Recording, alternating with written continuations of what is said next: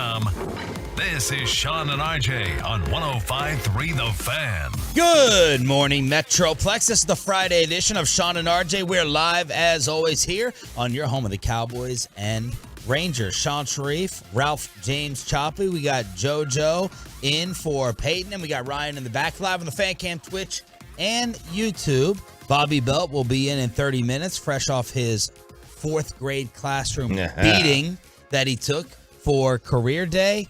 How many people are off today for Good Friday? My kids are. Was this a company holiday that I did not take advantage of and take off for? Not sure if it's a company holiday. I know quite a bit of schools are out today. Yeah, all I know is the stock market is shut down. That's how I judge the world. Yeah, my kids are off Monday too. Surprisingly enough, I guess Easter Monday's a thing. Oh, Who knew? But yeah, so I think quite a bit of people take the day off, get the Easter weekend. So get yourself a little 3-day weekend in there.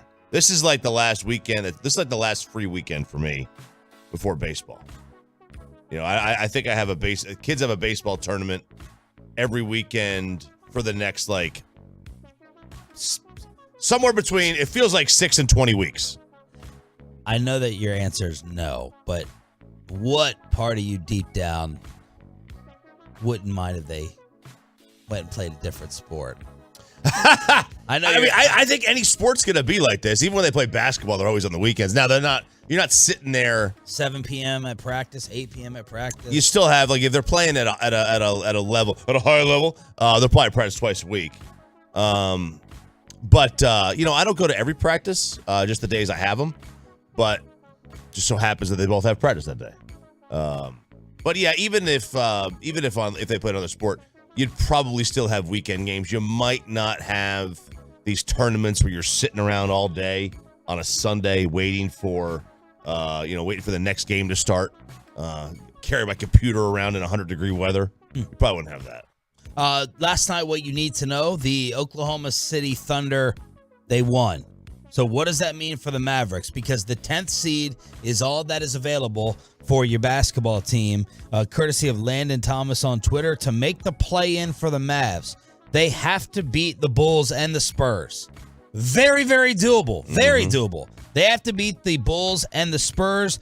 The Grizzlies have to beat the Oklahoma City Thunder. That's what needs to happen for the Mavericks to make it. So we all need to be rooting for Ja Morant and the Memphis Police Department to apparently continue to cover up accusations and stories that came out yesterday. I couldn't believe that. The rumor, the story is that the police department in Memphis is covering up Ja Morant hiding his run-ins with the law? Wow. What kind of college town crap is that? Not following up with witnesses, not checking out stories. And some of these accusations that are out there, this is a story from the Washington Post. Right. The Washington Post get their hands on this. I don't know, but I mean, if you believe Dan Snyder, that's an unreputable paper. You can't believe. That's right. But it says detectives who looked into the case avoided asking him questions and interviewed him 6 weeks after the authorities were called to the scene. They did not indicate they interviewed a single witness. What? How? It's disgustingly. It is disgustingly. It is. And there's more. There's failing to ask the basic question. I don't get how this happens in a major city.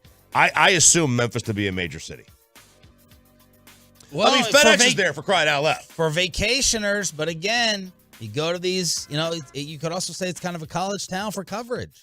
Yeah, San Antonio, Memphis, Salt Lake City. Only game in town. Yep, Portland, same thing. Those one-horse towns. So tonight, the Dallas Mavericks are going to host the Chicago Bulls.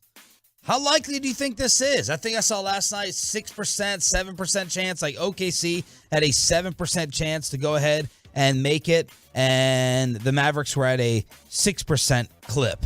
BPI chance to make the playoffs with teams outside the top 6 in the West. The Lakers have an 88% shot. Then you have the Pelicans, the Timberwolves. Man, Zion.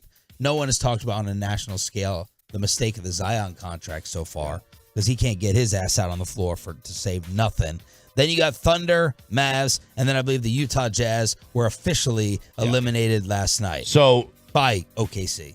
The playoff prediction, the playoff odds, Mavericks were 7% yesterday. Remember that? Today they are 5%. They've gone down. Okay. Thunder are also at 5%. So both of them have just that. I mean, I don't know how they do this because I would think one of them has to have a 95% chance if one of them has 5% because there's only two teams out there. But that's not how it is. Then I can't get the Mavs spread in Vegas tonight for Chicago. Why?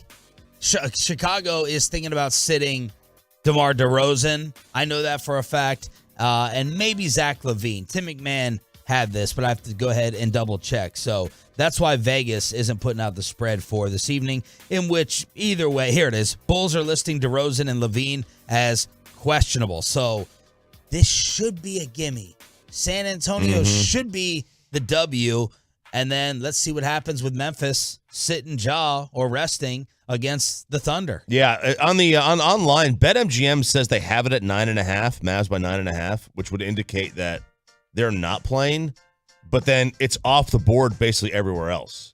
So I don't know what to make of that. I would assume this is going to be one of those things where, you can't get it in most places. You might be able to get it just in Vegas and not really online. Masters, round 1. That was as gettable as I've ever seen that golf course. They said that was as soft as the course has ever played for the tournament this time of year. When they had it in November during COVID, it played a little bit differently. It was actually kind of different grass altogether. But this was as gettable as the course was. They've had 22 inches of rain this year in the greater Augusta area. It was very, very soft. If you're Tiger, if you're Rory, and you didn't get the course yesterday, you weren't getting it. You just weren't going to get it. It's going to be 55 degrees here on Saturday, tomorrow up there at Augusta National. That's where Tiger was clearly disappointed. He's like, today was my chance. Today was my opportunity because the weather is coming in. Yeah. And so for example, if you're John Rahm and you're playing at 12:15 today, okay, the weather might come in towards the end of your round. It's going to be it'll be survival mode. Koepka tees off at 7:15. He is going to get great weather. There was no conditions yesterday. It was like 85 degrees. It was humid. The ball was travel. There was no wind. You're going to, especially on 13 now with the extended distance, 35 yards longer. When it gets to Friday tonight, later today, and tomorrow, that hole is going to play completely differently than it is this morning. Here's the leaderboard. 3-way tie at the top. Your boy, Brooks Koepka. That's right, baby. That's my guy. RJ wearing the lime green sweatshirt in honor of Koepka's lime green shirt. Victor Hovland. Yesterday, I was like, who the hell is that? What's that shirt? It looks like a sponsor for, Juicy Fruit. That was Victor Hovland. I may have bought 2 of those already. Really? Yeah, I love that shirt. How much were they? No, I'd ordered them like weeks ago. Like I had already. Oh, you had already seen it. I had already seen. You didn't these. buy it off of. No. Okay. I had already seen these. They're good. I don't remember how much they were. Sarah found them. And then many people would say that the story of day one, especially after his start, is Jon Rahm also in a 3-way tie at 7 under. So Rahm and Koepka, think about this. Think of how good their rounds were. If Brooks hits his tee shot on 13, 10 yards to the right, he probably birdies that hole. It's a birdie. It's an easy birdie hole. So he probably is at 9 under. And if Jon Rahm doesn't 4-putt number 1, he's also probably at 9 under, which I think would be the Masters opening round record at 63. Those two played out of their minds today. They played great. They took advantage of the course, took advantage of the weather. Just look at the leaderboard. Koepka, major champion. Rahm, major champion. Day, major champion. Yeah. Woodland, major. Scheffler, major. Sam Bennett, who I can't stand because he's the slow player from the U.S. Amateur, won the U.S. Amateur last year. Lowry, major. Adam Scott, major. Justin Rose, major. Morikawa, major.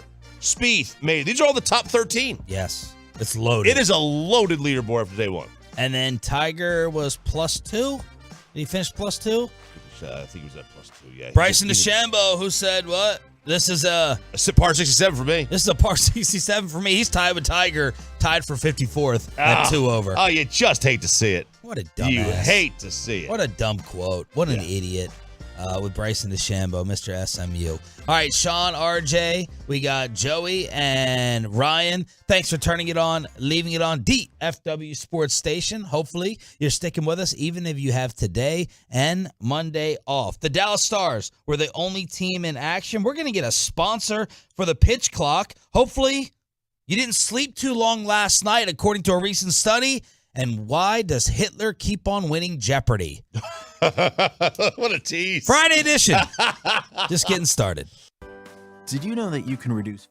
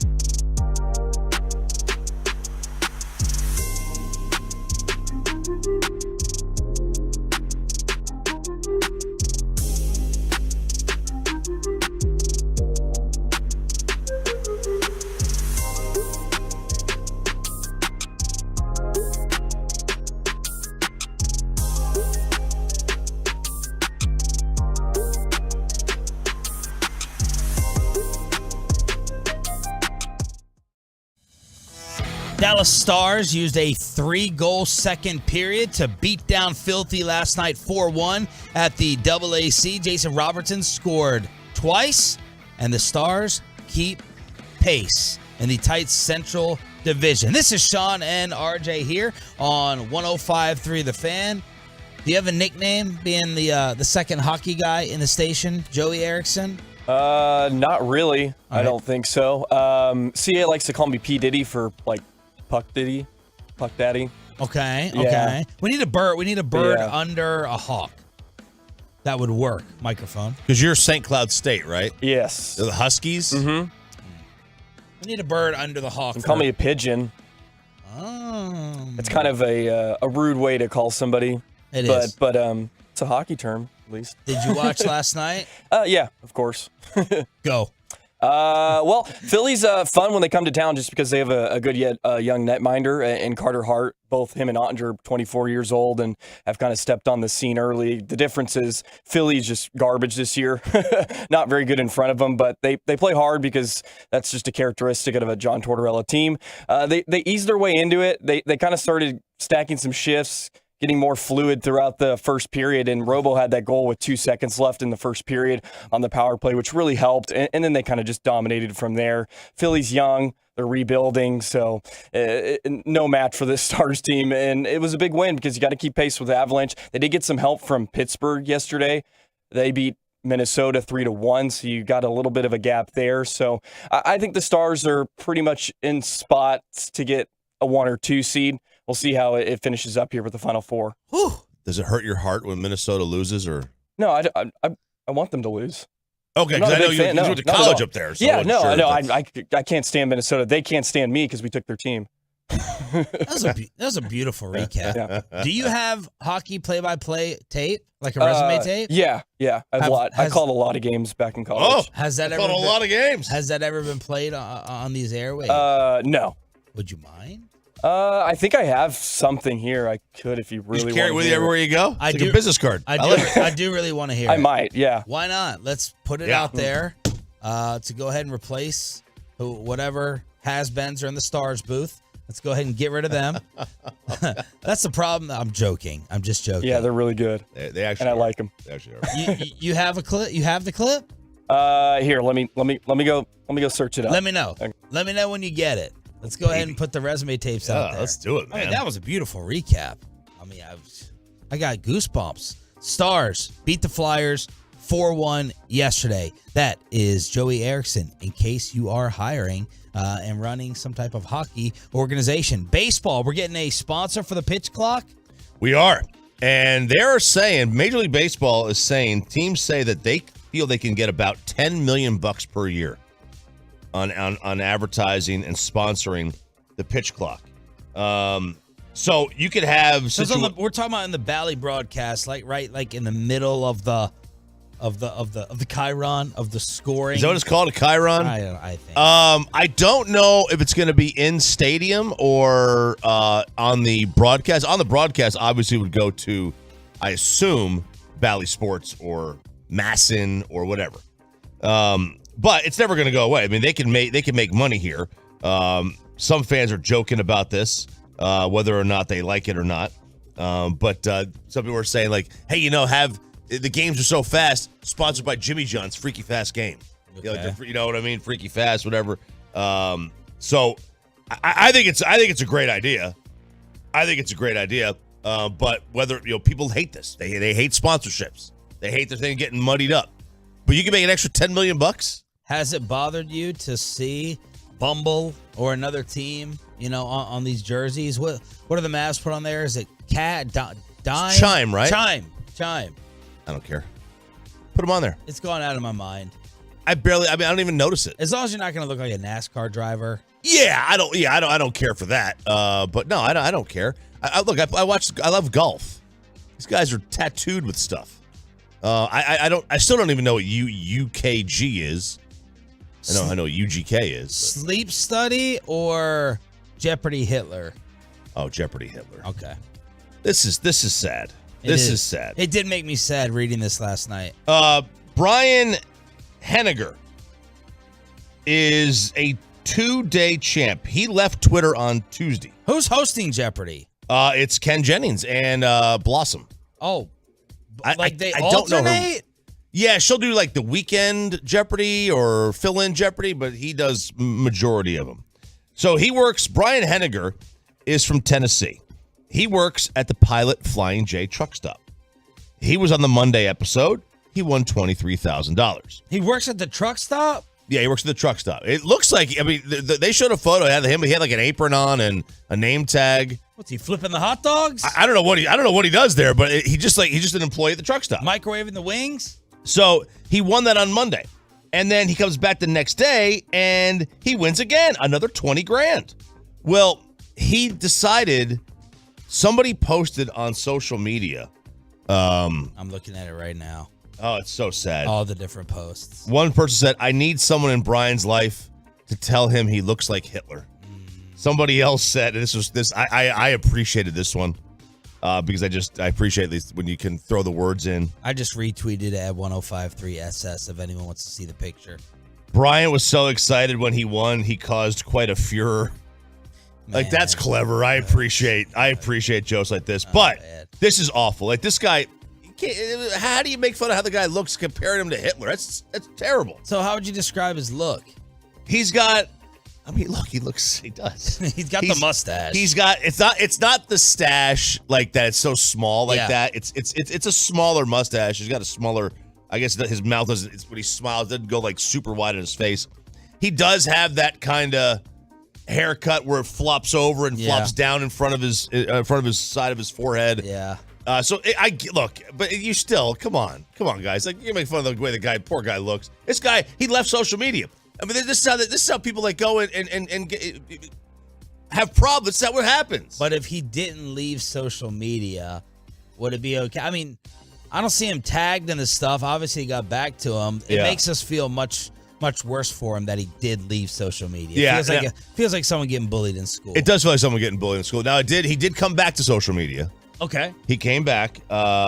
He said, I'm back on Twitter for the time being. I want to say seeing these really hurtful comments by some very jerky people made me lose all faith in humanity. Oh. Seeing all your positive replies restored it, and then some. Thank you all, and God bless. Yeah, brother. And he also said, I'm not going to say anything else but the matter for my own sanity. Even though I spent 10 years on it, I'm shaving off my mustache tonight. Too much work. Forced him into the shave. They forced him in the shave, but then he said he's not shaving it off. He's just going to grow a goatee. Okay. So now, look how much different he looks now with the goatee growing. Oh! Way different. Way different. Way different. So, good for him. I feel bad for him.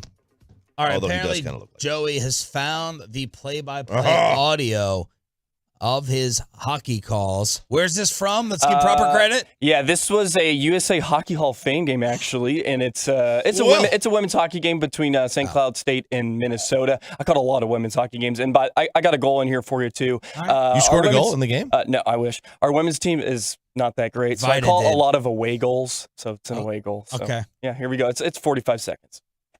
Beneath the goal line for Skya.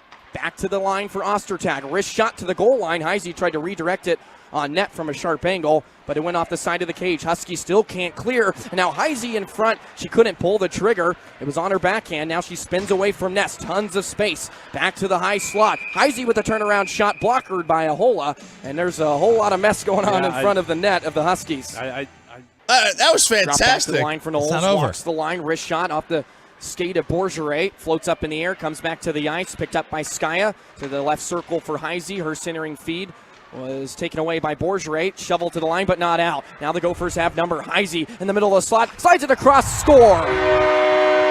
That one's too easy, Sam. Abigail Boreen on the doorstep. There you go. Wow. That's tremendous. I have one question, though. When did you become Doc Emmerich? When did you, What is going on with them? You're adding something to the voice. Yeah, like, did you grow up in, like, Rocky Mountain House, Manitoba? Like, what's going on here? I don't know. Maybe I was just in a groove. Because throughout a season, you're doing it every weekend, so But it's just one of those it's things. like coming out. It's a little different. No, I know, but it's a little different. It's like when you start drinking and you get a twang or something to your voice. How old are you? 23. That was Well, tremendous. his voice just cracked right there, but that was amazing. That was I appreciate that. That's fantastic. Thank you. Wow. JoJo Erickson. Very good. I shouldn't say JoJo after the Jeopardy story. It's Sean, RJ, and Bobby Belt. You know the reference? You ever see Jojo Rabbit? No. It's amazing. Well, I mean, it's a very Wait, that's about Nazis? yeah. I thought it was Peter Rabbit. Bobby is in studio. We will get further educated with the fourth graders coming up at 6:40 this morning. Jason Kidd said it's meant to be. The Mavs get rejected by the NBA, and one of the best receivers in the league says, I'm out. See ya after just a few years. 6 a.m. Club, get ready to join us. Friday edition next.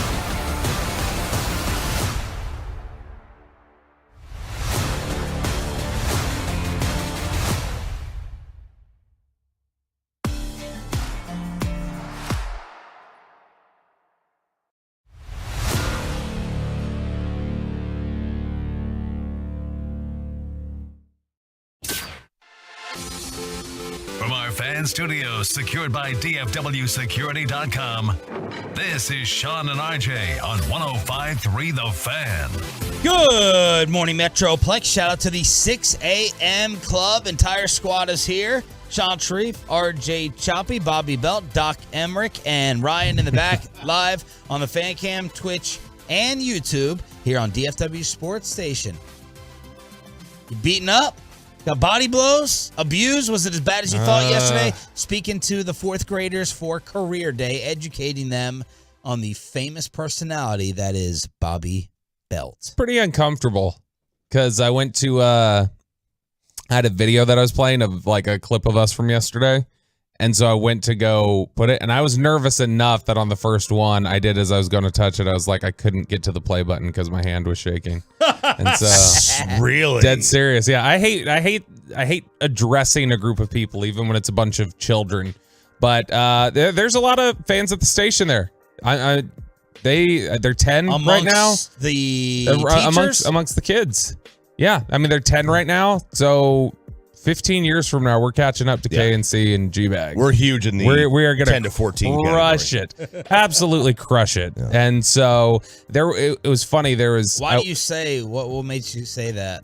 Because kids knew who we were, and like when I played the clip, they knew the station, they knew the show, they knew exactly what it was. There were like 5 or 6 of them that knew. Yeah, they're called your daughter's friends. No, my daddy's on the radio. Yeah. He's coming in today. They learned about it yesterday. Okay. No, they didn't, because when this one kid walked in, he said, "I think I know you." And then as we played the clip, when I played the clip of the show, he like raises his hand, and I was like, "Yeah."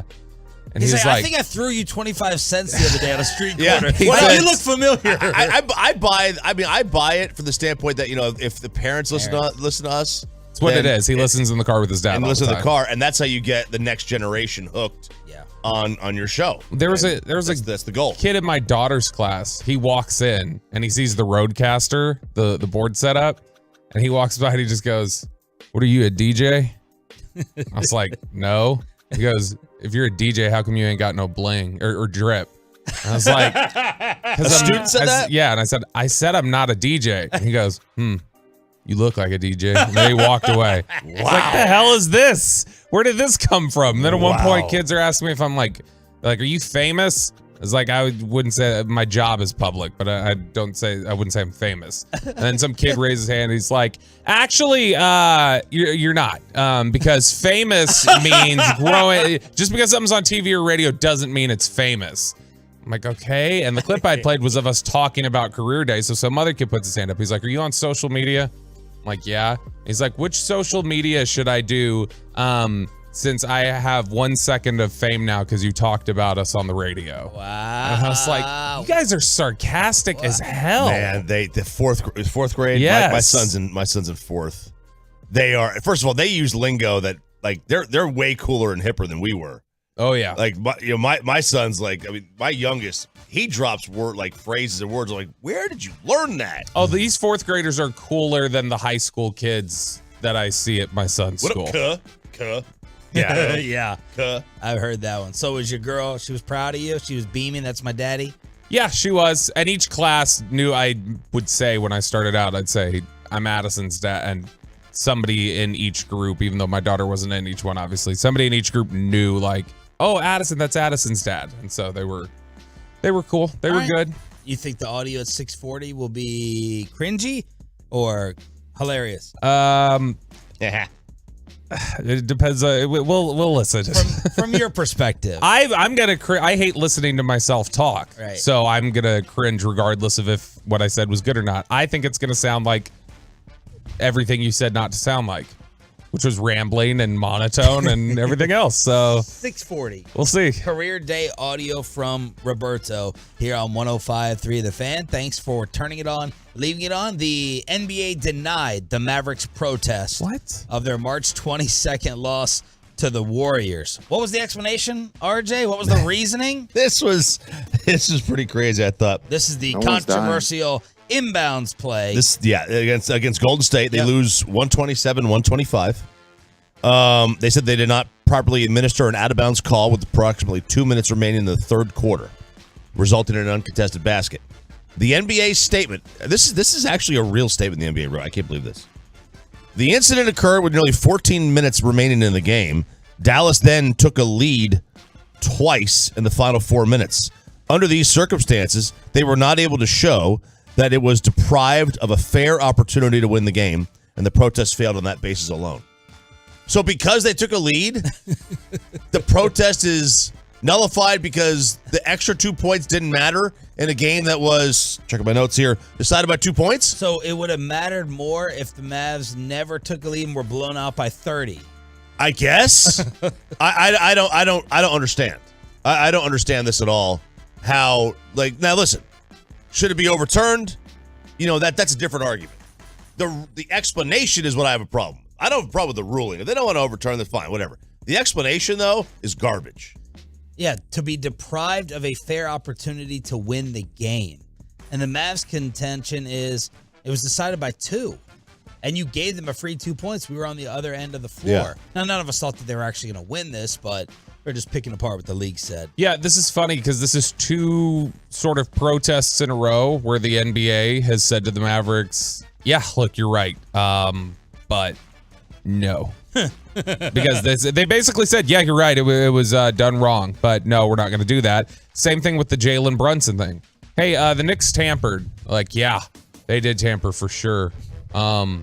Y'all enjoy Christian Wood, though.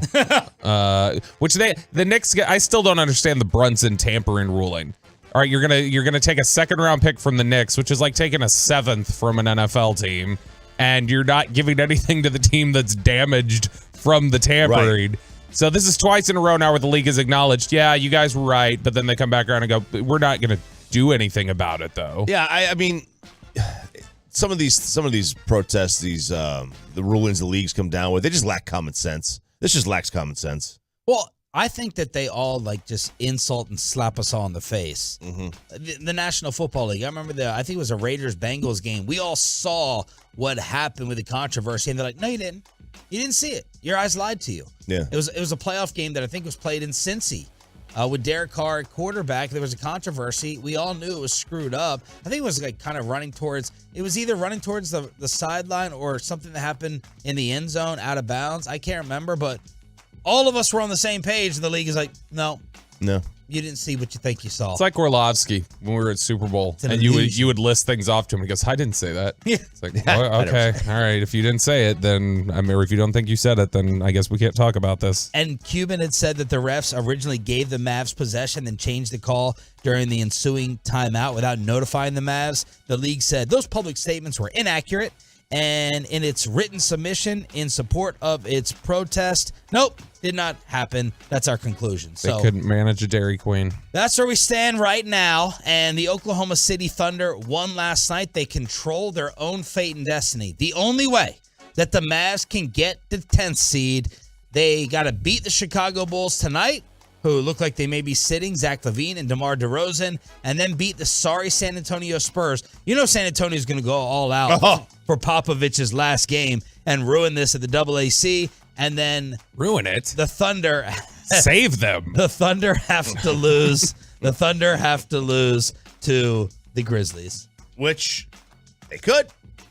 They absolutely could, depending on whether or not. That's the most likely. Depending on whether or not Memphis police continues to cover up crimes. That's the most likely thing to happen to the 3 outcomes. Mm-hmm. Memphis beating OKC, because we're going to take care of the Spurs and the Bulls. That's locked in. That's locked in. Over. It's locked in. You got to have Memphis beat Oklahoma City.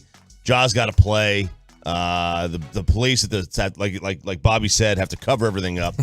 It's a gimme. And then they're in the playoffs. And once they're in the play-in game, once they're there, I think that's when the magic starts to happen. I think this team goes on a run. Calling it now. Oh, West Finals. Stop it. They're beating Denver in round 1. Denver should be pushovers. They have their best player to have the ball in their hand. I'm out on him as an all-time great. And then who they play next doesn't matter. Denver loses to the Suns. I think the Suns won their 7th straight game. Yeah. With Kevin Durant back. Chris Paul hitting a bunch of threes yesterday. Jason Kidd saying, look, Luka and Kyrie, they're a match made in heaven. Excuse me? It just needs some time. They're a match made. Yeah. It's going to work. It just needs a little bit of time. It will. It'll work. I got faith, man. And I could see it. Like George Michael. We're starting to turn the corner right now. Oh, yeah. It's going to start working this weekend. How are they a match made in heaven? Like, didn't we all say when the acquisition was made, even before we saw the chemistry issues, didn't we all say, this will be an interesting fit? Yeah. Because you're talking about ball-dominant player and ball-dominant player. I don't see match made in heaven. Can you make it work? Yes. I don't think it's anything where it's just like, oh, my gosh, this is peanut butter and jelly. You just don't need faith, man. You just got to have faith. You got to have faith. See, this is where Choppy can throw it out where he sounds like he's joking, and then he can take credit if they pull off a first-round upset. Oh, yeah. Absolutely. Yeah, that's the way of the Chop. You know my stilo. You know my game. Did you hear Craig Carton the other day suggesting that was he like this? Was he saying it behind bars? Oh, all right. What's up, guys? Hey, yeah, Cotton here. I turned that show on, and I'm looking at Mark Schlereth, like poor Mark Schlereth sitting there. They're all sitting down on one side of the table, and there's little Craig Carton just standing above and over them. With like an overlord. With his show like an overlord. It's like Colin Cowherd's couch. That's like, it was much lower than Cowherd. And David Hellman's going in there and sitting all low on the couch, and all these stooges are bowing down to Craig Carton. Mark Schlereth's got to be thinking, am I sitting here on TV having to answer to this fool right here? But anyway, Craig Carton basically reported that the San Francisco 49ers are trying to use a pair of third-round picks and a first-rounder in 2024 to steal Aaron Rodgers from the Jets. Did you see this? I did not see that one. Yep. Okay. I would. Someone in Cell Block 3 told Carton. He leaked it. Yeah. Incarcerated Bob told him. That's right. I wonder who could have told him that. Because I don't know. Well, that he does work in New York.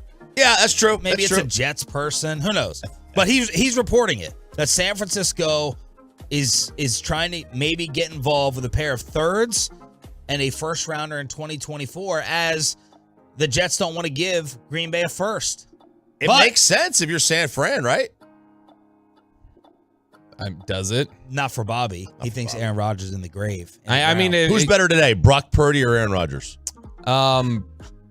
Probably Aaron Rodgers, but I'm just saying. Okay, if you look at QBR, Brock Purdy was like 30 points ahead of him last year. So I'm just saying. There we go. But just in general in that system, I don't know that even if Aaron Rodgers is better, does it make enough of a difference with the way they've been able to win without quarterbacks? Yeah. Yeah, he gives him a game changer. If he's stop being stubborn. Are you kidding me? That weirdo living in San Francisco, you think it's like when you ever talk about like a guy with off the field issues, like, oh, you don't necessarily want him in Vegas, he can get in all this trouble. Do you really want Aaron Rodgers in freaking San Francisco? What's he gonna do? Yeah, all the drugs, all of the retreats and hippie crap, and who knows what you're gonna get from him after that. I mean, they'll never allow it because he's not vaxxed, so they'll never allow him in the city. Yeah, that's right. That's true. Do you have the 5th booster? But he's inoculated or whatever the hell. Yeah. But the problem immunized. Is inoculated.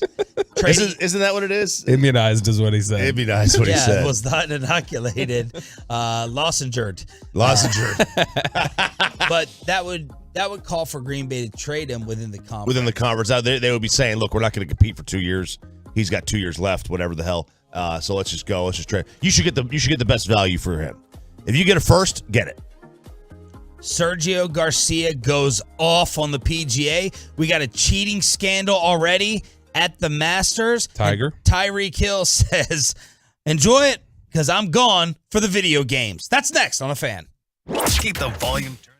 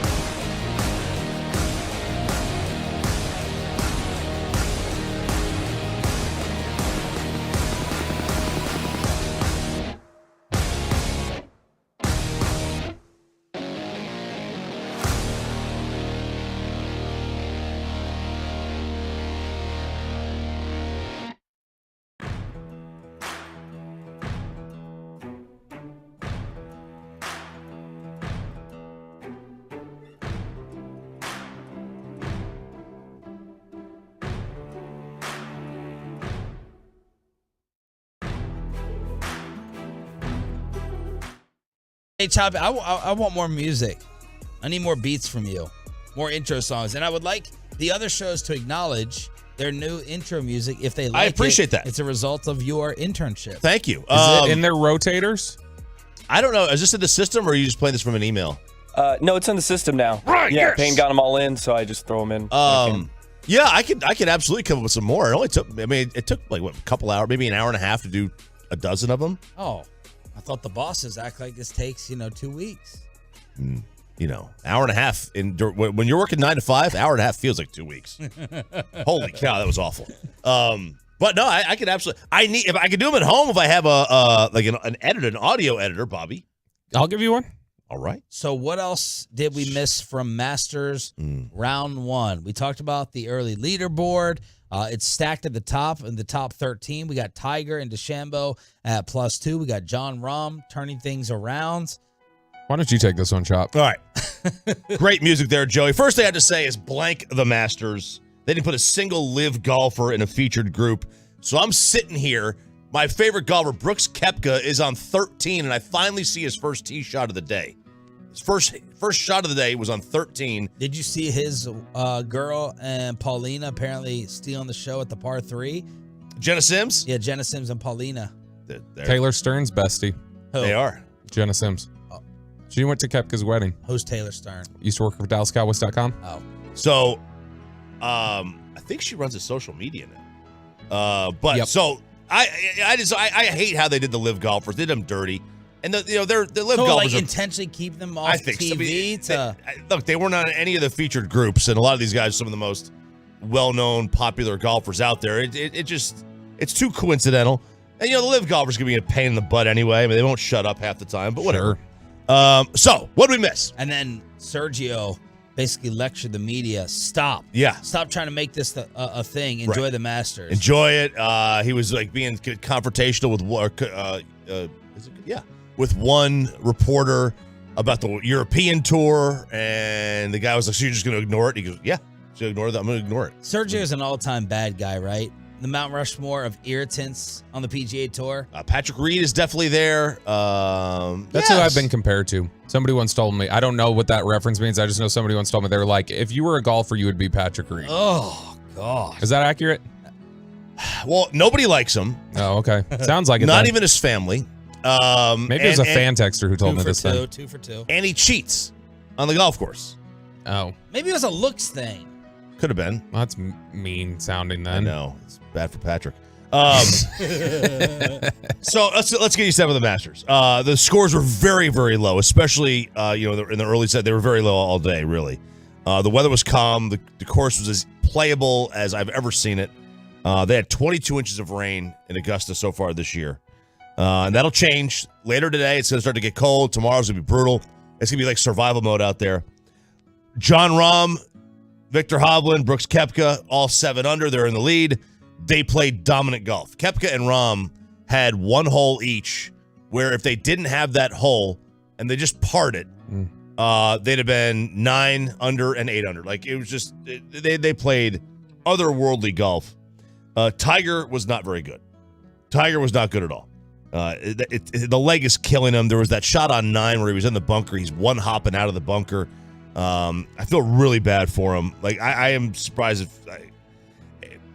I don't know when he's going to call it quits and never play this course again and never play the majors again, but you could see today it's coming. He wasn't trying to land on that one leg coming out of the bunker, and it looked like I was like, is he strutting or is he laboring at the very end after 18? Yeah, he was definitely laboring. We had a couple of guys pull out. Stop it. Kevin Na decided to follow. Learn a thing or two. Yeah, Kevin Na quit after 9. So I don't, so like you're and one of the guys pulled out of this thing. I would not be surprised if Tiger doesn't make the cut. I wouldn't be surprised if he decides something he can't go. He just did not look himself out there. I gotta give this kid credit. I can't stand him. He's so slow. But the Sam Bennett, the amateur from A&M, the college golfer and the U.S. Am champion. He's the slowest golfer in the world. He's just a rain delay out there. But he's tied for second or third. He's 4 under. How old is he? He's at college. He's at A&M. Oh my! He's got like a yell celebration. Yeah, And they he makes probably the cut. have yell practice out there. This morning, a midnight yell last night before the second round. He's got like one of those '90s soul patch goatees, like nothing up top, just a little bottom here. What's his name? Sam Bennett. All right, I'm gonna look him up. Madisonville, Texas. There's a Buc-ee's in Madisonville. That's all I know Look about at that city. Look at that. It's the only kind of stuff you get here on the Fan. Fred Couple, 63 years old, shot a 71.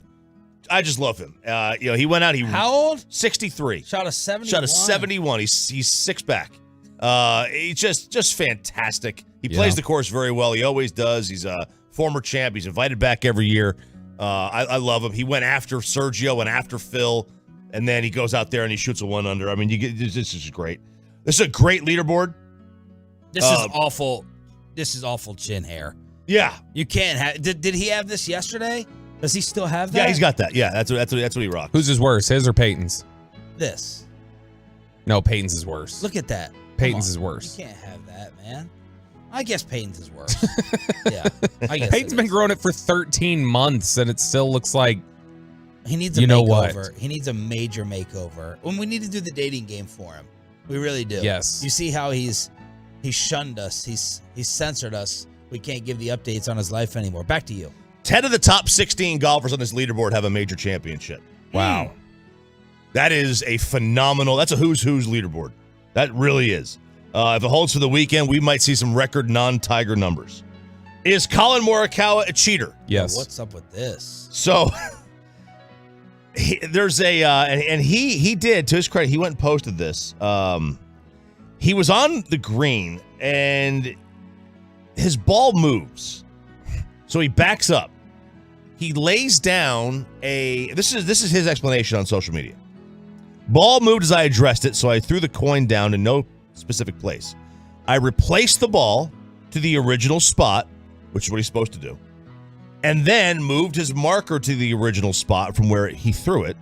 I play by the rules, I promise. So the ball moved. There's a video of him with this marker down like 2 inches or so behind the ball, which you're supposed to put it.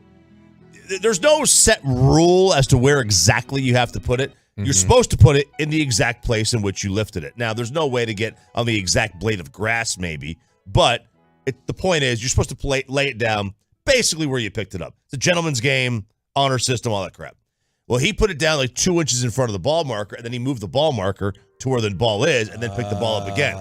But he contends that he just threw the marker down in no specific spot because the ball was moving. And then he was going to replace the ball where it was in its original location as best he could. So what do you think? What's the ruling? If that's the case, that is the rule. He is accurate. Of course, on Twitter, we don't care about that. So we already have called him a cheater, and we said what we said, and it's done. He's a cheater. Did he get punished? No, he did not get punished. Okay. He will not be penalized. I don't know if he should be or not. I don't think he should be. I think he is playing by the rules. But again, when we are on Twitter, we don't care about that. We don't play by the rules. There. Real quick, the Masters merchandise store yesterday. Save that. Okay. Save that. That was part of the email I did not send, apparently. Okay. I had some thoughts on the Masters. Too bad. You were in school. Wow. Did you watch? No. Go ahead. Did you not watch? I saw like a clip, but no, I didn't watch. I don't watch golf. You don't watch golf? I just master it. I don't consume it. I'm like those football players who don't actually watch the game. Yeah. That's me. You're the Curtis Martin. Yeah. I'm Andy Reid. I don't know who Jordan Love is, but I'll go out there and I'll kick your ass. Cam Newton has announced the teams and the players that he's willing to be a backup quarterback for. Players that I would back up. Number one, I'll back up Deshaun Watson. It goes without saying, me and Deshaun Watson's relationship, he was on my 707 All-Star team. I've grown to admire the person, the athlete that he is, going through a lot of turmoil, but I believe that's behind him. My number two person would be wherever Lamar Jackson decides to go. Number three will be Justin Fields, another C1N product. Number four will be Tua Tagovailoa. Number five will be Malik Willis. another C1N All-Star representative. And I would say there's 3 rookie quarterbacks that I would love or enjoy to groom. Sorry. Any of these rookie quarterbacks, C.J. Stroud, Bryce Young, and Anthony Richardson. Any one of those guys, I would be happy to back those guys up. Who we got? Number 7, Jalen Hurts. Number 8 would be Aaron Rodgers. Number 9 would be Josh Allen. And number 10 would be Sam Howell, another C1N alumni. Man. Sam Howell. So I just wrote down all the names. Yeah, what is that noise? What You is know that? what this is? This is Peyton Russell telling us all the supermodels he'd be willing to sleep with. I don't care. I don't care that you'd be willing. 12. Almost covered half the league. Here are the 12 Victoria's Secret supermodels that I'd be interested. I'd be willing to take on a date. Why did we get left out? He don't like Dak Prescott? Yeah, so I had a few things here. First off, Malik Willis, is he Dak checked a very specific box that all the others did. So is Malik Willis even the starter? Right, he'd be starting over Malik. Yeah, Malik's the backup, right? Isn't he backup to Tannehill? Malik's better than Cam at this point. Cam's so bad. Is he not willing to back up Mahomes and Joe Burrow? Nope. No, not Mahomes, not Joe Burrow, chance. not Justin Herbert. What does it say about Dak? And then, I guess all these guys are mobile. I guess no one is going to say anything about his.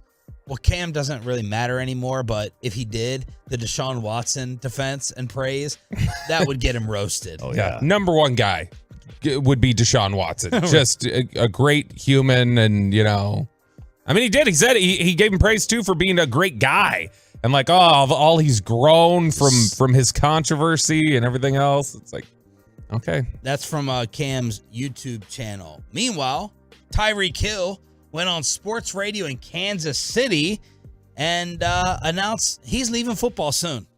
How many more years do you think you can play? Do you want to play? I'm going for 10, man. I'm gonna finish out this contract with the Dolphins, man, and then I'm gonna call it quits. I want to go into the business side. You want to be in the coaching too, right? Yeah, but not for long though. I want to do so many things in my life, bro. You want to come back and help us coach me and Gary high school football? Can I bring my boys? Yeah. Oh yeah. I will bring the little cheetahs. What's your number one after football business idea or kind of goal after football? So I really want to get into the gaming space. I really want to get huge in that. Gaming space. And then he was talking trash.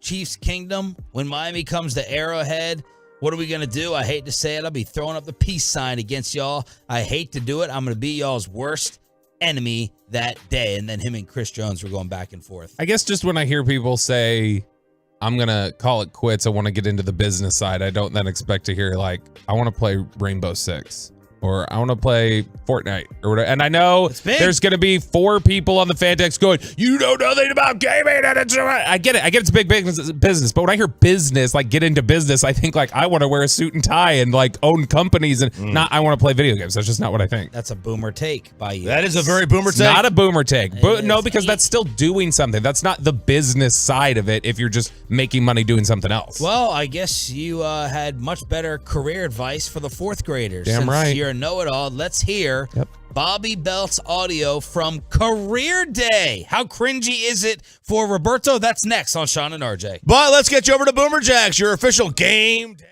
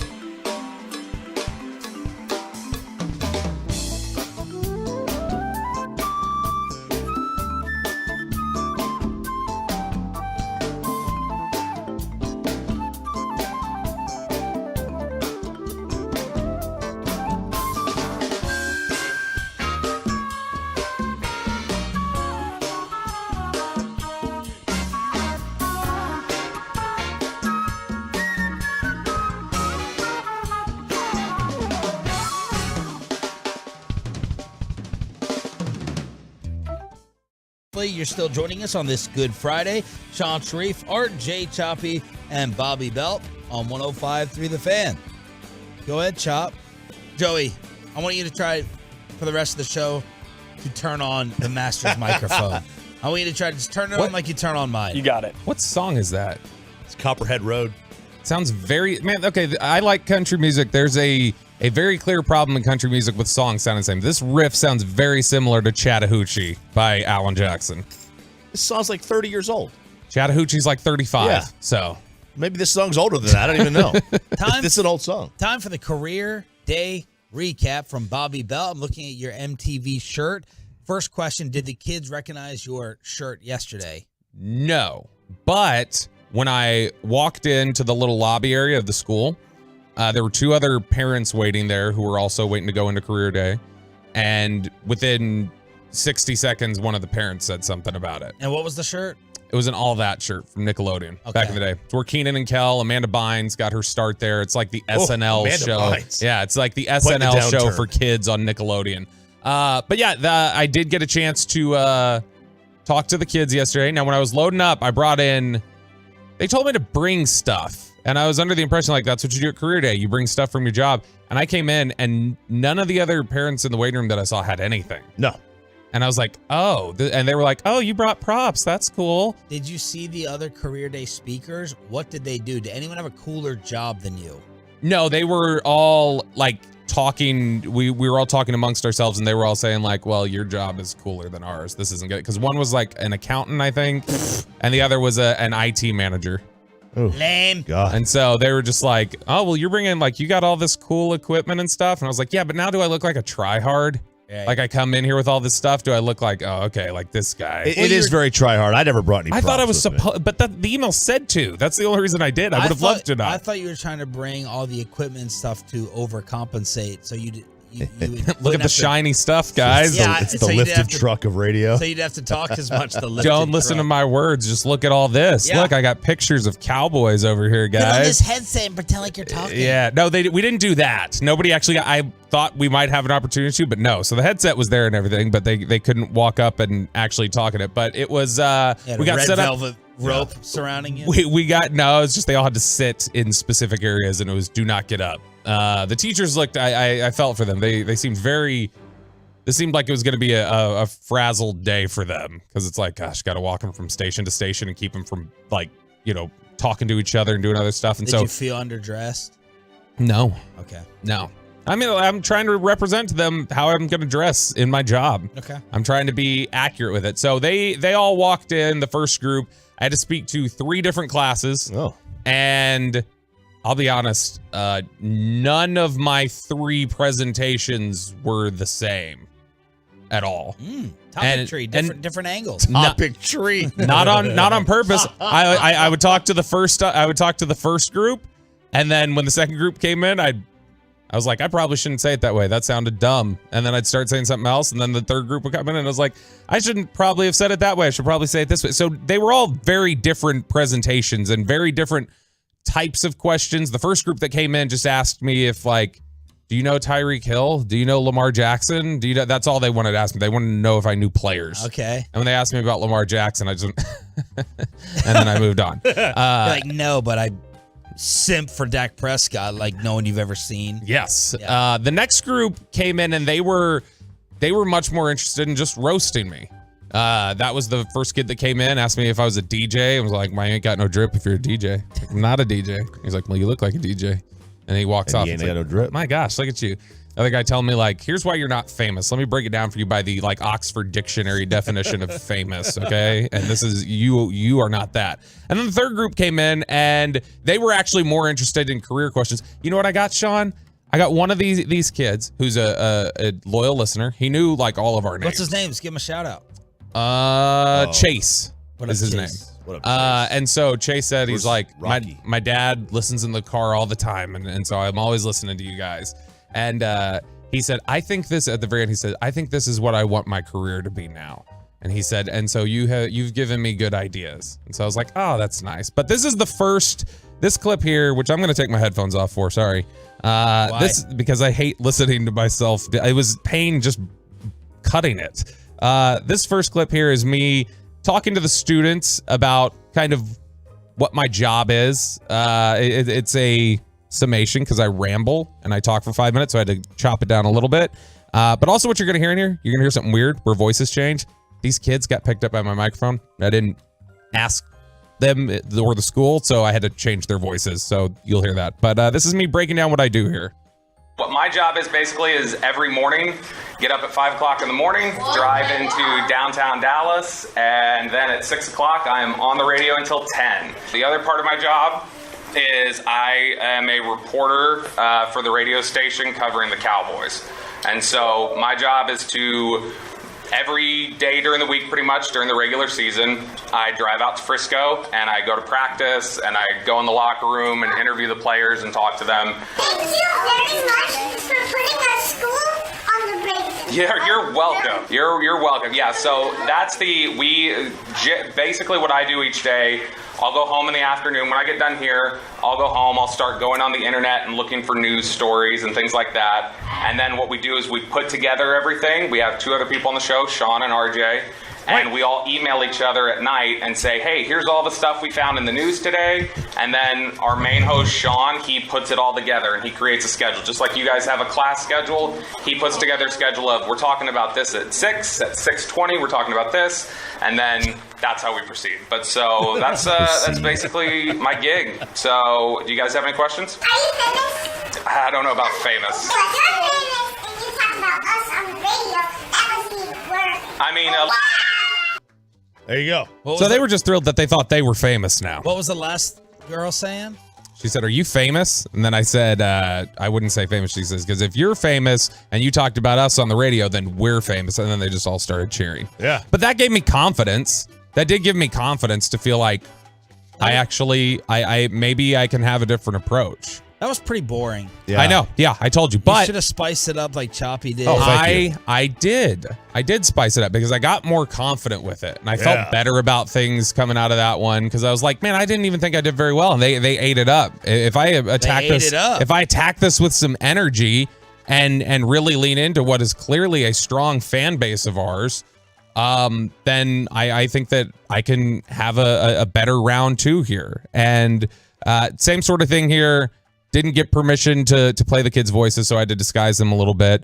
But this was the second round where I think things went a lot better.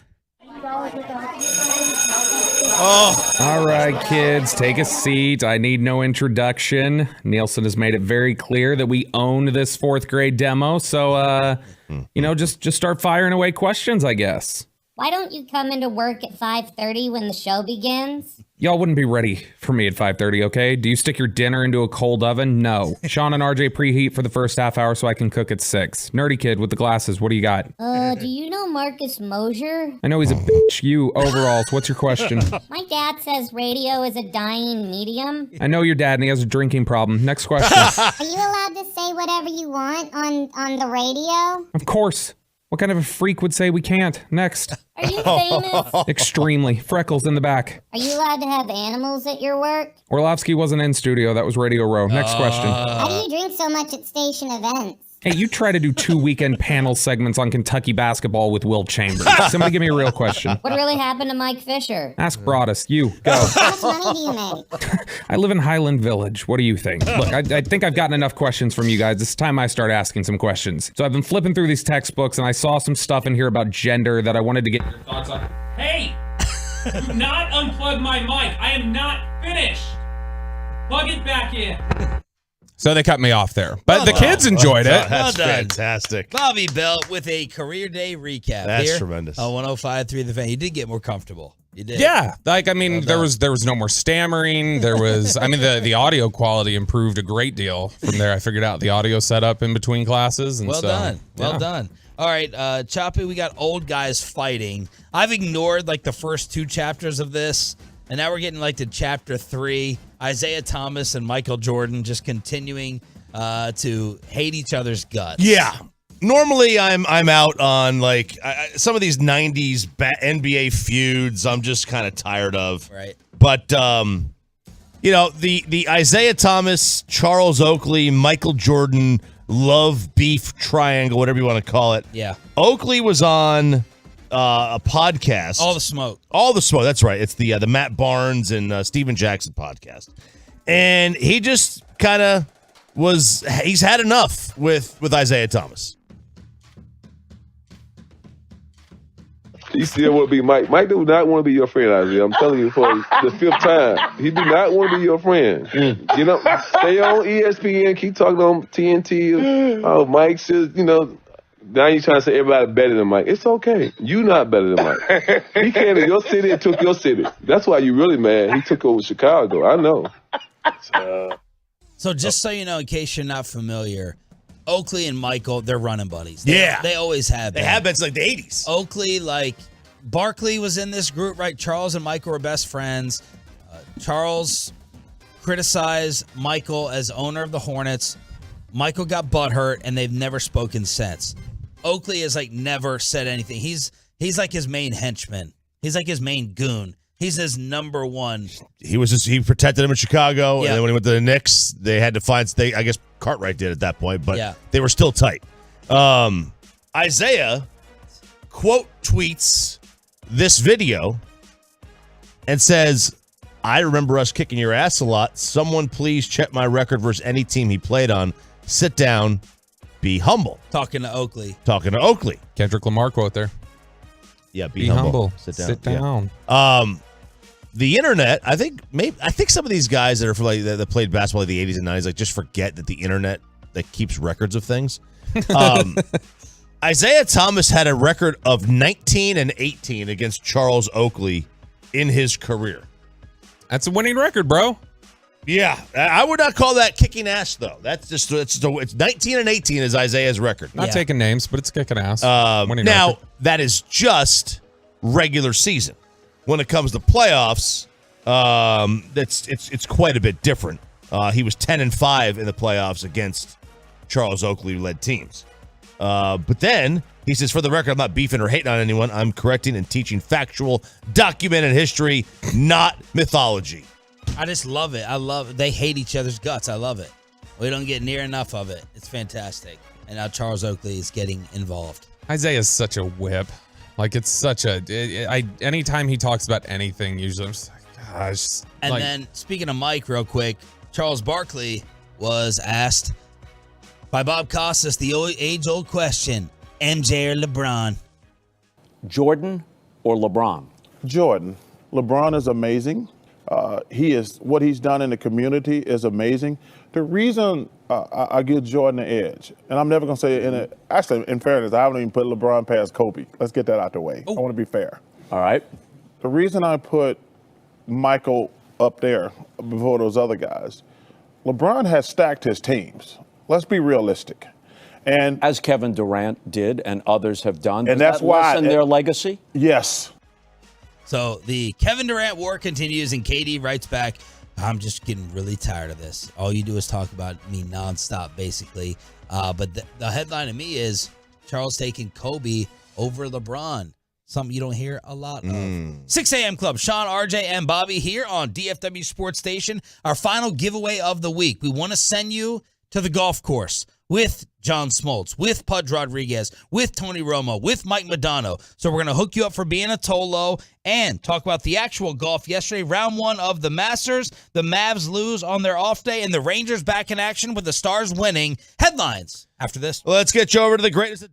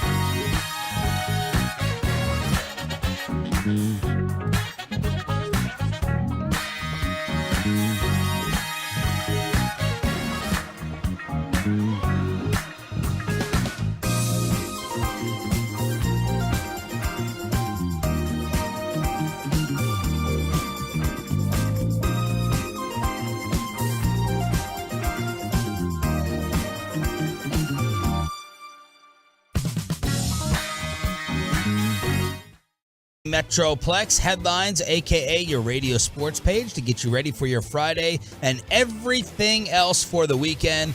Full squad is here. Sean, RJ, and Bobby. We got Joey in for Peyton, and we got Ryan in the back running the fan cam, Twitch, and YouTube here on DFW Sports Station. An absolutely loaded leaderboard at the Masters. After round one, the weather was better than many people thought. Brooks Koepka and Victor Hovland are tied with John Rahm. -7. Three-way tie at the top. Then you got Jason Day, Cameron Young, Gary Woodland, Scotty Scheffler, Sam Bennett, Sam Burns. All-Americans. 5 straight. Sitting there at 4 under. And then you have Schauffele, Adam Scott, Justin Rose, Morikawa. Jordan Spieth had a nice day at -3. Tiger Woods, +2. Bryson DeChambeau, +2. And there's Phil at -1. Yeah, Phil had a good day. It was a good day for the American golfers. It was a good day for LIV. I mean, a lot of the guys up near the top. One main guy near the top in Koepka. But you also had like Adam Scott had a good day, and Morikawa's not in LIV, but Cameron Smith was decent. Phil. This is a great leaderboard right now. Stop it. This leaderboard's got like 10 of the top 16 golfers have a major championship. 10 of them. And then you get past that, Matt Fitzpatrick's got one, and he's just outside the top 16. So, like, you've got a ton of big names on the leaderboard. And then Hovland, who doesn't have one, is a budding superstar in the sport. This is a really, really good day for the game of golf. And like, the scores were so low. This course was so easy yesterday. It played as easy as I've ever seen it on the first day. Weather was good. It was in the 80s. It was wet, so it was the course was slow. It was easy to land these greens. And that's not going to be the case over the next 24 hours, man. Tiger was the most bet player to miss the cut from MGM. Most bet player to miss the cut. Really? Yep. They might take a bath on that one. That's what I bet on. I took him to make it. Do we have to institute a soccer rule on you for golf? Are you really going to be like Kevin Hagelin? I don't think you can do this job and not watch the Masters. What are you talking? I think you have to watch the Masters. It's obligatory. I love the Masters. Okay. It's great. I love the rich. I love the rich history of Augusta. Yes. I think the future bet payoff for him will be live tweeting round 3. I think that's Saturday, round tweeting the 3rd round. Yep. Since he wants to be such a smart We're going to get a swing clock in golf to actually speed these events up so I can tweet. You might need it with Sam Bennett, man. We got rid of Kevin Na. He withdrew with an illness yesterday. But Sam Bennett is the rain delay that is currently in this tournament. He's great, though. He's 4 under. He's an amateur. He's at A&M. They call it amateur in golf. I never cared for that. But he's at A&M. He's a great young golfer, but he is so slow. But he played amazingly yesterday. Koepka tees off in 14 minutes. That's the one of the first guys on the tee box today, at least at the top of the leaderboard. And then you will see Rahm and Hovland go just after 12 o'clock. That is going to be dicey for them. The weather's supposed to roll in here in the afternoon, and we may see like a 30 to 40 degree temperature drop. The Oklahoma City Thunder control their own destiny. They beat the Utah Jazz by 16 last night. Of course, it's the Mavs and OKC for the 10th spot in the West. The only way that the Mavs can make the play-in game, they have to beat the Chicago Bulls tonight. They have to beat the San Antonio Spurs Sunday, and we need OKC to lose to Memphis. We have to figure out what Memphis is playing for. We have to figure out who they're resting. Mm-hmm. What are they going to do with Ja Morant? What's the separation with Sacramento in the Western Conference? We need to figure out if they're just going to chill before the playoffs start. That would be bad if you want the Mavericks to make the postseason, which, of course, Bobby Belt does not. And the NBA rejected the Mavericks protest with the Warriors over that inbounds play, saying, no, you took the lead. You came back. So it didn't stop you from winning. That's exactly what they said. It was the most perplexing and preposterous statement I've ever seen a league make. I've never seen anything quite like this. That was a joke. That the NBA said that didn't prevent you from winning. They lost by 2. How can you say that? Because they took a lead? That makes no sense at all. There was zero chance, obviously, that they were going to turn this around. And Mark Cuban said he knew it, that he knew they weren't going to turn it around. I think he basically paid $10,000 to just shine a spotlight on you guys were wrong. And they basically admitted they were wrong and were just like, well, sorry, tough luck. Keep on going. Be better. Denver is up 2 on Memphis. Memphis is up 2 on Sacramento. So Memphis, I'm going to guess, is going to rest. It's going to sit. God willing. Getting ready for round 1. That would be good for the Oklahoma City Thunder. Bad for the Mavericks. Yeah. Oh, yeah. Definitely bad for the Mavericks. You don't want that to happen. Great for the Mavericks' future. If they want to go ahead and make the playoffs again. How many Tolos? What was the final poll result? 75% wanted a tank. Okay. Which makes sense. You want better players here. You don't want to just let's make the play-in so we and lose a good player in the process. I can't wait to get Jimmer Fredette in here. It's going to change the game, man. Did you see the Lauri Markkanen story, by the way, speaking of the Jazz? So military service is mandatory. It's from Finland, right? Yes, for male citizens of Finland, and you must complete it by age 30. And Markkanen is going to serve in the Finnish military. He intends to fulfill his mandatory service this offseason. He's going to go serve. Good for him. Are they in a war? That's a real man. Is it wartime?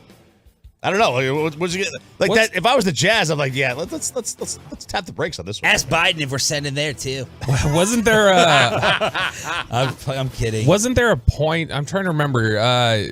Wasn't there a point where I guess Shinzu Chu might have had to have go over to serve mandatory military service in South Korea? I think there was a time where that happened, or that was why he was late getting over here or something, and so I'd be scared if I was that. I don't want to be that close to Kim Jong-un. I mean, it's his home. So. Yeah, I know. I'd be scared of serving the South Korean military. JoJo, the Dallas Stars dominate filthy last night. I think the run of DFW over Philly, Atolo said it's now at 12. Someone tweeted me that early this morning. Recap the Stars for us. Yeah, Pavelski gets a goal and a couple assists. Robo had 2 goals once again, which was really nice. We're going to ask that you do it in your play-by-play Doc I don't know voice. if I can do that right now. Give it to us, Kevin Harlan. But Ottinger was superb. Stars didn't have a great start, but they started to get things together. They got a couple power play goals, which was nice. And they have one more really nice test against the Vegas Golden Knights on Saturday, which lead the Western Conference. And that'll be their last really tough test. They're currently tied at the top of the Central Division with Colorado. It's going to be probably between those 2 teams down the stretch in the final 4 games. Are you freaking kidding me? What? The Rangers start time today? 1:20. KNC and G-Bag not having to work on a Good Friday. You're going to hear it right here on the Fan in Chicago at Wrigley. 1:20 first pitch. That still means G-Bag's working. They'll be on the air at 2:20 with how fast the games are going. Yeah, by, I know, so. right? Gosh. Is this the Cubs home opener? What happened to the Cubs? No, they're 1-2 at home. Okay. What happened to the Cubs? That's a good question. I mean, they had talent. Even when they had talent from that 2016 team or whatever, they still fell off a little bit. It's a great question. I don't know. They were a dominant team for like a 3 or 4 year stretch. Just a tremendous team. And they started to fall off. Maybe it's when Theo left. Evaldi against Stroman. The person who registered the first pitch clock violation in Major League history. I'm just as excited pretty much to see Evaldi pitch again as I was DeGrom. Not obviously because of the quality, but because I think there were a lot of encouraging signs about Evaldi in spring training and then in that first start. And so I just want to see if he can keep building on that. But man, if you can get Evaldi on track and have him locked in and bouncing back, the way the bullpen is, the way those top 2 starters are, it can be a really exciting year. I love them. I can't wait to watch them again. It's out today. I'm sorry. I'll be in Masters. I'll flip back over a little bit, but I'm gonna have to wait another 5 days. Can you watch them? Yesterday, I felt like we got a decent amount of Masters so coverage. technically the Masters doesn't start until I think it's 2 o'clock here, 2 to 2 or 3 when it's on TV. But they do this thing called Live from the Masters or Sports Center at the Masters, whatever, where they basically skirt the rules and show a bunch of the live golf. So you could watch, and plus you can watch it online. Like you watch it on the computer, Masters.com, ESPN Plus. So I'm gonna watch it. Shut up. Speaking of Theo Epstein, he of course a hero in Boston, a hero in Chicago, and now what is he? The baseball fixer? Yeah, he's he was the godfather. Like he was one of the faces of Moneyball era. And then he came out recently, and I think he told the New York Post or the Athletic, one of them had told him analytics went too far here. And he's responsible for a lot of these rule changes. He's overseeing the shift stuff, the pitch clock, everything. So he went on the Ringer podcast and kind of threw us and maybe the Cowboys quarterback under the bus a little bit. Yeah, nothing makes me more sad than when I happen to flip on, and I don't watch regularly, but the talking head morning shows or whatever, like the let's fake an argument shows or whatever it may be. And baseball doesn't even exist on those shows right now. But we have to take responsibility for that too. I think a lot of it comes down to stars. That's why I think it's just so important that you talked earlier about the history of the somewhat toxic relationship at times between clubs and players. We need to get over that because it's in everyone's best interest for us to work together to promote our best asset, and that's our players, and especially our star players. So we play every night, not every 3 nights, and therefore, we should be the ones. Our star players should be the ones being talked about every morning on the talking head shows because something new happens every single night. How many times can you talk about is Dak Prescott a top 10 quarterback in the NFL? Monday, Wednesday, and Friday, nothing has changed. He's right. Nothing's changed. He remains a top 10 quarterback, probably in the 6 to 8 range. So, yeah. Right. 12. Yeah, he is. But he's not wrong. He's absolutely right. There is a reason, despite how much we make fun of the first fake shows and networks, there has to be a reason that they totally, completely ignore baseball as topics. 2 reasons. I think there's 2 reasons. One, it's very difficult to talk about if you don't know the sport. If you don't know the intricacies of the sport, because everybody played pickup basketball. I think the other reason everybody played Little League. Yeah, but I think there's you play a lot of people. But your job is to focus, I think, on it's to focus on, I guess, what you're supposed to talk about. But you should watch baseball, basketball, and football. No offense, Joey. Generally, I think that's fair. In general, you should know. You have to know about football. You should know about basketball. You would think baseball would be third on that list or second. I think the other thing is, and I think it's the main problem. Look, baseball can't do anything about the amount of games. They're never going to reduce the season to 36 games, like they probably should. Yeah. They should play Friday, Saturday, Sunday, and that's it. And that's what they should do. And then take the week off, just like college baseball does. People would. I think people would be more in tune with a build-up, being forced to watch the games because they're of increased importance. But they're never going to do that. So, last night was a nice break for me. Yeah. I needed a Ranger break every single night. So forget about that. The problem is we are in a individual star society, and it's very hard to market stars when you only see them play every 45 minutes. Well, it's not just that. The other, name 2 of the biggest stars in the National Football League, just off the top of your head. Throw them out. Mahomes and Tyreek Hill, right? Put Mahomes and Tyreek Hill on the Houston Texans and have them go 2-14, and nobody wants to watch them. That's what you have with Trout and Ohtani. With the Angels. And so, it's very difficult when some of your biggest stars can't even have an impact on the teams winning and get them a national TV audience. Headlines on a Friday to get you ready for your day and your weekend here on Sean and RJ, our final Tolo giveaway of the week.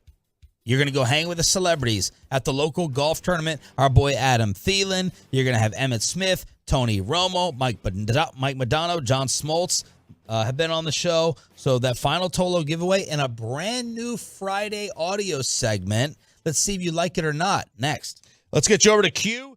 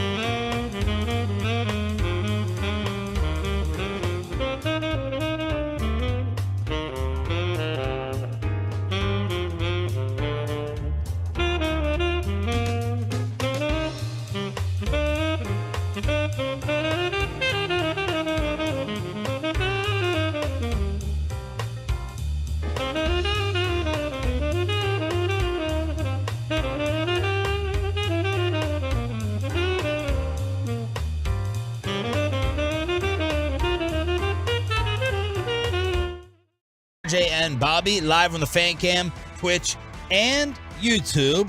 What are we judging with this traffic out here? Good Friday traffic. Turn on your microphone. I can't see. There's a blind closed in the way, so I can't see. You're going to flip it. I'll tell you, the Good Friday traffic looks very good if you want to get to your place in a hurry. Oh, man. Great. Fantastic. Yeah, we should have taken the day off. It's not quite like, it doesn't look like it would on, say, like Martin Luther King Day or like 4th of July. Like a holiday where basically everybody's off, but it's there's quite a bit of people off. Are your kids out of school today and Monday? I don't think Monday. They are today. So they're out today. Joey, when you were in school, would you get Good Friday off? I want to say we did. I don't think we ever got an Easter Monday, like though. 2 years ago. You don't remember? You don't well, remember? in college, you didn't get any Good Friday. You don't get Good Friday in college. Oh. Yeah. Did you guys get like Bastille Day off in Minnesota? All right, so some audio that was coming out from DallasCowboys.com. DeMarcus Ware decided to pop in on Jerry Jones and ask him for a little favor when it comes to his Hall of Fame induction. But I'm actually here. You were the voice that welcomed me to the Hall of Fame. And I want for you, that voice, to keep going, and you be my presenter this year for the Hall of Fame. I can't, I just can't tell you what an honor it is. Okay? I mean, it's really because it's you. It's more to me than being in the Hall of Fame. Yes, sir. Because I know what you're a part of, and that's how I got in the Hall of Fame, is standing and rubbing up with you. It's been one of those things, like for me, Jerry, that, I mean, you're such an important part of my career, such an important part of my life. And when I got that, when I knocked on your door and I walked in there and you said that to me, it was, I mean, life-changing. I'm getting a chance to talk to some young guys right now that are coming into the NFL. Mm-hmm. And you as a person, not the football player, but also the football player you were to your teammates. This is what I thought it might be like in heaven if you got in the NFL. I mean that. You're the picture of it. Yes, sir. Congratulations. Yeah, thank you. Hey, buddy. Man. Wow, so emotional. Jerry's so charming. He is. Oh yeah, like for sure. he gives you that look, like he's really looking right at you, and he's like, this means as much to me that you're getting in as my induction. And I'm like, and he means it. And he means it. Of course he means it. So that was a nice little moment there between our guy D Ware and our guy Jerry Jones. I do want to say that for all there's been this push on social media, in the blogosphere, everywhere else. These Broncos fans try to claim D Ware as like, no, you guys had a bad ending there. He came here, won a Super Bowl here. Last couple of years were spent in Denver. This is where he's with. I think this puts to rest. D Ware clearly views himself as a Cowboy. I'm very disappointed by this. He should have had Peyton Manning there. Peyton Manning got DeMarcus Ware, something that Jerry Jones couldn't, which is a Super Bowl championship. So I'm very disappointed. Other way around. Doesn't matter. D Ware got Peyton in his second championship. Does anybody say that Mike Vrabel got Tom Brady 3 Super Bowl rings? No, because the it's not quarterback true. gets them. The other people don't matter. D Ware, he plays into that. He tries to play both sides always. Yes, he does. But he's back here. He builds all his stuff out here. He trains Micah. He's asking Jerry. He's clearly a Cowboy. It's not even a question. So that's the audio from D Ware, and then you were in love with some former Cowboy audio from. This was, I thought, I was ready to run through a wall. Ooh. You know me. I don't get in. I mean, I am kind of a hypocrite in basically in everything I do. You have a mom and a dad. You couldn't play for Deion. I can play quarterback. Oh, yeah. Yeah, you can play quarterback. That's right. And maybe center. Not D-line, though. I roll my eyes. That has the GPA. I know, right? I roll my eyes at a lot of motivational tactics sometimes. But then again, I always thought I needed to play for a guy like Bobby Knight because I just needed that. I needed that sometimes. Deion, this is before like a workout team kind of practice, is meeting with his team. And I thought this was. Did you listen to this? No. I wanted to hear it right on air. So remember a couple of weeks back, he threw a kid out of the weight room. Yeah. Because he didn't have the right colored socks on. He had white socks on. He wanted them to have black socks on.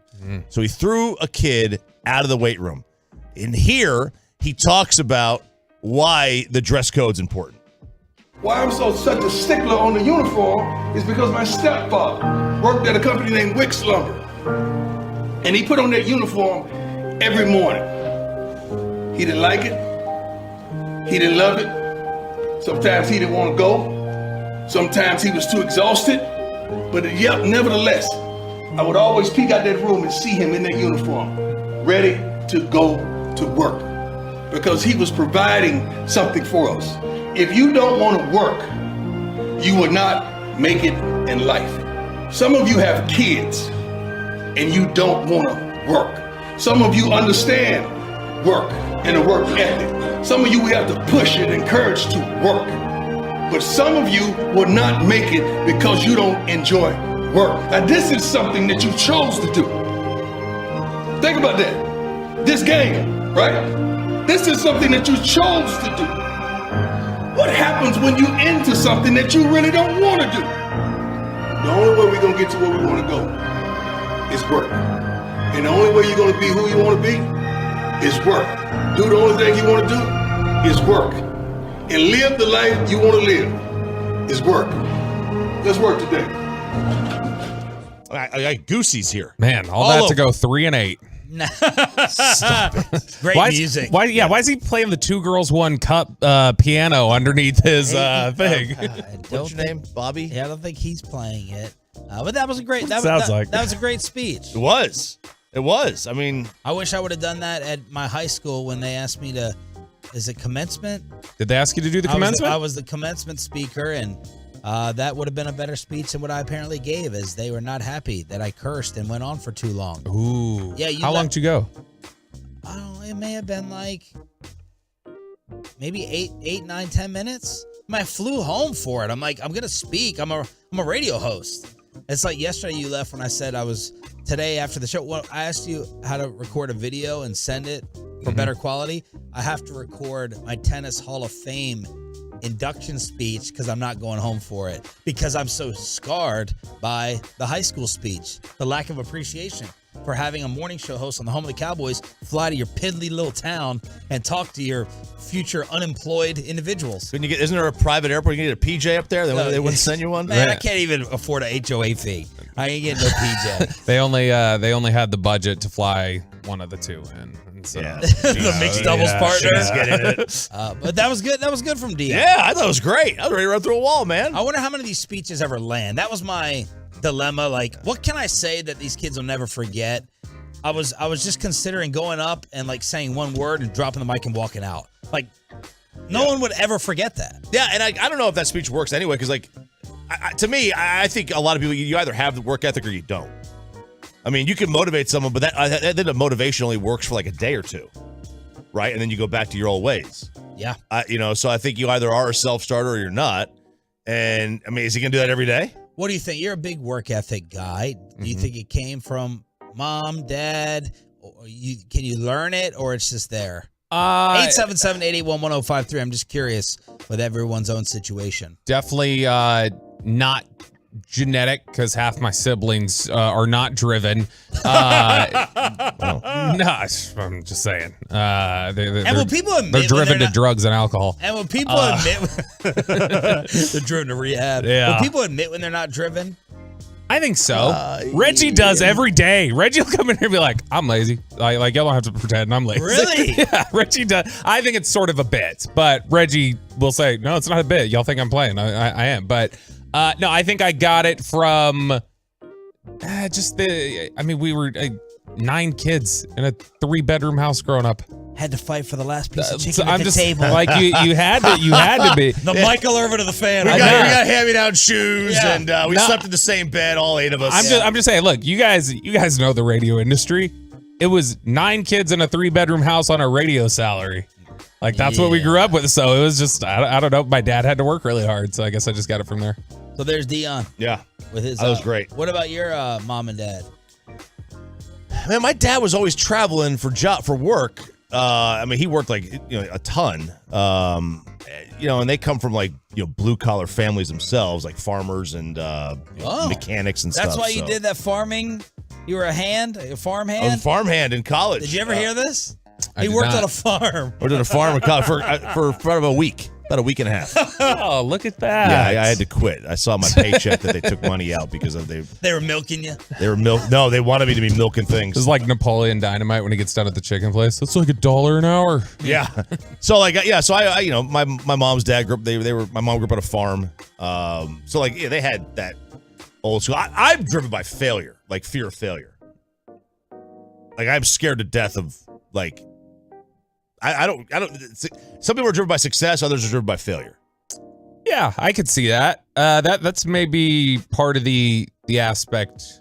The same thing that drives me is not wanting to fail, more than like, oh, gotta succeed. It's more like, well, I don't want to be in this group over here. So those are the old Cowboys. How about these Cowboys in terms of some updated draft needs? And this is going to make you happy, RJ. Oh, this is going to make me very, very happy. The updated draft needs for the Dallas Cowboys. Now, if you were to look at it on the surface, the needs would be, I think, what would you say the needs are? Guard, tight end, running back.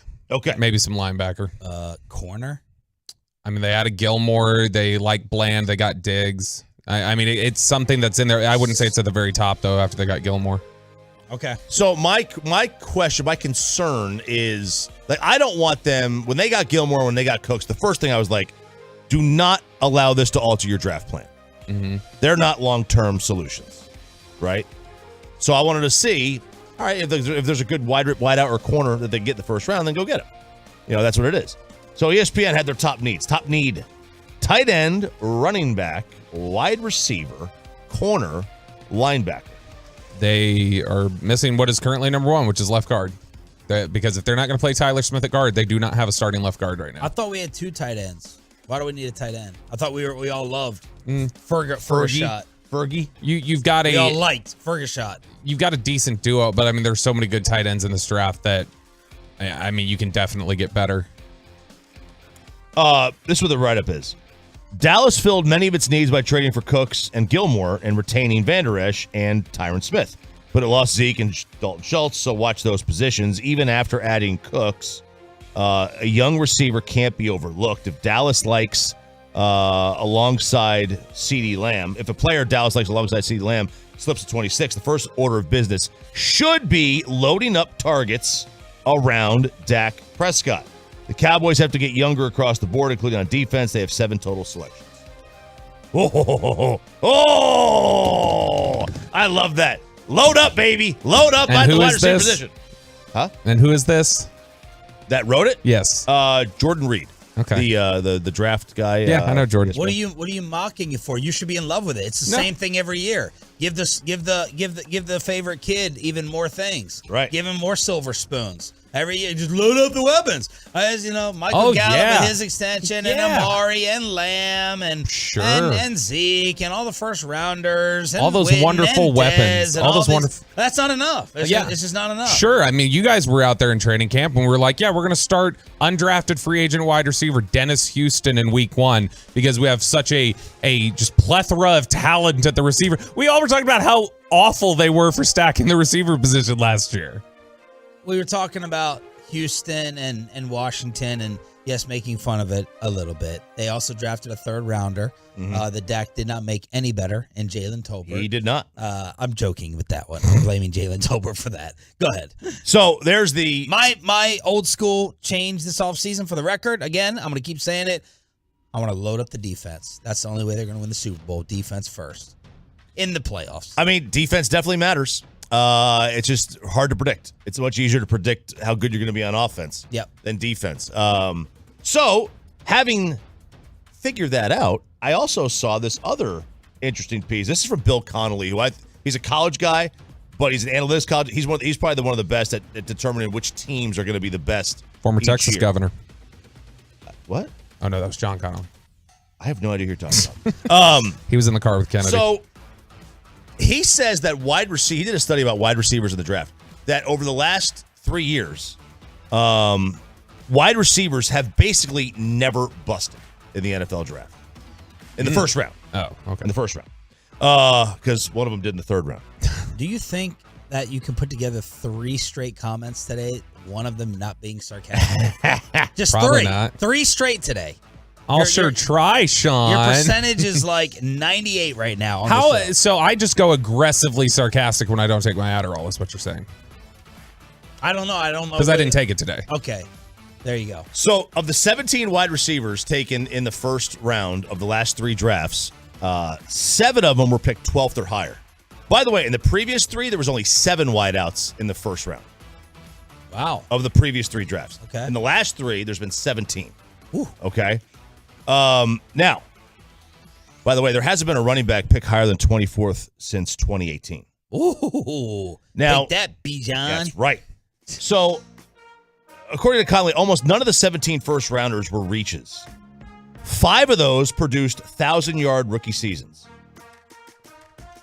5 more had 1,000-yard second season. So now of 10 of the 17 had 1,000 yards. Good Lord. 3 more had 1,000-yard third season. So that's 13 to the 17. A fourth came within 28 yards of that mark. So now we're at 14. The ones that didn't, Henry Ruggs. What happened to him? Well, he was on pace for it. He was at 469 yards through 7 games. And then he changed several lives with one awful decision. And then the other one was Jalen Reagor. That's it. He's the only bust. That's a pretty unbelievably perfect hit rate.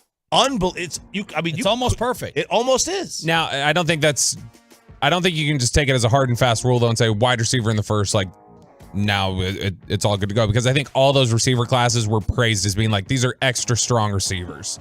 Like everybody talked about them being really good strengths and that they had really, like, nobody this year is talking about the first round receivers as being anywhere close to some of the last several years, that there's no like top dog. The number 1 receiver in this draft, whoever you would have, Jackson Smith and Jigba from Ohio State, Quentin Johnston from TCU, whoever you would have, would in these classes that you're talking about probably be like the 5th receiver. Sure. Now look, and also depends on who you go to. If the top 4 or 5 receivers are all taken between picks 20 and 32, or I guess 31 this year because Miami doesn't have a pick. Like if my guy Jalen Hyatt goes to Kansas City, like he's probably going to put up 1,300 yards this year, like just because of Patrick Mahomes and the system they run. Yeah, I mean, mean, he's so fast, and but any of these receivers go to a really good quarterback, they're probably going to succeed. Yeah, especially with the volume that people throw the ball now. So the study says take RJ's wide receiver. It is time to debut a brand new segment Fridays here on 105.3 The Fan. You let us know whether you like it or not. Let's empty the junk drawer. So basically what this segment's going to be is we collect audio throughout the week. Chop does, Sean does, I do, that we think is funny or like interesting or whatever else, and it usually can't sustain itself. It's just like, oh, here's one clip. What are we going to do with that? We're just going to throw that in the middle of a segment. Right. But you collect them up. Friday, you just empty the junk drawer. So that's the thought process here. So we got several clips here from this week that have piled up. First clip here, and Joey, we'll just go right down the line. This is a comedian. I saw this clip the other day. This is a comedian named Opie. No last name, just Opie. And we're all Android guys here, except you. Do you know Opie Taylor? I don't think so. All right, see, we can reverse Peyton him. Yeah, we can reverse Peyton. I know Opie and Anthony. Joey, Opie Taylor? No clue. Okay. Or wait, you mean Opie Taylor like Ron Howard? Was that their last name? Yeah, Ron Howard. Okay, there you go. Andy Griffith's show. Yeah, right, I didn't remember it was Taylor. Good job. It's also what they called, Woody Harrelson in White Men Can't Jump. Choppy's an Android guy. I'm an Android guy. Joey's an Android guy. You're the only iPhone user here. And Opie is going to go in on you for basically, Sean, being a racist for having an iPhone. I got an Android phone. Apparently that's bad or something. Dog, we the most discriminated group in America. If you have an iPhone, you racist and you know it. Dog, y'all just freak the out. Every time I go in a group chat, y'all act like we're trying to integrate an all-white school. You act like we lowered the property value and like all because of the color of our text. That's literally discrimination. Like, I get discriminated more for having an Android than for being black. It's true. It's true. If I got shot by the cops because I thought my phone was a gun, you would be upset. But if you found out it was an Android, you'd be like, well, I'm not gonna march for that guy. That's good. Very good. Now, I don't get worked up about this because I don't participate in group chats. If there's 8 or 9 people in it, I'm out. I hate talking on the phone, and I'm not gonna respond to 11 dings on the phone. And then in terms of our morning show group, I participate in that one. I haven't noticed a difference in any way. You don't notice green bubbles instead of blue like everybody freaks out about? No. Why would I care? Rappaport, I don't pay attention to the colors. I don't do white mode, dark mode, what RJ does. It doesn't matter to me. I don't have a blank message. It really messes with the videos and the photos that get sent. If you try to send, I mean, we send videos and photos all the time, but they get like they're very small. Compressed, but this is the thing I point out. For some reason, iPhone users, this is how iPhone focused they are and how inner focused they are, is that they think that, well, Androids send the low quality videos. No, it's sending Android to iPhone or iPhone to Android. If I'm sending Android to Android, the video will look high quality. If it's iPhone to iPhone, it'll look high quality. Yes. Send me a video. I can send a 30 mega file to send me it. one. Okay, I will. I'll do it during the break. Okay. But it is like one of the biggest. Kids are terrified of green texts. Like in schools, I'm not joking. I'm not joking. Joel Embiid, I think, said he had to get an iPhone because they wouldn't let him in I think it was him who said he had to get an iPhone because they wouldn't let him in the group chat. My son told me, like, and I have a Samsung. He said, I would rather you not get me a cell phone than get me anything but an iPhone. Because he goes, it would be worse for me socially to have green bubbles than it would be to not have a phone. Like, and he's absolutely right. I'm going through all of our messages. All the messages are green. Green and gray. If you try to send me green and gray, if you try to send me, Sean, like 5 or 6 photos at once, they would all show up blurry now. Like for some reason, this happened within the last year. Okay. And I get it. I get it. We screw up. Half of it for me really is I like my keyboard. That's it. That's the only reason why I keep the Samsung is I can customize my keyboard. I can't text on an iPhone. I've tried. I can't do it. There's no arrows. I got to go somewhere else for the numbers. And aren't you switching to an iPhone? Yes, as long as I can get the keyboard, that was the thing. If I could get my keyboard on the iPhone, I'll switch. It's better. It's better hardware. The camera's better. Everything about it. The phone is better. Everything about the actual Samsung is better. I always point out this. The fact that they make cases with a hole cut out in the back just so you can show the Apple logo on your dumb phone shows just how brand everything how about dare they show off their brand? No, that the people want to buy the cases with it cut into there. I'm not talking about the makers. Hold up your computer. Okay, why? Let's see. No, I would never have a Mac. You wouldn't? No. Okay. I don't have I have AirPods and I hate them. I don't ever use them. I use Beats. I'll use the big ones, which I know you hate. But that's what I'll use. Apple TV. You're not going to watch the Rangers today on Apple TV? I have Apple TV as the app. I don't have an Apple television. But so it is Good Friday.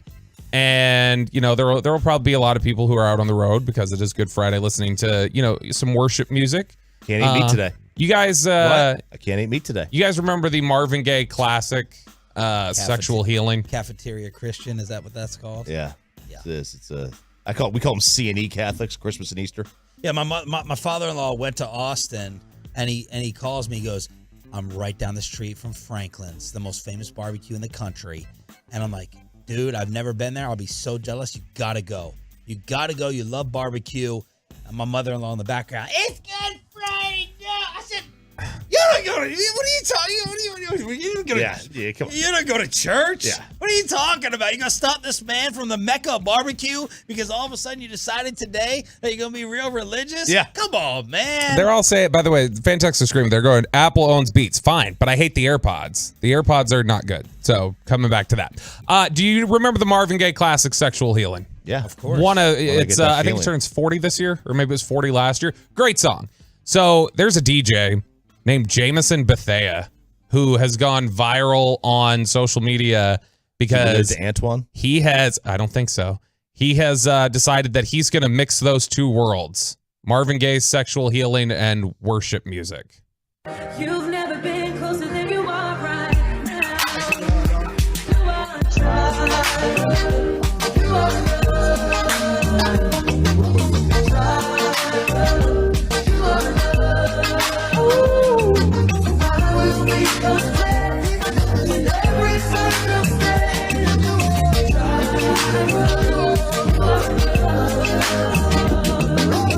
I need a full mix of worship song booty jams. I mean, that's fantastic. That is a fantastic mix. Anything can go to sexual. That is just an ultimate safety net for any mix. I mean, anything can go great with that. I couldn't even hear the words he was saying. No, I couldn't either. I'm not even giving him that much credit. I'm not giving him any credit. I'm giving all the. Am I wrong, JoJo? You can't hear the lyrics? No, I couldn't hear really a word. I can't besides hear the first part. Can't hear all the credit to that goes to Marvin Gaye, not whoever the other person is. You know why you can't hear the lyrics though is because they're using words like gyra and you just don't know the word gyra. Yeah. That's why gyra is it means provider. It's I love those mashups. There's a. Is he not? I thought you were going to tell me he was catching a lot of heat for mixing sexual healing with religion. I thought you were going to tell me. No, well, I mean, some people were like, "This is a little much," Yeah. but no, it's just in general. I would buy a whole mixtape of that. Have you heard "Toxic Pony"? No, it's Britney Spears. You heard that one, Joey? No. So it's Britney's "Toxic" to Genuine, "My Pony," and it's great. It's a great. It's great. And then like Sickick does one where he has it's a post song cooped up with Return of the Mac. Oh, I've got that one. It's Fantastic. so great. I was playing that in the car when we were driving to Nick and Sam's. I was playing that cooped up remix. I tried to get that. I tried to find a way to get that as an intro music. I couldn't find a way to make it work. No. So next one, and Joey, I'll jump down to 5 here. This is so there's this kid playing video games in Colorado recently. And while he was on there, while he was playing the video games, I guess he accidentally dialed 911, like with his phone in his pocket. And he was... I've never accidentally dialed 911. Well, you can hit emergency call. There's like a button for it. And so he ends up accidentally dialing while he's playing Rainbow Six. And he's on the chat, and he starts talking about how he's killing people. And so the police stormed up to his house. That was my bad. That was my bad. I was playing the game, and I butt dialed the phone. Okay. That was my bad. What? No. It's only me home. Okay, so this was just an accident. You called 911. Did you say you killed 2 people or something like that? Rainbow Six Siege. I had my headset on. Okay, how old are you? 17. You're 17. Do you have a driver's license or no? No. Okay. I don't have a driver's license. Are you, where's your parents at? Work. Okay. No. Do you want me to talk to your mom? Yeah, you can. You're not in any trouble, man. If it's an accident. Hey, is this Elijah's mom? Okay. Yeah. Hey, so what happened is I guess he's saying that he was playing a video game and in the process of accidentally calling 911, he said that he killed 2 people, but he was talking about on the game. Man, poor guy. That's awful. And this kid, like you see on the Ring doorbell, he comes storming out. He's like, I'm sorry. It was an accident. Fake. No, it's not. Fake. Why is this being recorded? It was the first part. The first part. It's a body cam. It is a police officer's body cam. That's where this came from. So what would you say? All right, do you play video games, Joey? Not as much as NHL I did, 2K. I did back in the day. I played Call of Duty. You play with Chelios? Is that what you play with NHL 97? So give me a commentary that could have alerted the cops here. What are you saying to whoever's on the headsets? What are you saying that would... Oh, yeah. See, I don't ever play the first-person shooter games. I always play the sports. What could you say that would have set off the police? Well, sometimes... What do you say? Like, kill him? I killed 2? Yeah, like, downed I killed him. 2? Yeah, like I shot him. He's down. Something like that. I shot those 2 guys. They They're thought dead. it was like a double homicide, I think, is what they said in I got him the with a video. sniper rifle. I got him. Yeah. I got him. I killed him with the axe. I killed him with an axe. So we didn't have... I didn't... This happened ways back again. It's like police went to raid someone's house. I can't remember. Oh, well, people get swatted all the time. Swatted. Yeah, and that's where people make prank calls and will say, hey, this... And so then I think that happened to Dr. Disrespect. He was one that had that happen. But no, there's also one recently, and this isn't a clip we had, but I saw the story yesterday. There's some guy in London. He just got convicted, but the body cam came out from last year of he had killed some guy that was like in a love triangle. And he comes by drinking a bottle of liquor and tells the cops, he's like, what happened here? He's like, y'all are never going to find out without me, and I'm not going to talk. And they're like, what are you doing? You just walked up and he's like, I know what happened, and I'm not going to tell you. You have no proof that I killed him. And then they're like, what? Okay, you're arrested. So, all right, one more here. And this is from comedian. This is our new segment. You all Empty got the to tell junk us drawer. whether to keep it or get rid of it. So this is comedian Mark Norman, and I want to play this just because I know Kristen's up, and I want her to understand my feelings on things. So this is comedian Mark Norman on his podcast recently talking about how men need to reset sometimes. Fun fact about guys, we don't want to do anything. And women want to do things. We're going to go apple picking. We're going to go to brunch. We don't want to do any of that. We'll do it to be nice, but just know that none of us want to do it. I used to go out with this girl, and I would fly in from a gig. Let's say my flight landed at 4. She'd be like, when do you fly in? And I go, I fly in at 7. She'd be like, oh, all right, I'll come over at 7 and we'll hang out. But I needed those 3 hours to just fart, decompress, unpack, watch a TV show. So I would lie to her just to get myself a little charge up time. I would open the door and be like, what are we doing today? It's Sunday. Let's go out. I was like, I want to kill myself. So no guy wants to do anything. We'll do it, but we don't want to. I relate with this so hard that I have done this before where not to Kristen, honey, never to you. The previous girl. But I have before said things like where when somebody's like, hey, what time are you doing this or that? And then it's like, the answer's noon, but I'm going to say 2 because I need 2 hours to like rest and not have my brain active. Yeah, this is, I think RJ is the lone wolf here. My wife lets me be extremely lazy during the week. Maybe she is cool during the week because usually Friday or Saturday we are going out and partying or going to dinners. But Choppy is a schedule. I got to do things guy nonstop. I like it. I like to get out of the house a lot. You know, I get cooped up. I get like cabin fever. So I like to get out of the house. Yeah, especially on a weekend. She wants to go. So what did we do? We did something the other day. And she's like, I can't believe you wanted to go. You never stop though. That's why you like sleep like 5 hours a night. That's why he's got a heart monitor. That's why you got a heart monitor on. I have one speed. Go. Burning the candle at both ends, as they say. All right, there it is. The Junk Drawer debut Fridays. Hopefully to stay if the Tolos like it. Here with Bobby Belt, Sean, and RJ on 105.3 The Fan. I've been saving this. It's going to be fantastic. I think it's going to be really interesting. The things that we're afraid to admit we don't know about sports. Next. But first, shout out to our Tolo Electric.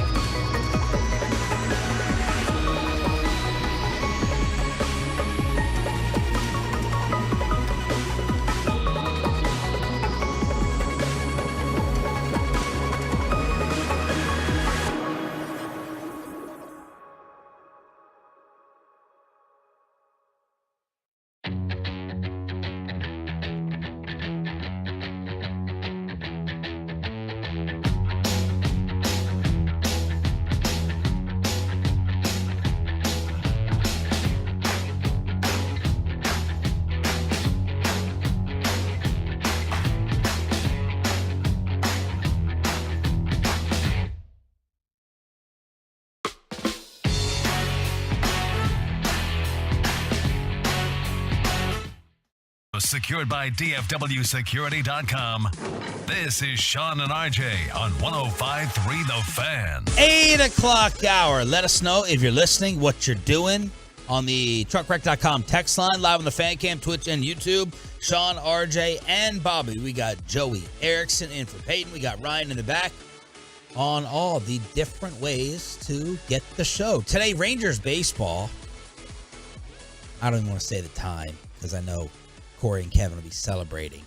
But I should say the time. They're going to take on the Chicago Cubs today at Wrigley Field. It's going to be afternoon baseball right here on your home of the Rangers as they try to put together a little winning streak against a team that has fallen off. 120 is the first pitch right here on the Fan. And Bobby, pitchers and baseball, kind of the launching point for this article that you found. I find this... We all got to get ready to admit some insecurities as sports fans. Speak for yourself.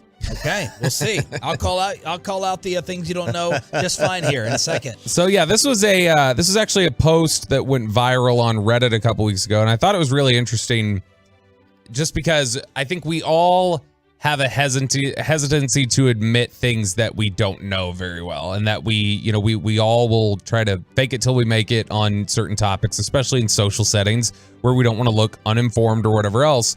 And so this post that went viral on Reddit was titled, "I'm scared to admit I still cannot tell pitches apart after watching baseball for years."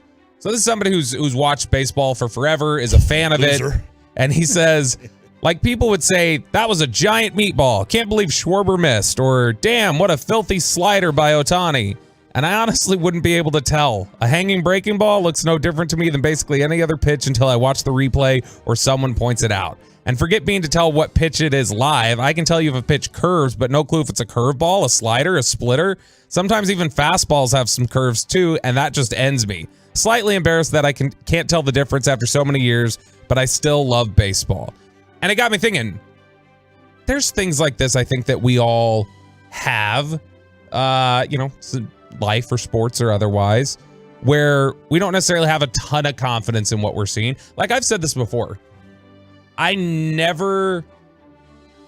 I hear Mike Bassick talk about baseball, like some of the ins and outs of it, it slams home to me how little I know about baseball in the grand scheme of things. It's intimidating. Yes. Like you feel like you can't sit on here and talk about a Ranger topic in depth because then freaking Bassick comes on and breaks it down 11 different ways. Yeah, or you get the Jared Sandler line, where did you play Major League Baseball? Right. You get that. But and even talking to Jared.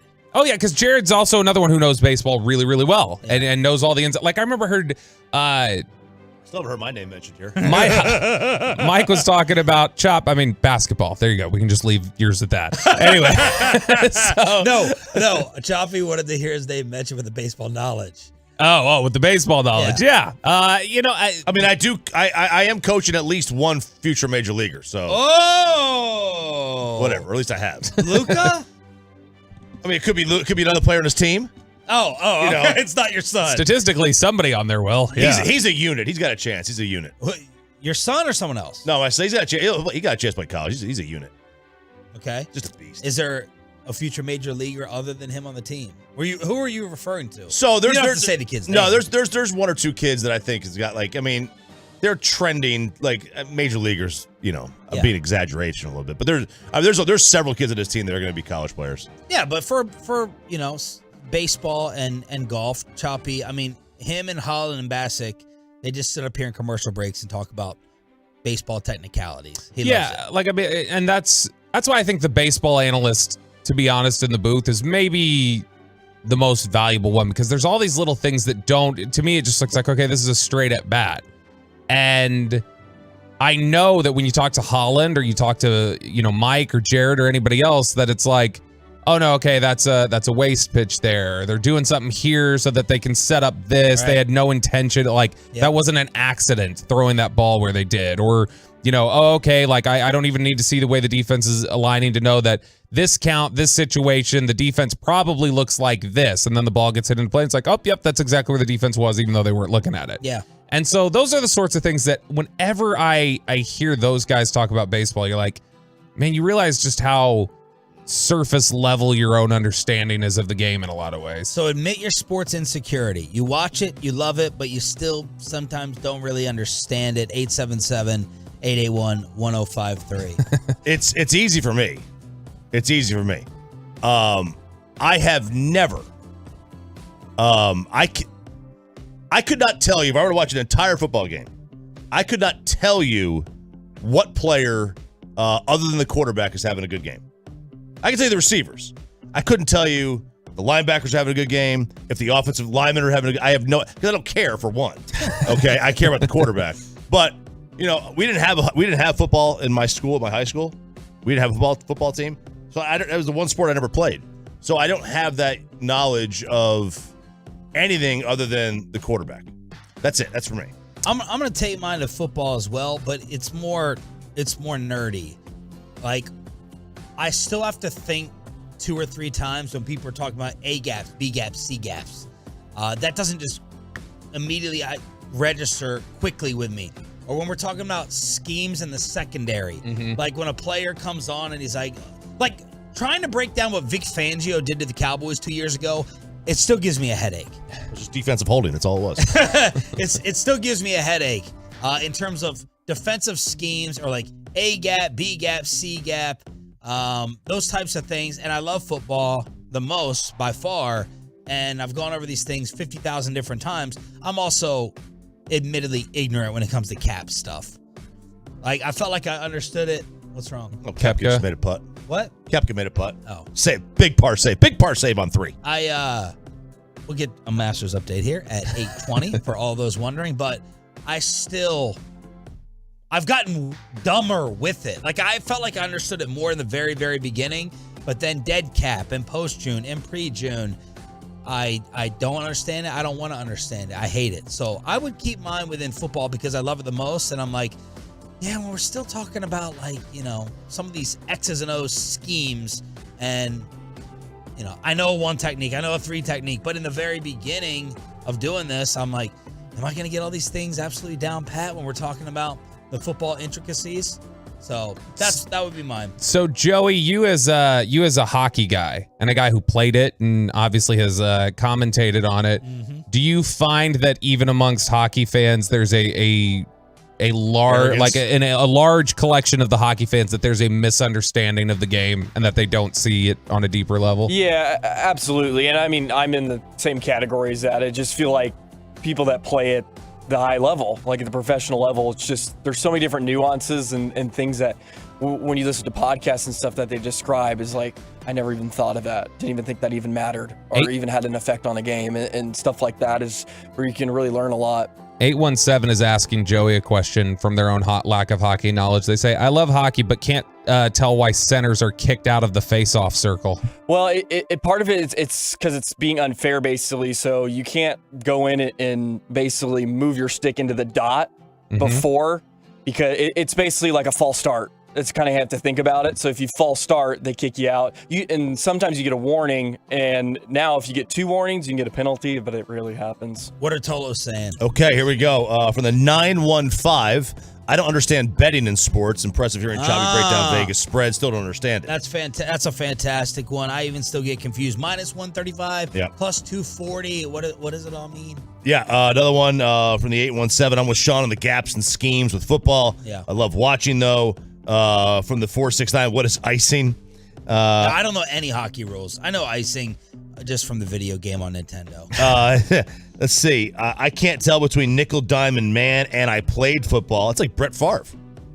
Yeah, but you know what it is. Yeah, that's right. You know what it is. Right. You just can't see it sometimes because it's not totally on your screen. Yeah, and nickel and dime would be personnel packages, and man would be a coverage scheme. Or like quickly, thanks, Madden. I'm just saying. He had to drop all that. right, fine. Let's just all stay. Let's all stay not knowing. Oh, Sean. let's all stay ignorant.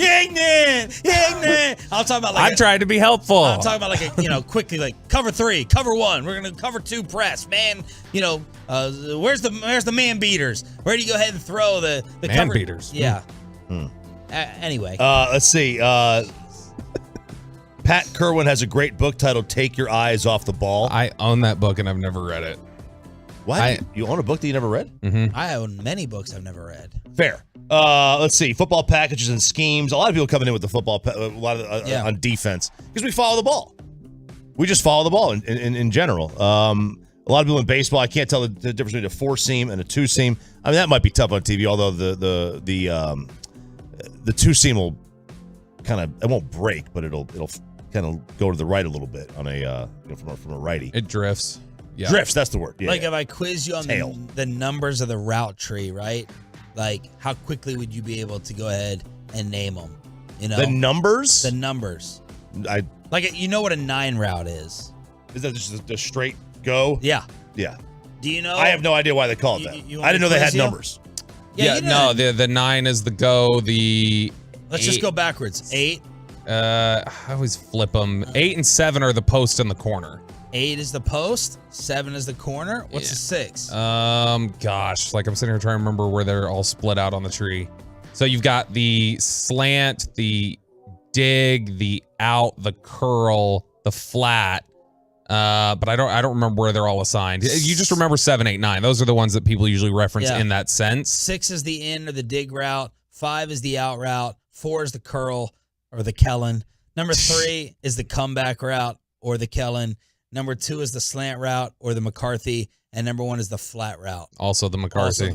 Yeah, very nice. So that is why maybe Kurt Warner called out Bobby for not knowing the route. No. And by the way, the sluggo is not in the route tree. It's a combination of it. And by the way, the 682, where was that? Apparently, I don't know what traveling is. Well, you're in there with all of the NBA officials. That's too. right. Yeah, that's very true. And we found out just last week, Choppy doesn't know what double dribble is or a carry. Because he thought that the San Diego State player did okay. That was not a carry. Here's an insecurity. Of all the coaches of all the sports to coach, I could not go out and draw up a basketball play. Not one. You could say pick and roll, but I can't watch an offense and be like, wow, they're running. You look for ball movement, you look for passing, but in terms of writing down, you could draw up 3 football plays. Baseball, pitch it here, throw this changeup or curveball. None of us could sit there and draw up 3 basketball plays. And I don't know what I'm watching in terms of X's and O's when I'm checking out hoops. So Jason Kidd was right. He's just like us. Yeah. He's just watching. When I was a kid, when I played high school basketball, we ran the Princeton offense. I used to be able to draw it up and know I don't think right now, 25 years removed. Is it like high school Spanish? Yeah, I don't think right now, if you said, can you dial up that offense? I don't think I could do it right now. If you've ever dreamed of going to the Masters, hang on. You may need to hear a warning from RJ Choppy and a little Easter weekend candy preview next. But let's get you over to a number one air.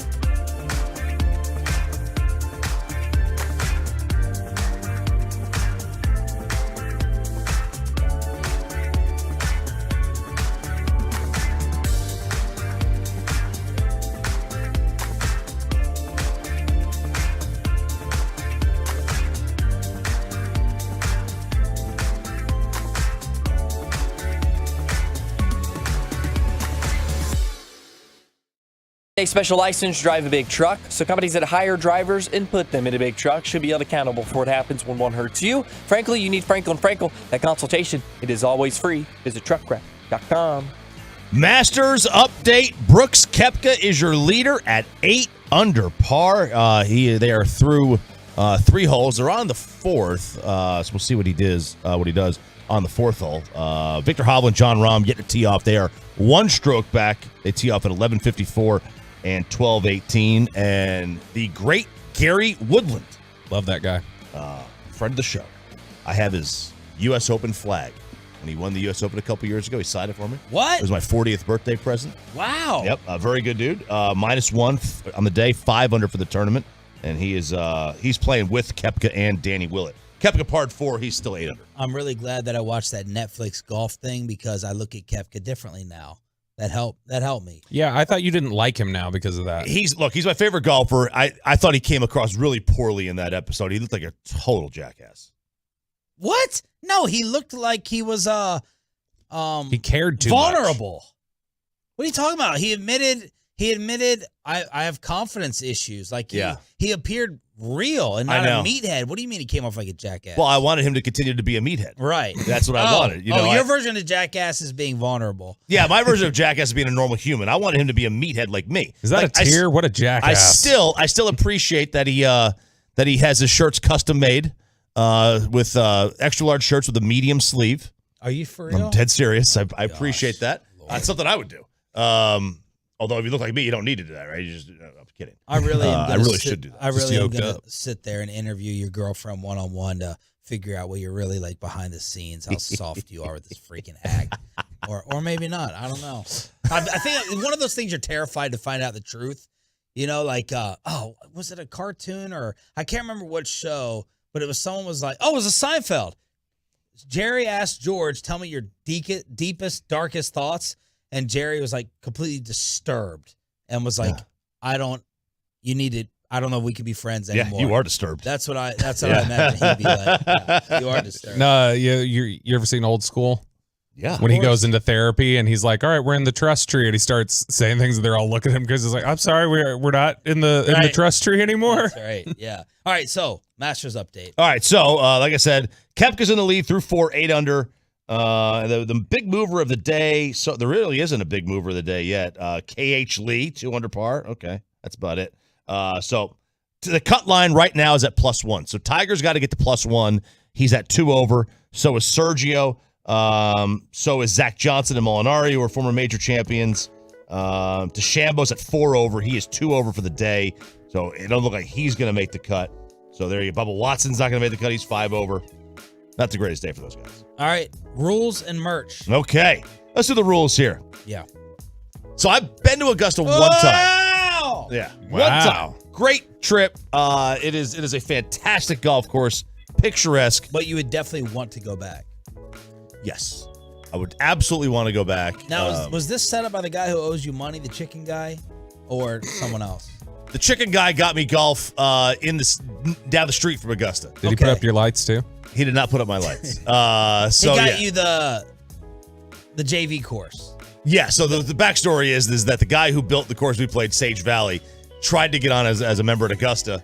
He built the sub-air system underneath, and they said, no, you asked to be a member. We're never going to make you a member now. So he said, okay. So he bought like 900 acres of land 8 miles down the road and basically built the exact same golf course as a big middle finger. Wow. It's an amazing course, too. Where do you stand on collecting the chicken money? Still looking for it. Okay. Still looking for that big chicken money. Yeah. Still waiting. He knows. He's avoiding me. Yeah. He's avoiding me. But, okay, so here's some of the rules. Gonna have to go to Dave's Hot Chicken in the meantime. I'm definitely going to do that. Rules for the fans.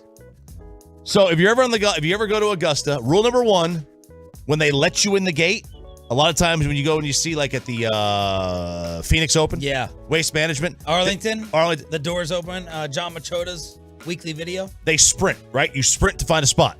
At Augusta, no running. No running. Gentlemen don't run; they walk. Oh, it's like you got a Chris Paul fast walk. Sounds like just another one of their outdated rules that they've historically had. What do they do? I wonder what would happen. Were you there lined up? No, we got there. You know, they line up at 5, 6 in the morning. We got there probably around 8. Okay. No sitting on the grass. Gentlemen keep their feet. I like to. I'm never watching this, Sean. I like the Auburn tree this place. Yeah. Oh, wow. It's a good Harvey Updike joke. I like the poison oak this whole place. No sitting in an unoccupied chair. See those lawn chairs you bring? Yeah. You set the lawn chair down. No one's allowed to sit in it.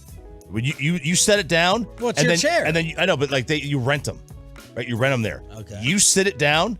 They have your name, their little name card on the back. You put your name on it. You set it down, and then you walk the course. And you come back, and your chair is there, unoccupied. Gentleman's agreement, honor system, dibs. Next one. No cell phones. Gentlemen, stay present.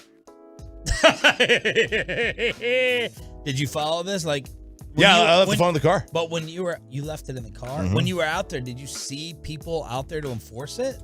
No. Like, here's the thing: when you go to Augusta, like, you just know you don't break the rules because they will throw you out, and then you'll never come back. But were there people there that you were like, they're looking for something, they're monitoring? No, I didn't notice. that. They're pretty cool. It's like the soup Nazi. They have people scared. Another Yeah. Seinfeld reference. Yep. They have people terrified of doing anything. You'll be banned for life. Absolutely. Nobody wants, like, for most people, this is a once in a lifetime trip. They're not going to break the rules. Right. I would go to break these rules. I know you would. That's the only reason I would go is just to push them. A hat that has a Masters logo on it must be worn facing forwards. You can wear a backwards hat, but if it has a Masters logo on it, it must be facing This forward. isn't the flag on Air Force One or like what the hell? This self-important. Okay, all right. No coolers. You can't bring a cooler. Okay. All right. So, like, but you don't need to because who's the caddy? Michael Collins. He did this yesterday. He had $20. He went to the concession stand. He got something like 8 sandwiches, a bag of chips, and 2 beers for $20. Yeah. It's the cheese sandwich is $1.50. The beer's like $3 or whatever. It's so cheap. Oh, so gentlemen eat cheese? You're allowed to eat that? Pimento cheese. Yes. Oh, okay. No tipping is allowed. Can't tip. No tipping. They're taken care of. Awesome. Yep. When I went to Bobby, you hear that? I Bobby did. would go around with hundreds for everybody. That's the first rule I'd break. Yeah. When I went to that golf course down the street, they weren't allowing you. They said you do not tip. They're paid. They're paid well. You can tip the caddy, but the people inside, they didn't accept tips because at the end of the year the members all throw money into the pot and they just take the money from there. The announcers, when you're watching the tournament. Okay, so when you watch the tournament online or on TV, you'll notice they do not refer to the fans as fans. Patrons. They call them patrons. Yes. Why? Because fans are fanatics, and they do not have fanatics at Augusta National. Gentlemen are not fanatics. That's right. Are you adding these lines at the end, or is they really say? No, like, those are things that Clifford Roberts has said, or other people. Has to be someone named Clifford. Or other people who have run Augusta National. Gentlemen don't run, they walk. Or Yeah. Gentlemen keep their feet. They do not also refer to the rough as the rough. They refer to it as the second cut. The rough sounds too hooligan. It does sound very hooligan-y. Gentlemen are not rough. They do not refer to it as the back nine. The back nine makes it sound like a lesser nine. They call it the first 9 and the second 9. Yes. Okay, so of the 18 holes. There was an announcer in the 60s that was banned for 5 years for breaking these rules. You got a 5-year ban. I don't think I've ever heard these. Jim Nantz doesn't say the second 9. He absolutely does. No, he doesn't. Absolutely does. I'm going to be listening to What did the rule book say about like gentlemen, like, I don't know, let's say like 25 years ago about their membership rules? Did they have a line there about gentlemen? I don't At believe Augusta? they did. Yeah, Oh, you have okay. to be white. Yeah, you had to be a gentleman. Yeah, so did they say gentlemen, or what would they say about that then? Probably not much. Gary McCord was banned in 94. Still, I don't think he's still been back. He said the greens were so fast they were like covered in bikini wax. I think he was banned for life. For decades, in order to enforce these rules on the announcers, they only signed 1-year deals with CBS. Now, they would only go through CBS, but they were always on a 1-year deal. So if they slipped up, they would just threaten them to go to ABC or NBC or whatever. Wow. So that's how they got these guys to stay on the up and up. There's your Masters rules. Love it. Fantastic. So there it is. Round 2 is underway. Here on Sean, RJ, and Bobby is rolling his eyes. We're going next year, Chop. Well, okay, I'll go. I He mean, would never go with you. No, we're going, and I'm Ever. going to break all the rules. And He would get so ticked. I've seen RJ snap like twice. This would be the third. this would do it because I would like I could get tickets anytime, but I would never get them again. You can get tickets anytime? Yeah, I mean, I'll get them from my buddies at Caddy. How much are the tickets? They're free for me. I get them for free. But you can't get them for Saturday, Sunday. I would usually get them for a practice round. Yeah, that's because quite honestly, I don't want to watch a live. I want to watch the live round at home. Okay, you know what I mean? I think it's too hard. I wouldn't want to do that. All right. I've never seen Choppy snap. Period. That's very rare. He did on the way to Houston once. I don't know if I can think of a second. Oh, Oxnard. Oxnard, most recent, and Houston. That's it. Twice. Dang. Yeah. Sorry, I missed it. Were you with us in Oxnard? No, you weren't. 877-881-1053, truckmark.com text line. Easter weekend with all the different candy options. My wife was so furious that Oliver came home yesterday with so much candy. She was ticked off. I said, it's Easter. You're supposed to have candy. Not these Sour Patches, not these not these things. 2-year-olds can't be eating these candies.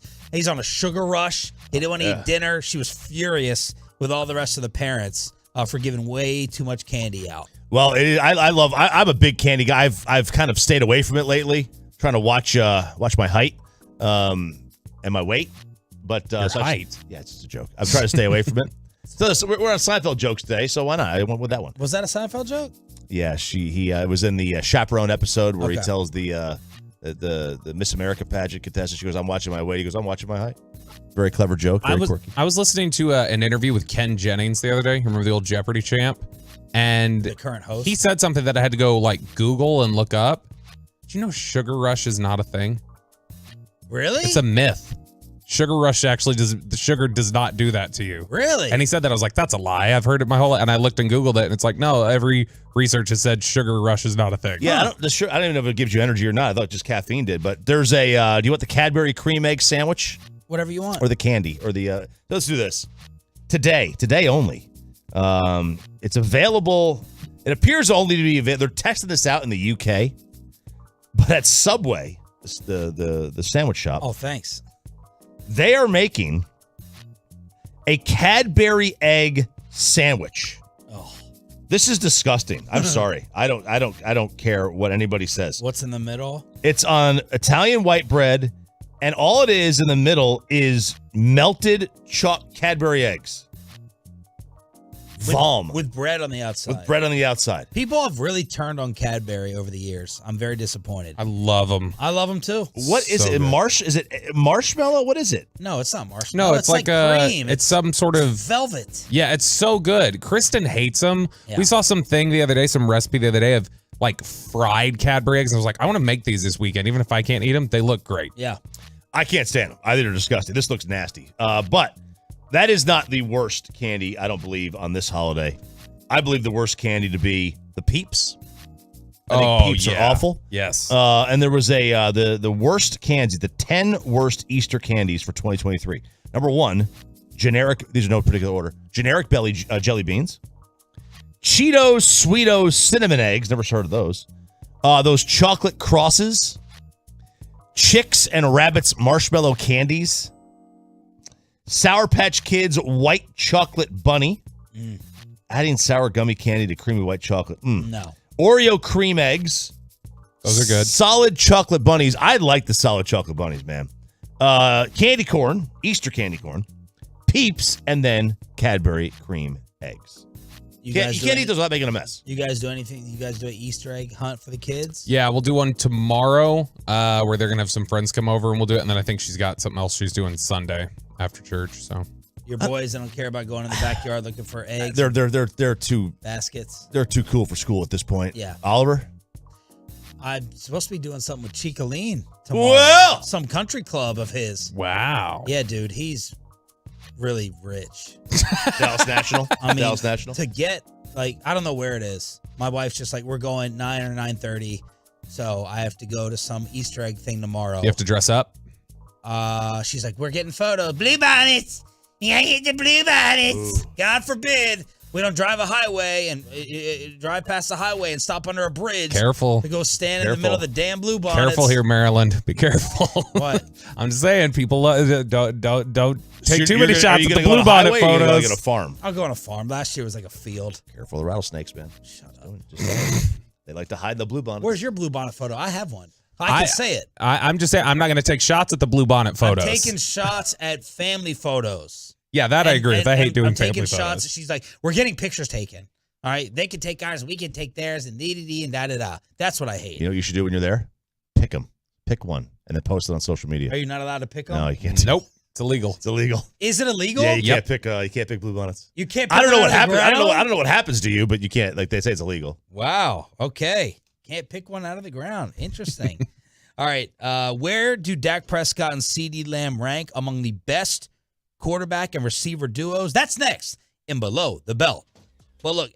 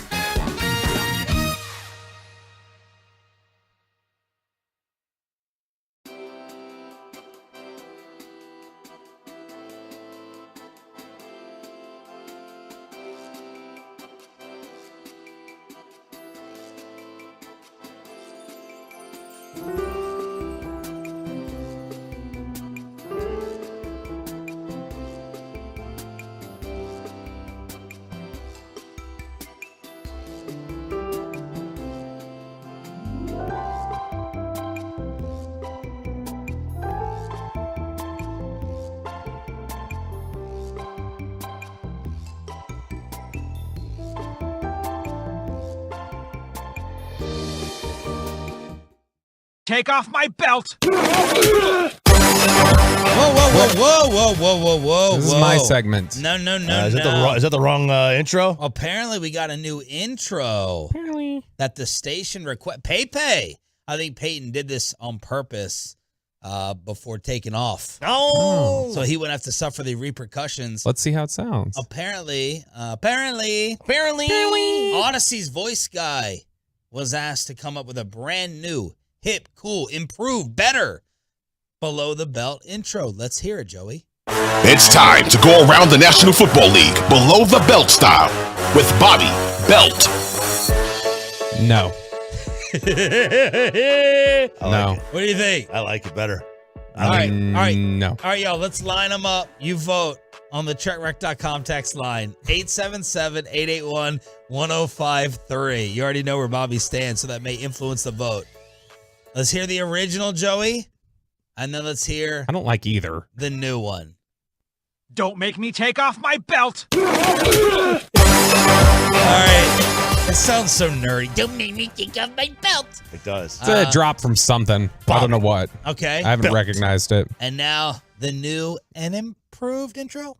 It's time to go around the National Football League below the belt style with Bobby Belt.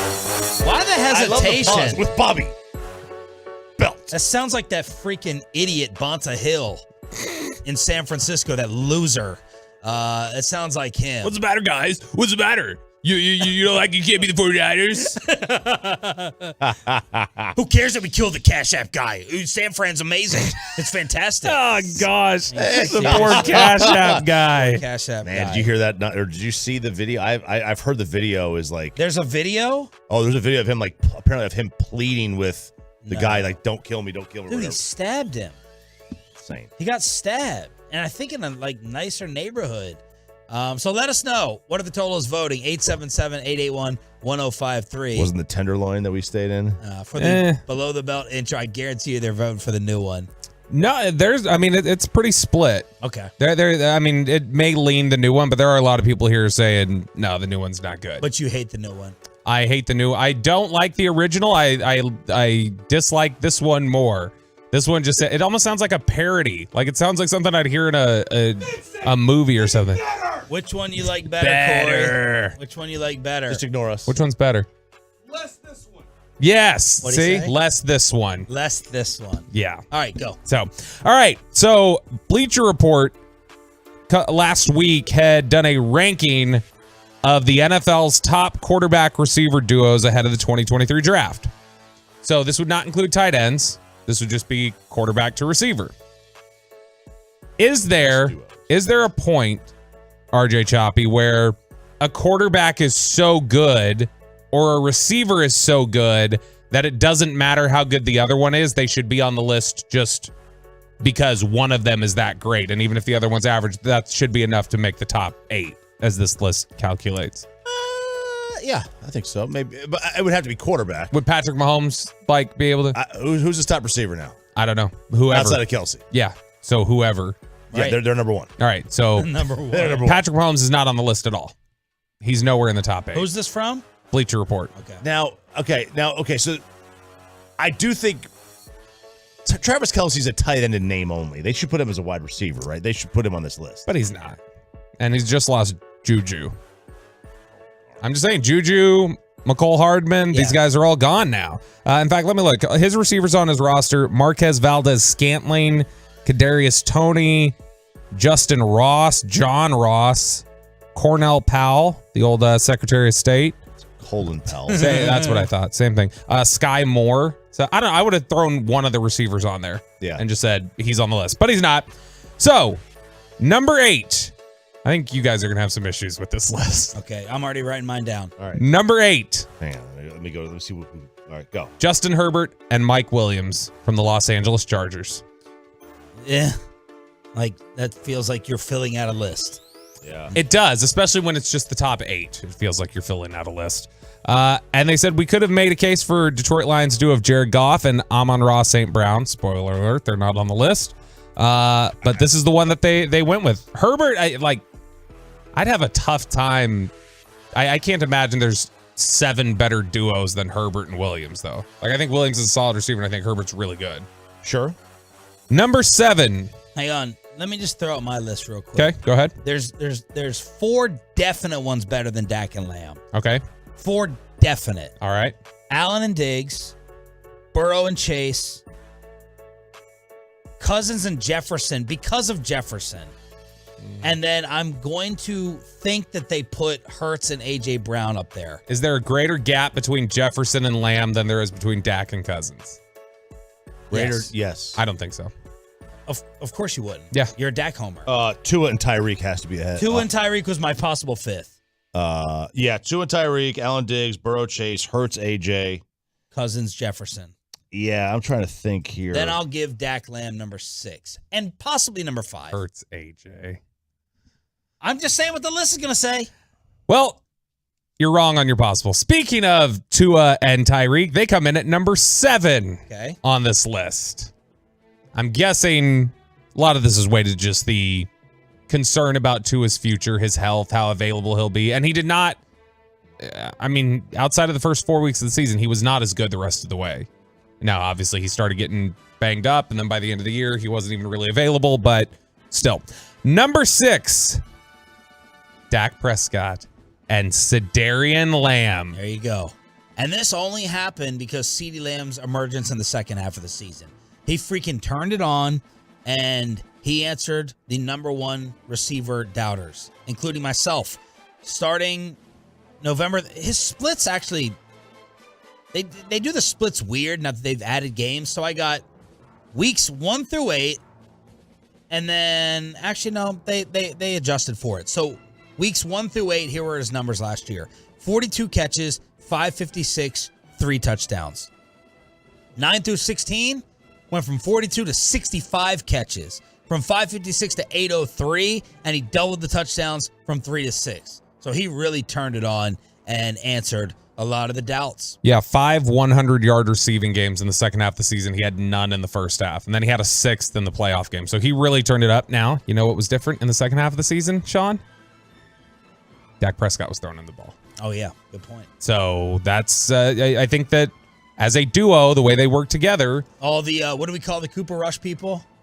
What do we call them? Troopers. Yeah, Cooper Troopers. Number 5. And this list can go in the trash. Jalen Hurts and A.J. Brown, Philadelphia Eagles. Told you.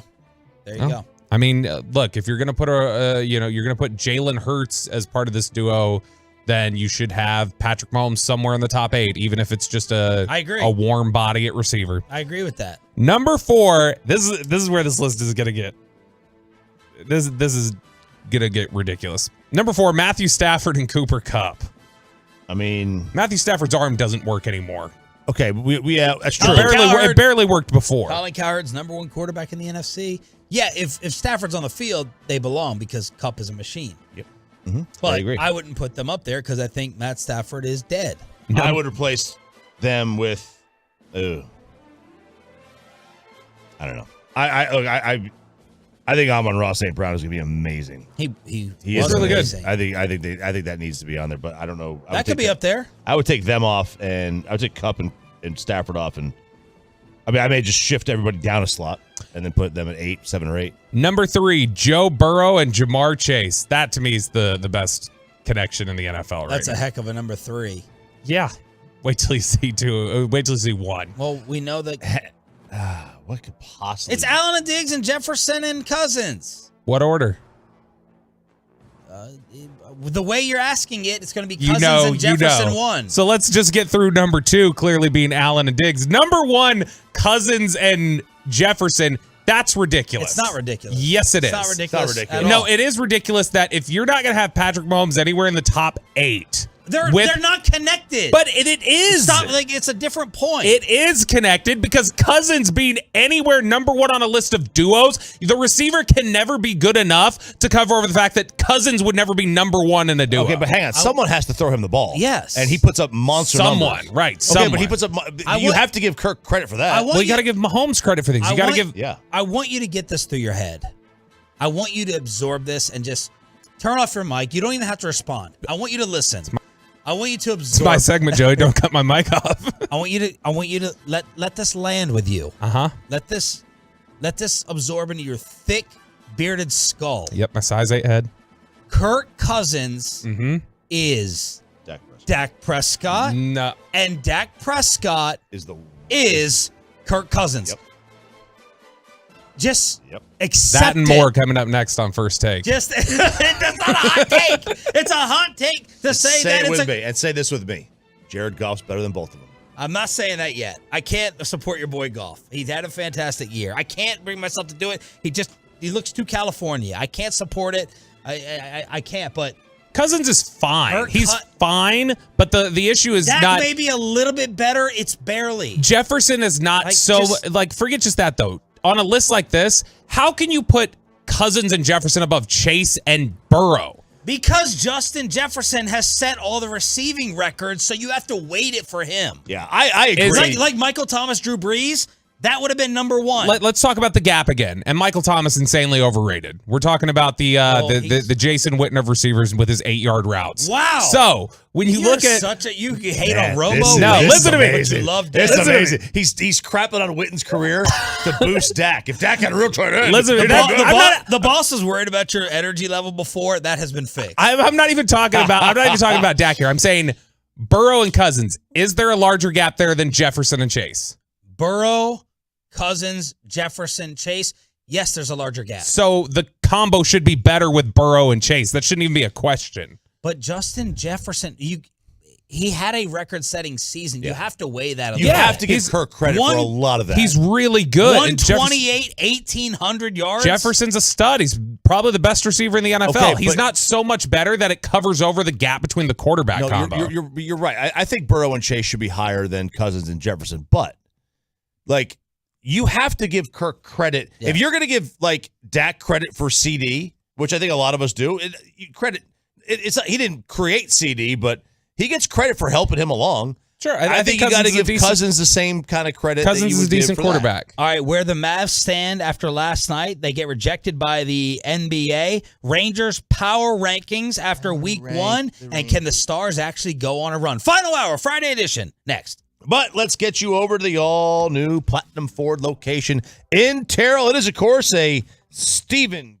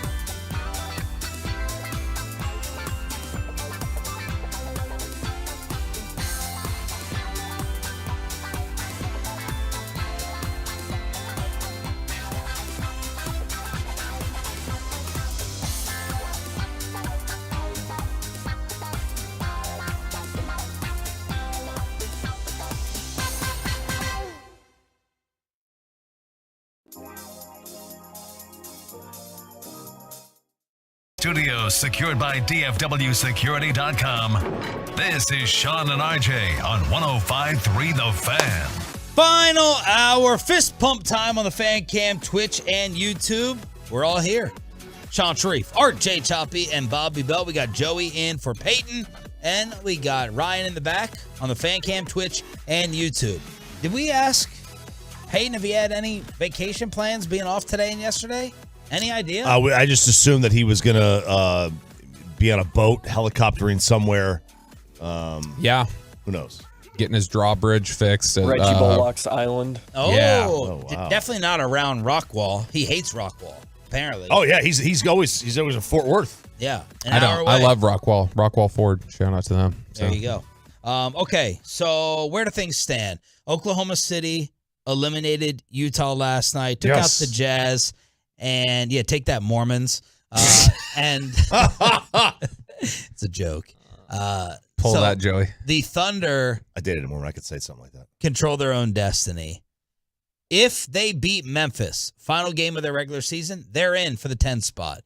The way that the Mavs would make it, we have to beat the Bulls tonight, 9.5-point favorites, as it looks like they may rest Zach LaVine and DeMar DeRozan, that game of the AAC. And then the Mavs have to maybe end Greg Popovich's career, possibly, if he retires with a loss Sunday at American Airlines. So this is probably going to come down to what the Grizzlies do with their starters. Yes. What they're going to do with their team against Oklahoma City. 100%. And, I want the Mavs to get in. I know from a team building standpoint, it may not be the best thing, but all I care about is the playoffs right now. Like the NBA has become, I think more than any other sport, it's become more about the postseason than anything.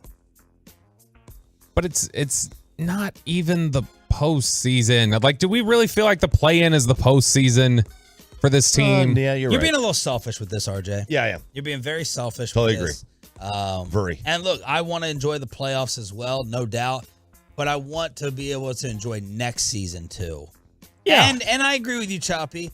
Getting the 9th pick, the 8th pick. Look, there's a chance, knowing this team, they'll miss the playoffs, they'll miss the play-in, and they'll forfeit the pick to the Knicks. So we'll lose both. Ugh. That's worst case scenario. That's what Kevin Gray tweeted the other day. You don't even get the pick. You lose it to New York.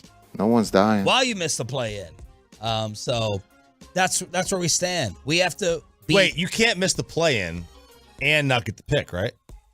Well, it's top 10 protected. So they would be 10 at worst if you miss the play-in. Yeah, so like right now, I think given the standings, because it's not done, the Bulls technically are tied with you for 10th, but the Bulls are in the play-in. And so I think once all that's set, they'll be out. Yeah, because I would assume like it goes by, if you make the play-in, you're not eligible for the top 10. I don't know. Maybe I'm wrong. Right now, the Mavs are tied for the 10 spot with Chicago. Yeah. So we're tied. And Chicago's in the play-in. Chicago's got that last spot in the East. Okay, so what is Memphis going to do? And the report that some of Ja Morant's actions have been covered up by the local police department? Yeah, they're not interviewing witnesses. They're, taking 6 weeks to even, basically comment on it.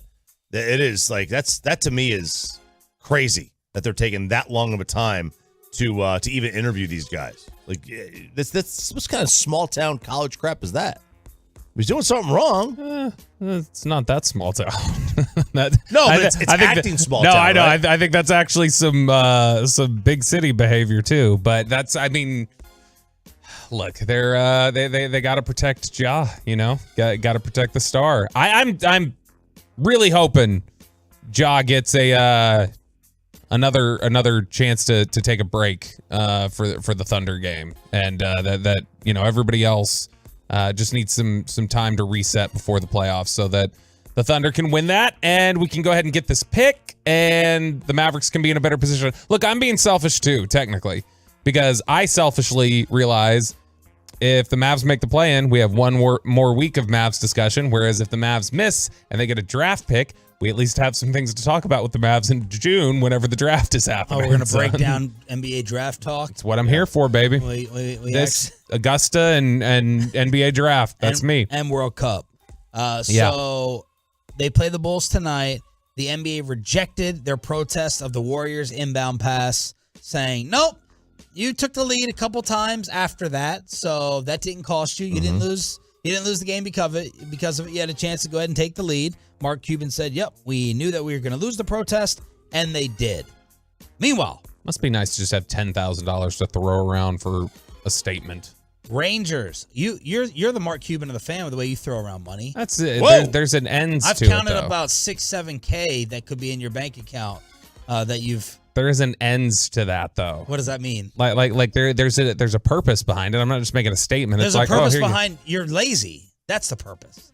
Oh wait, you're talking about something else. Kristen's listening. Be quiet. Oh, okay. So I was like, when are you going to start getting mad that I'm exposing your stuff? I thought you were talking about my tipping. Others. I'm gonna get a text in the next 60 seconds. Thanks a lot. Your Snitch. hotel stuff. I have snitched Sharif for you. Meanwhile, Rangers back in action today on this radio station in Chicago to take on the Cubs. We got some Texas Ranger power rankings. Yeah, we do. All right. How high did they go? And are they deserving of a top 10 from ESPN? Over under 11.5. Over, under 11. I'm going to say that they're over that. I'm going to say that they're a top 10 team to start off. Okay, Bobby. Yeah, top 10 team. So they started at 16. That's where they started. Okay. All right, I'll give you the teams at the top. Number 1, the Atlanta Braves. They're 5-1. We're better. Number 2, they got off to a bad start. They were previously number 1, the 3-4 Houston Astros. Okay. Number 3, started at number 4, now to 3, the New York Yankees. Bristol. Bristol. Number 4, they started at 11. This is the biggest jump of anybody. Tampa, 6-0. The only undefeated team left. Thought they were They haven't played the Rangers yet, though. Thought they were taking a step back. Sandler. I know. That's right, Sandler. I'm the baseball guy here. Dodgers at 5. They were also 5 in the preseason rankings. Thought they were taking a step back. Sandler. The preseason number 2 was San Diego. They are now 6 at 3-3. The Mets come in at 7. At 8. Oh, I know we're top 11 now. Toronto. Okay. At number 9. They Number started 9. 14th. They have moved to number 9. Minnesota. Joey Gallo. Yeah, they opened. Now, listen. All right, Bobby, I'm giving you a chance to take it back. Are they outside of the top 11? I mean, I'm kind of feeling like it now. Okay. But So- I don't. They shouldn't be. Yeah, Minnesota did not. I mean, they played the Royals and the Marlins. Number 10, Cleveland. They're 5-2. All right. The Deans. We might be in trouble. Number 11, the St. Louis Cardinals. Bested by the Cardinals again. They had several players in the Baseball Classic. A fast start wasn't expected. That's, I guess they say, because they played the World Baseball Classic, that they were going to get off to a sluggish start. I don't know why. Anyway, they're 2-4, but they have been number 11. They're 2-4, and they've played all their games at home, and they're 2-4. Number 12, Milwaukee at 5-1. Number 13, the Texas Rangers. All right. No, not all right. I'm not taking a baker's dozen. This is garbage. Here we go. Here's the write-up.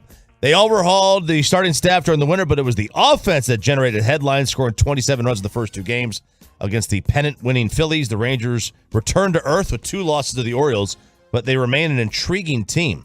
DeGrom's debut wasn't great, but he still showed he could be a dominant pitcher as long as he's healthy. He followed that start with a 6-inning outing against the O's, in which he allowed 2 runs, struck out 11. The back end of the rotation already seems better than it was last year.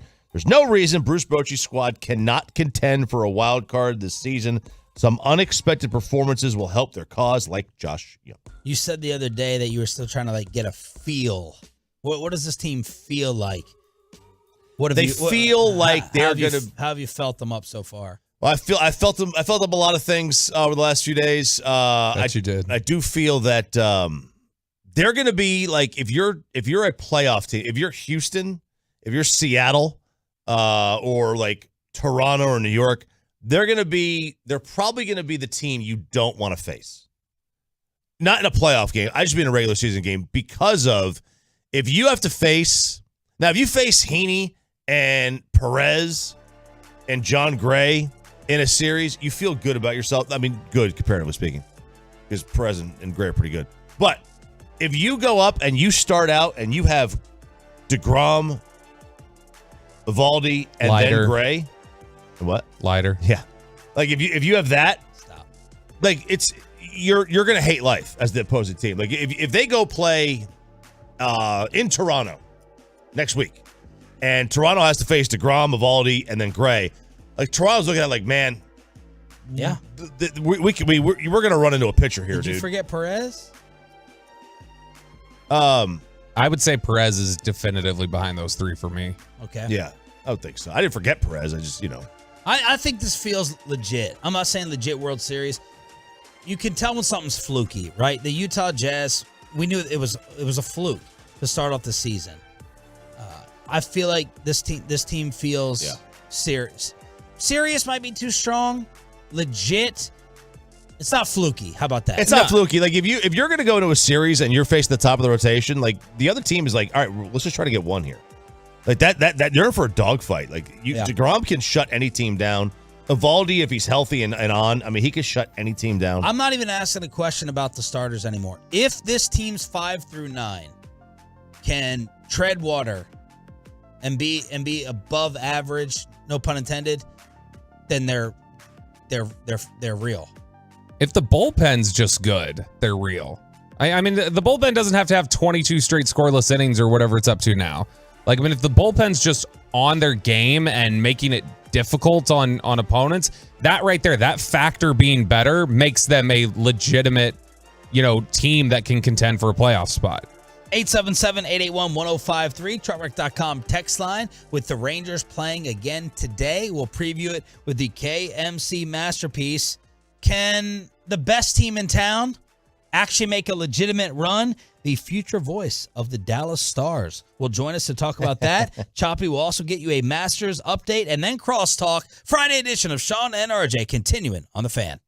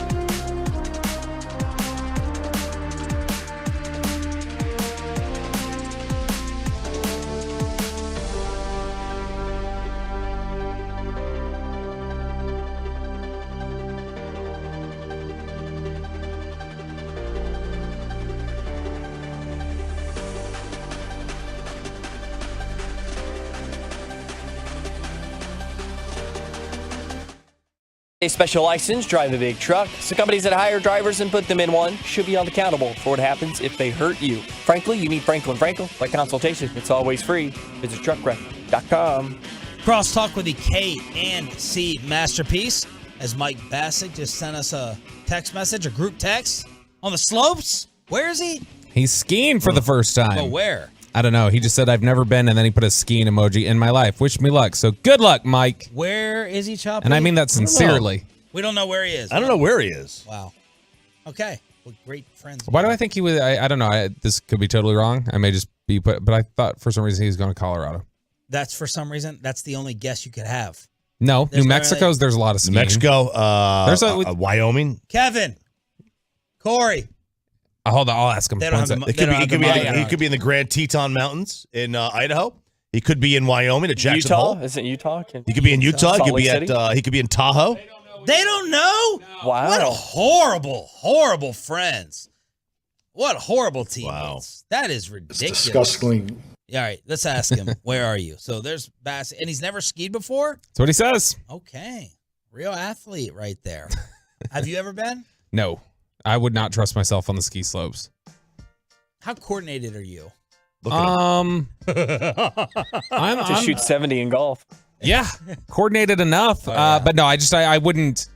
Look, I've got some. I've heard way too many horror stories of like, oh, somebody getting buried under snow or whatever else that I wouldn't. I don't think you're going to get buried under snow. I'm just throwing that one out there, man. An avalanche. All right, Chop, give us a Masters update. Oh, my guy. He's got a swagger back, baby. Brooks Koepka leading this thing at 8 under par. I do think, though, he's missing some golden opportunities. He had a couple of shots that the ball just spun back a little bit too far.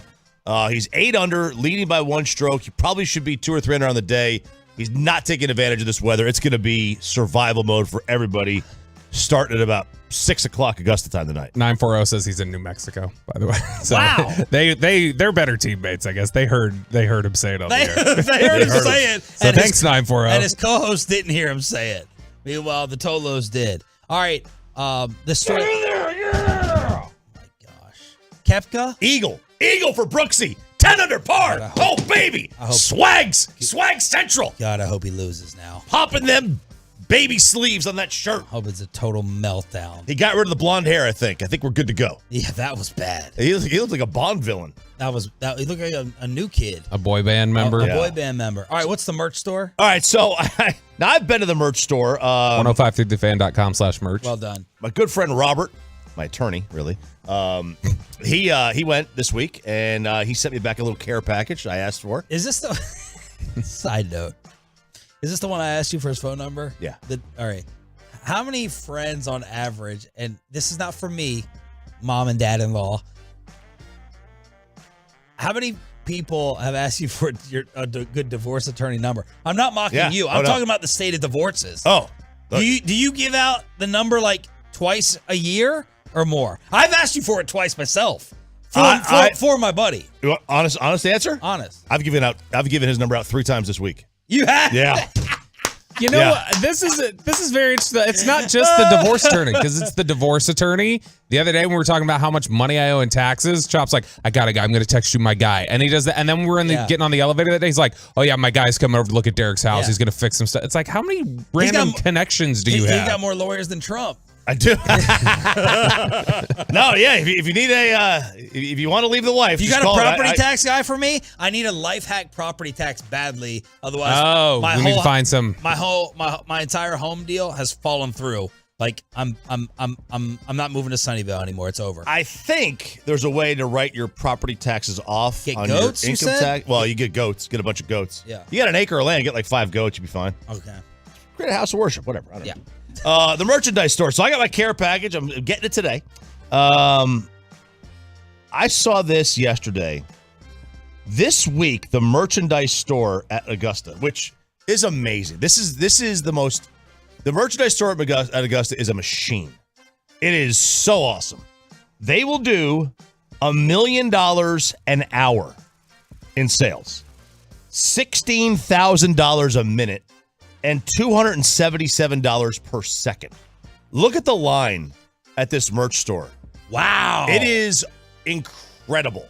Like, you have they give you a bag when you walk in. You just start filling the bag up. It is wild, this thing. And then when you're done, literally right next door to the merch, this is on the golf course. You get in this other line and you hand them your bag and they mail it to you. It's like a UPS store. They mail it back for you.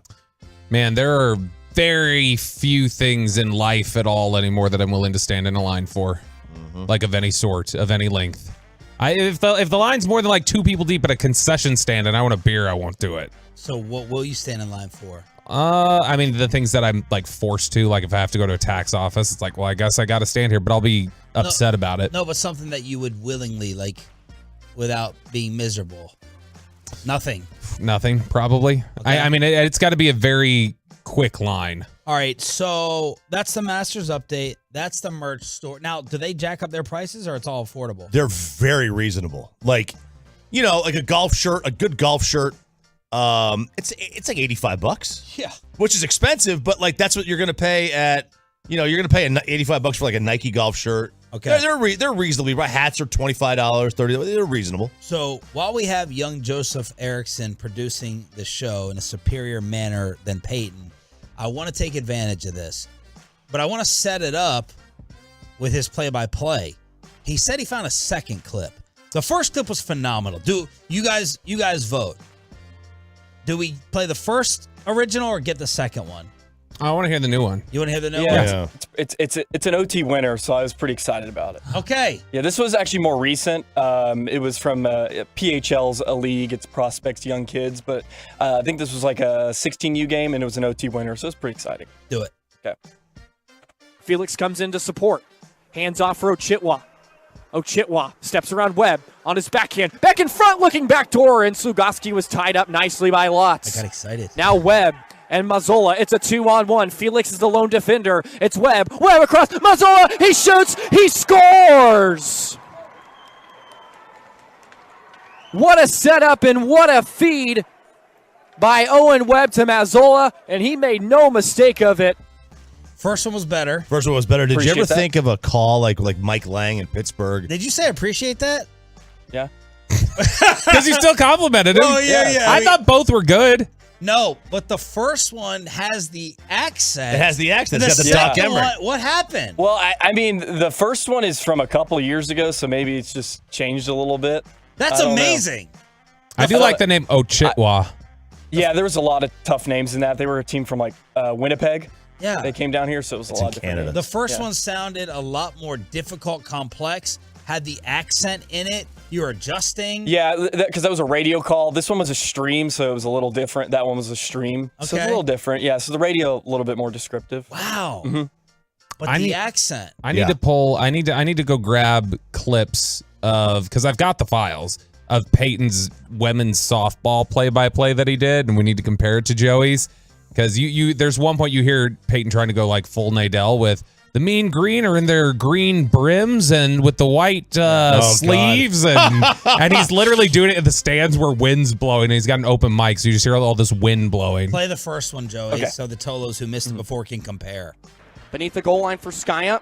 Back to the line for Ostertag. Wrist shot to the goal line. Heisey tried to redirect it on net from a sharp angle, but it went off the side of the cage. Husky still can't clear. And now Heisey in front. She couldn't pull the trigger. It was on her backhand. Now she spins away from Ness. Tons of space. Back to the high slot. Heisey with a turnaround shot blockered by Ahola. And there's a whole lot of mess going on in front of the net of the Huskies. Drop back to the line for Knowles. Walks the line. Wrist shot off the skate of Borgeret. Floats up in the air. Comes back to the ice. Picked up by Skya. To the left circle for Heisey. Her centering feed was taken away by Borgeret. Shovel to the line, but not out. Now the Gophers have number. Heisey in the middle of the slot. Slides it across. Score.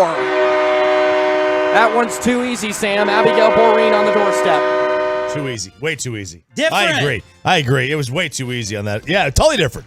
You had an accent in one. Yeah. You sounded like you were from like the Moose Factory, Ontario in one. And then the other one, you had no accent. Maybe it's because I was up there for a while, so maybe I just caught on to it a little bit of accent, and then I came home. So Yeah, that probably I'm is the reason. regressing. Yes. Definitely is. You regressed. I used to get a lot of the oils when I was up there. All right, let's see if the Dallas Stars can be true contenders. Let's run it by our netminder. This is from the Daily Face-Off, which apparently is a blog. So this writer says the Stars are like the one team to bet on to make a deep playoff run. They're like a undercover because they have kind of stumbled, or they're basically playing like 500 hockey over the last couple of weeks.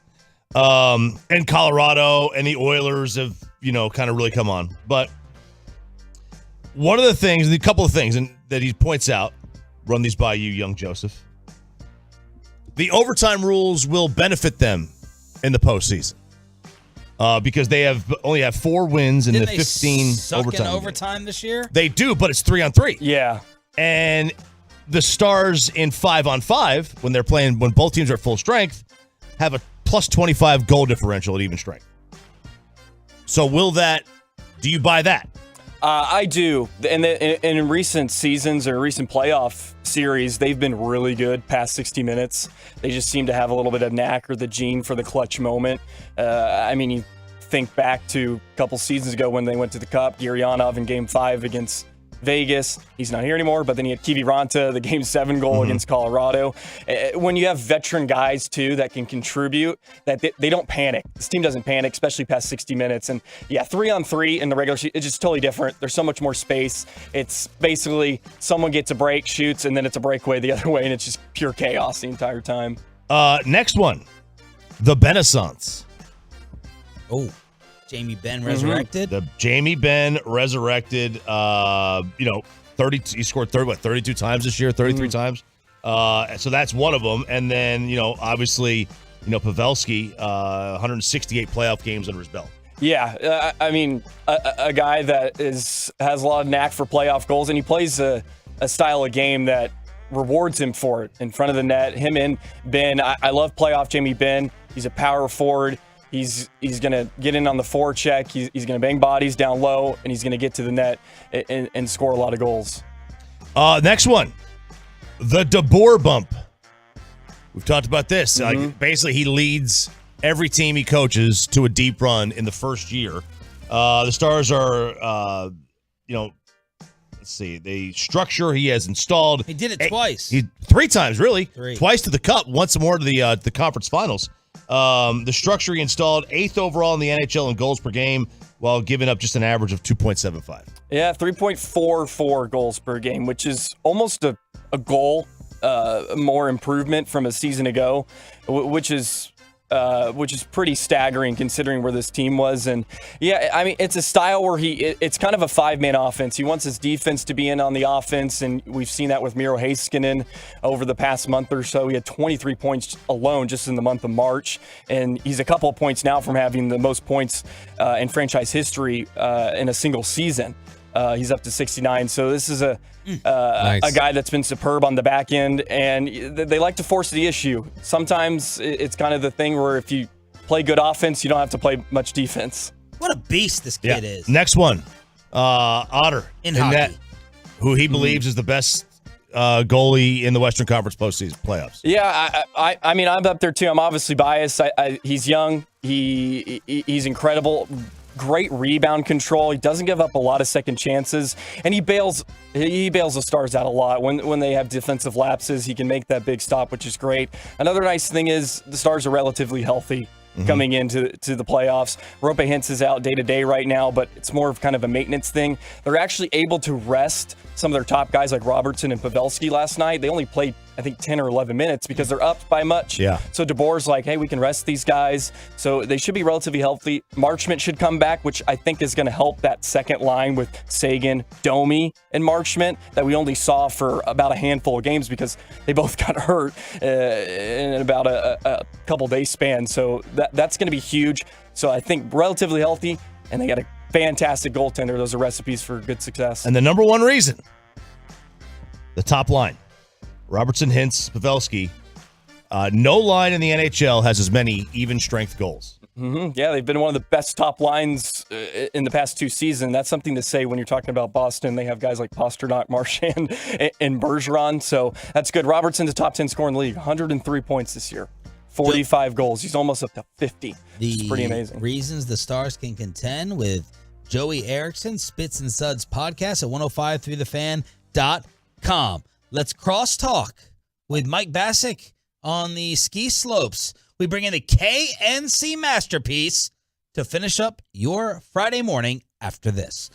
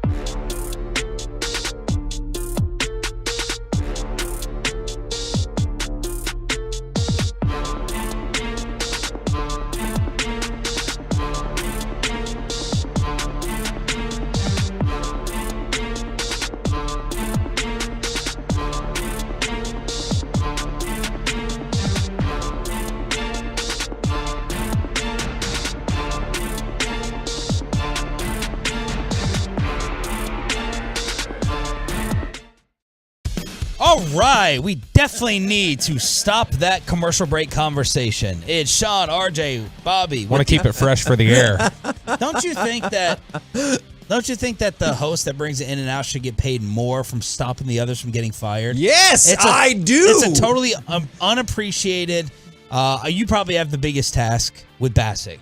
Well, sometimes Mike just keeps talking when the light goes on. Yeah. And he's like, well, it's Like fine. literally 3 times a week, I guarantee you stop Mike from being fired by, okay, and we're back. A week. And then yeah. Yeah. Sure. But the thing that really ticks me off is you try to be a good teammate and give the courtesy, like, okay, we're coming back, and he doesn't stop talking.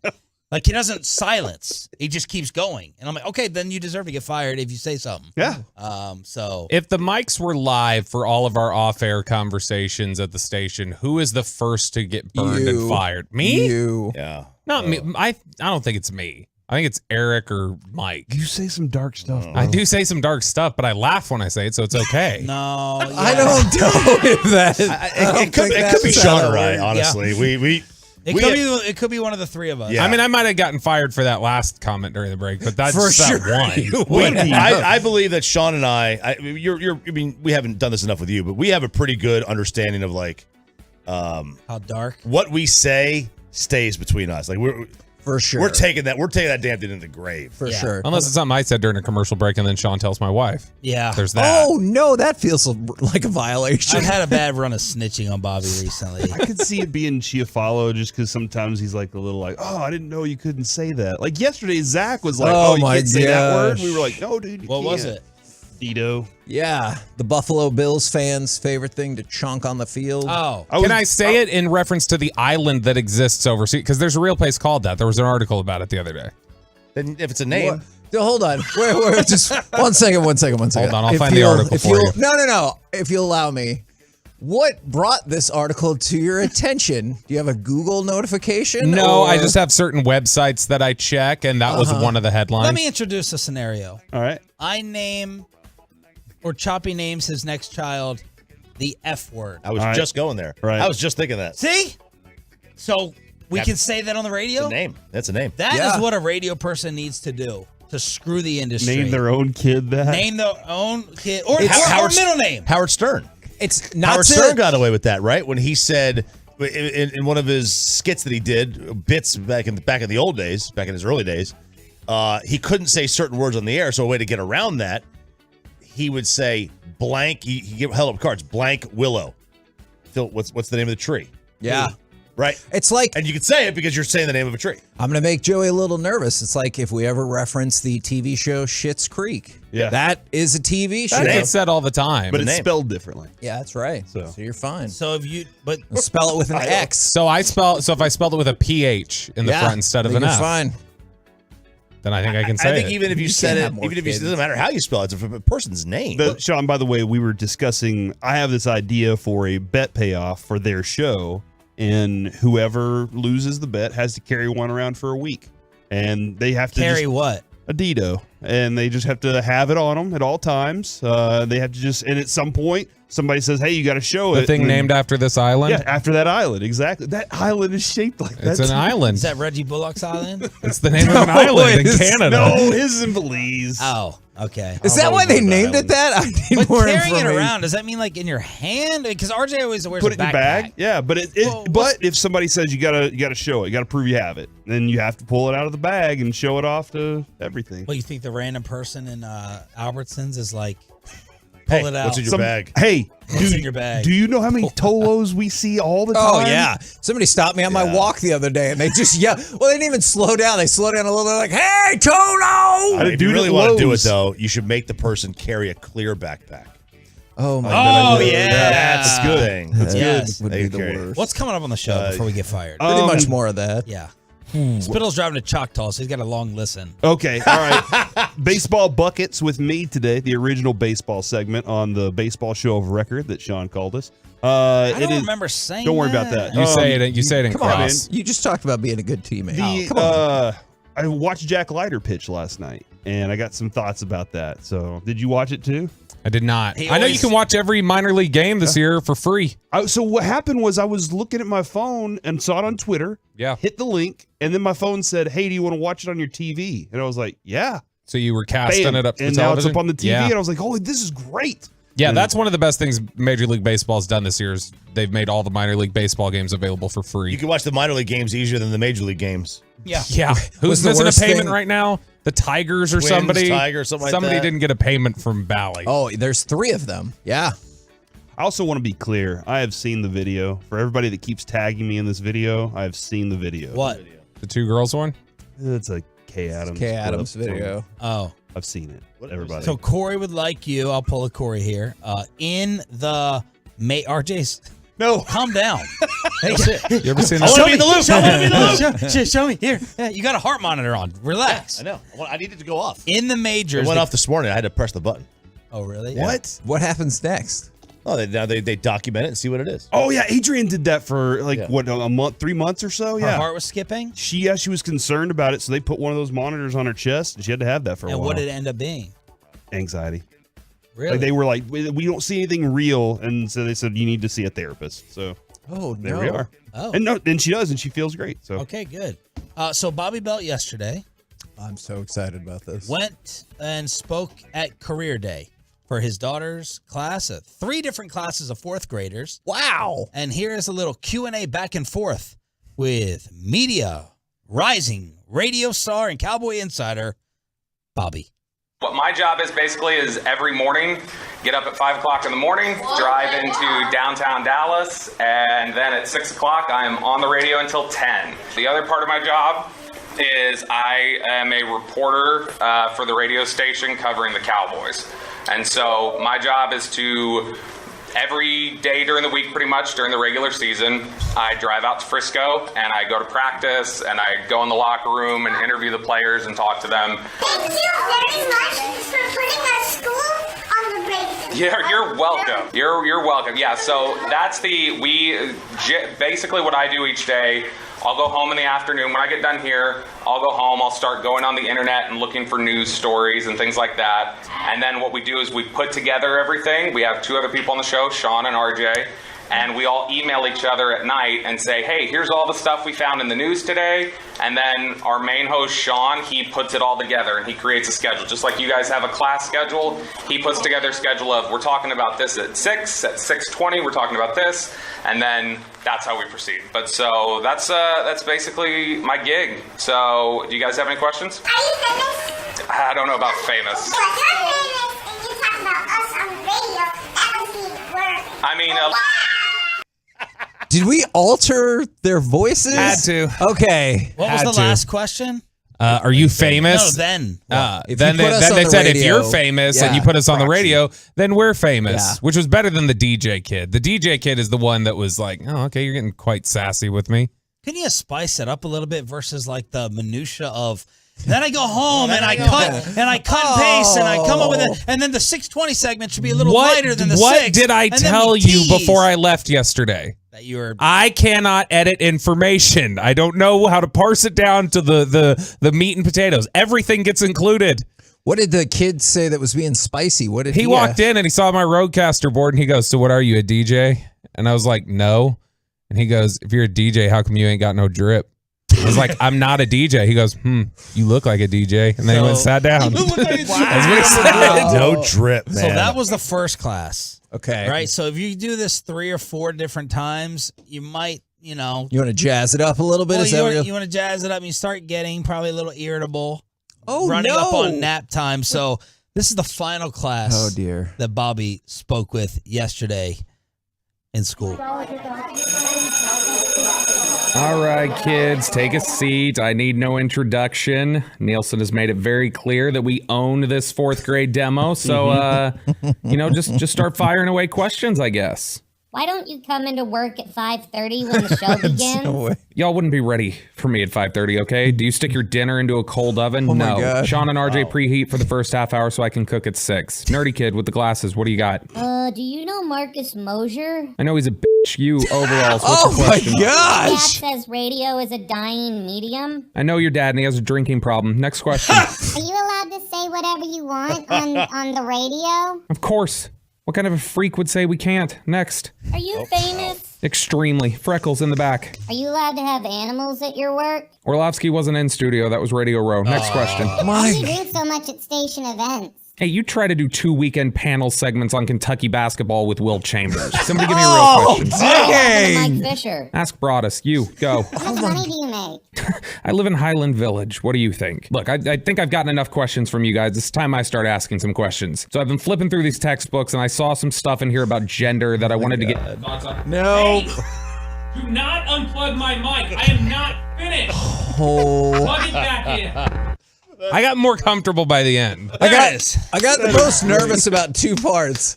When he said dinner, I thought for sure he was gonna say something else. Your dinner. And then stick your dinner in the oven. Yeah, I got really nervous, and then obviously the end part. Thank you very much for shutting that down, Baltimore Ravens PR guy. I love that. Have a fantastic weekend. What are your pronouns, Hagee? Happy Easter. The Friday, KNC guys. masterpiece. Next on The Fan. Always a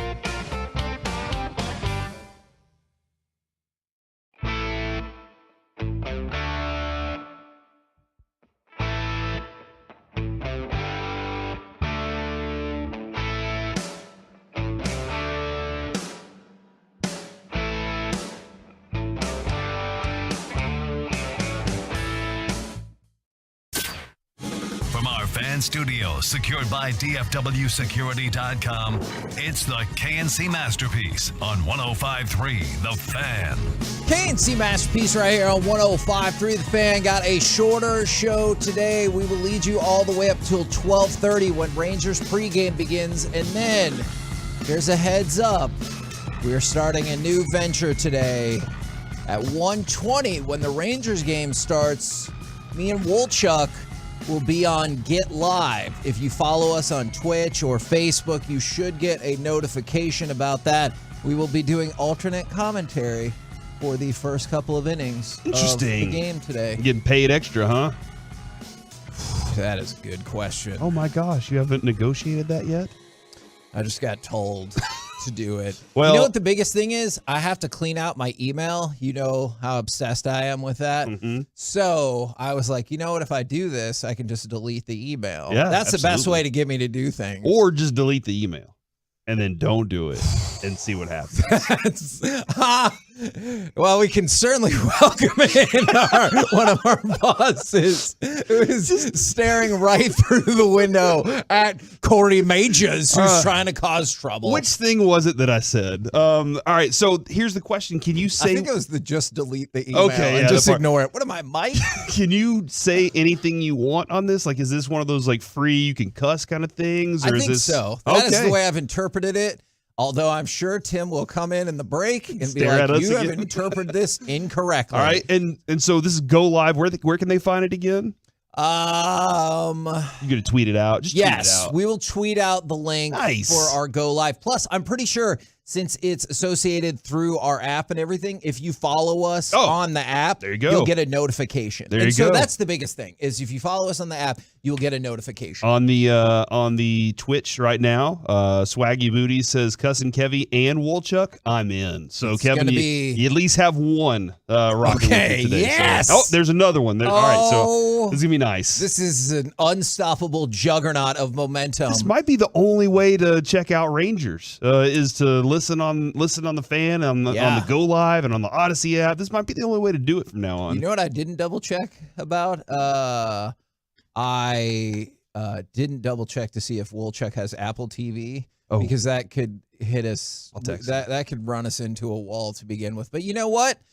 Sometimes you have an overwhelming amount of momentum and it just doesn't work out for you. You know what I'm saying, Alec? Like sometimes everything is behind this one person and they go to the biggest event of the year. And it's just a no-brainer that they would win and honor their late dad, who's a Hall of Famer, and everyone would celebrate, and then sometimes they don't win. Sometimes it just doesn't happen, Hagee, but hey, we can't have our cake and eat it, I guess.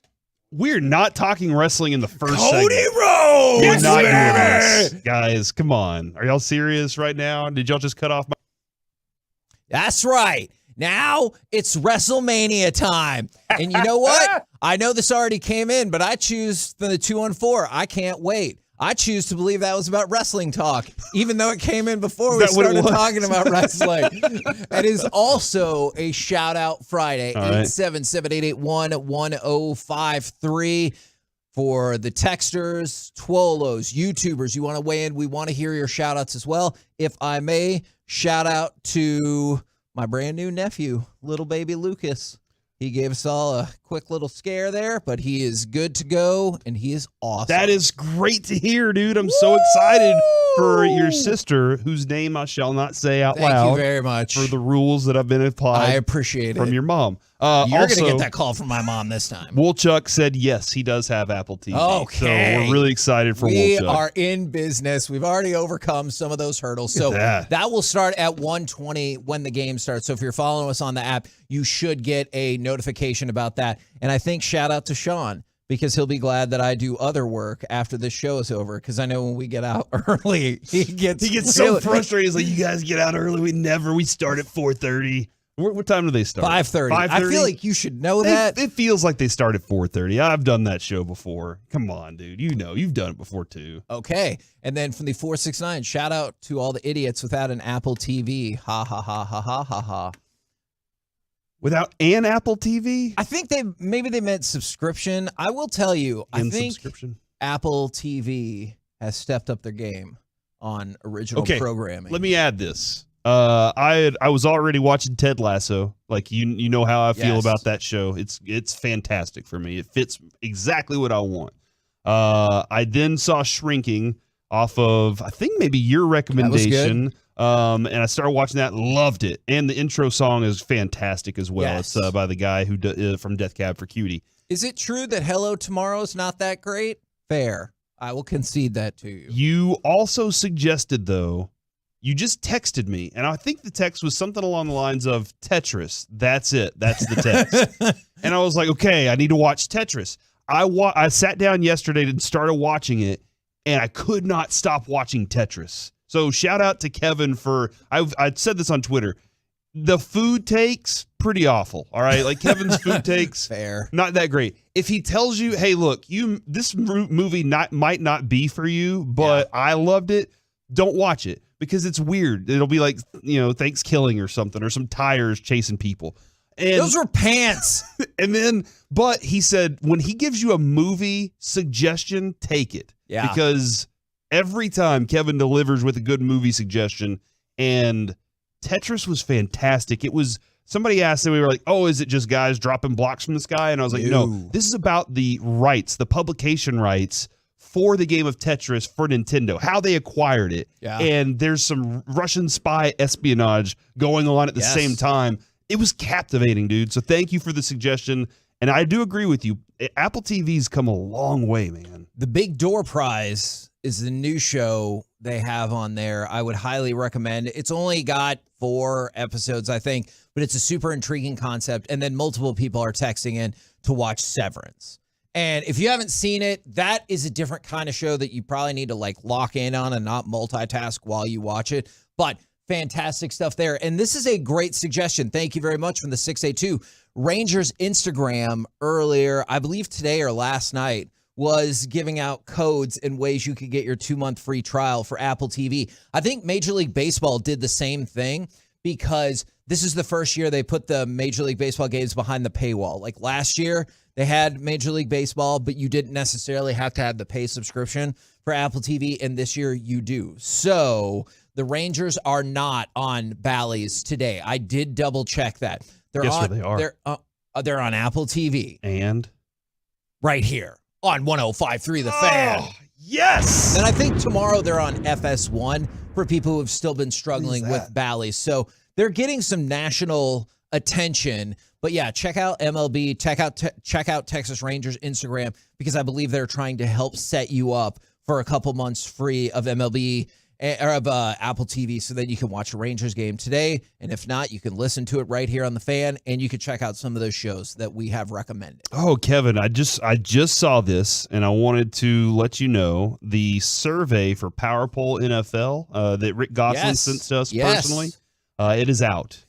Have you seen who I think it's like over 2,000 media members vote on this? CJ Stroud is the quarterback everybody said they would take.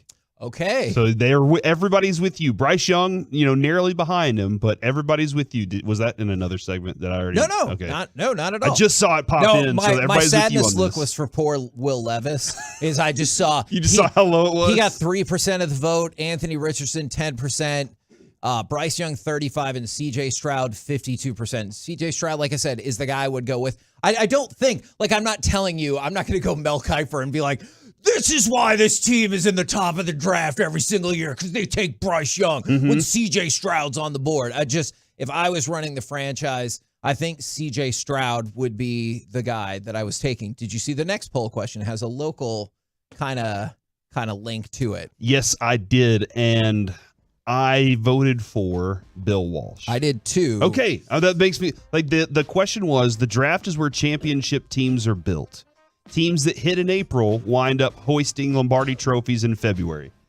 If you owned an NFL team, who would you want running your draft?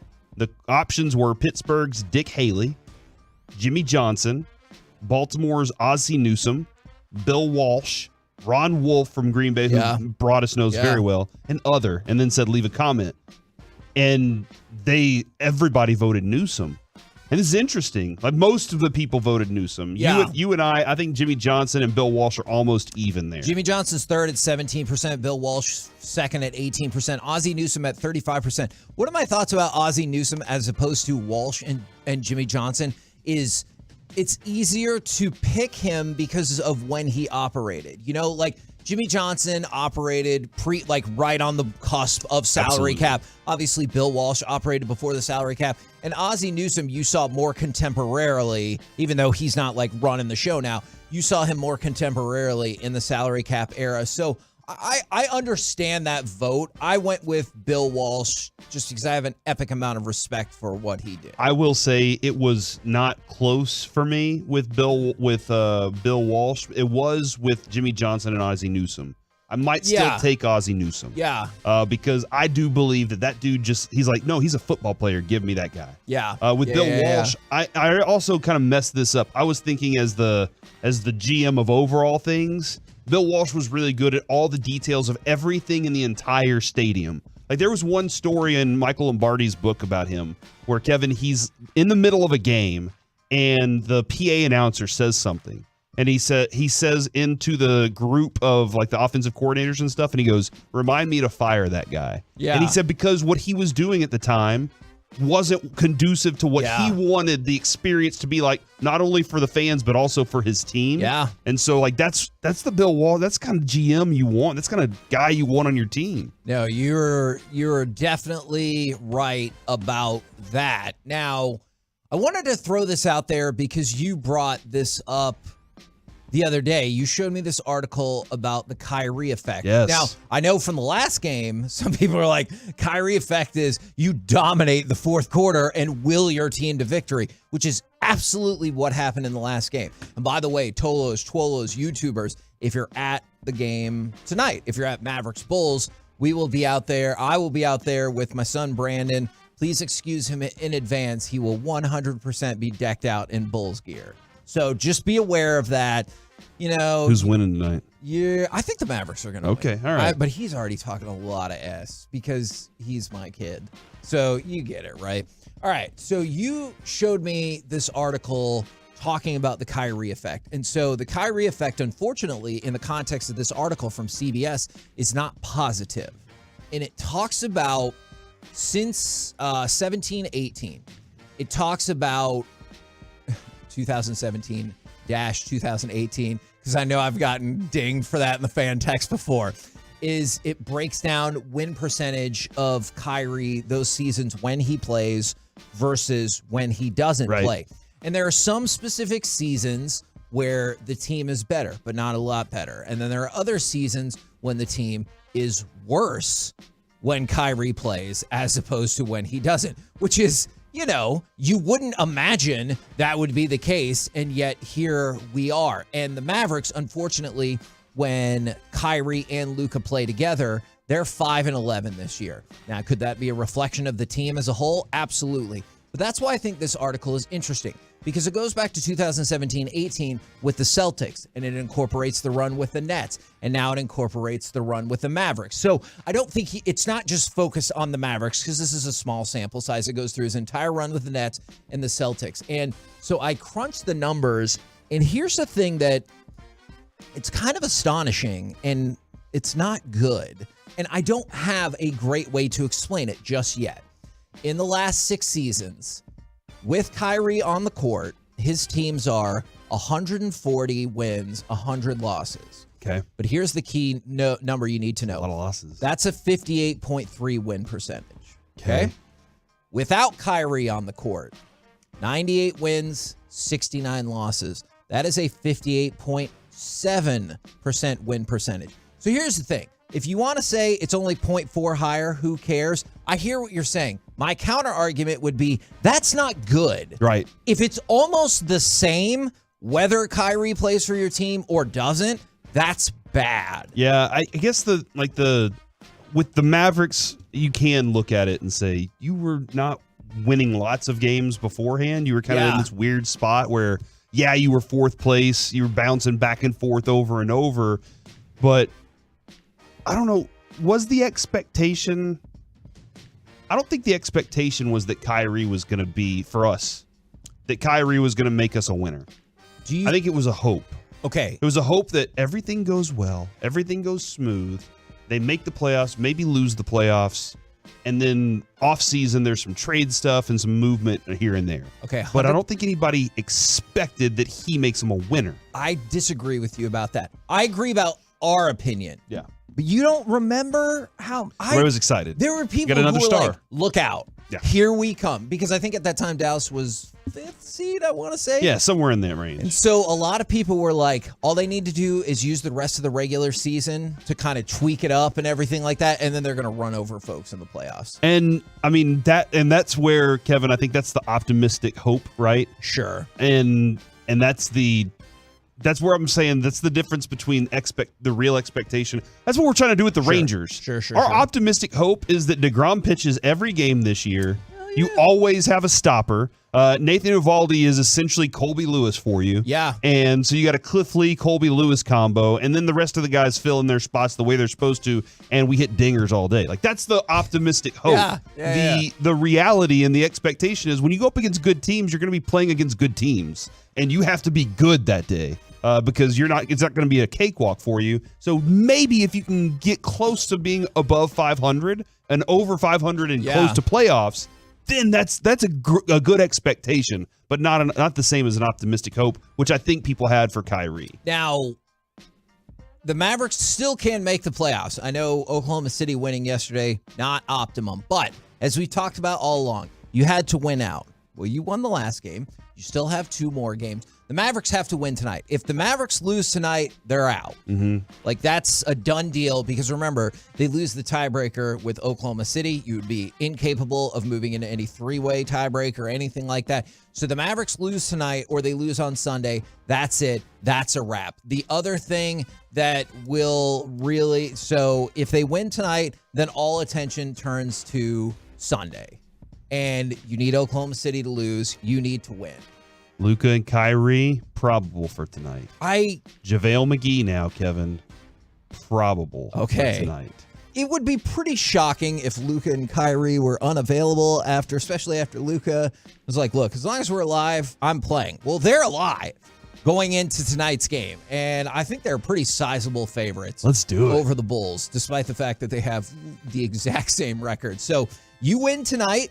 You push it down the line till Sunday. Then you need to win again on Sunday, and you need Oklahoma City to lose. And I will get to a little bit later what would happen for you after that. You know what Zach De La Rocha would say? Beat the Bulls, then have the parade. Yeah. I think that's the line. I hope people understand that lovely Rage Against the Machine off Saturday reference. Night Live. Yeah. We're the KNC Masterpiece right here on 105.3 The Fan. Coming up next, Lamar, Burrow, Herbert, Hurts, and the future of fully guaranteed NFL contracts. Plus, more of your shout-outs at 877-881-1053. We'll do it next right here on The Fan.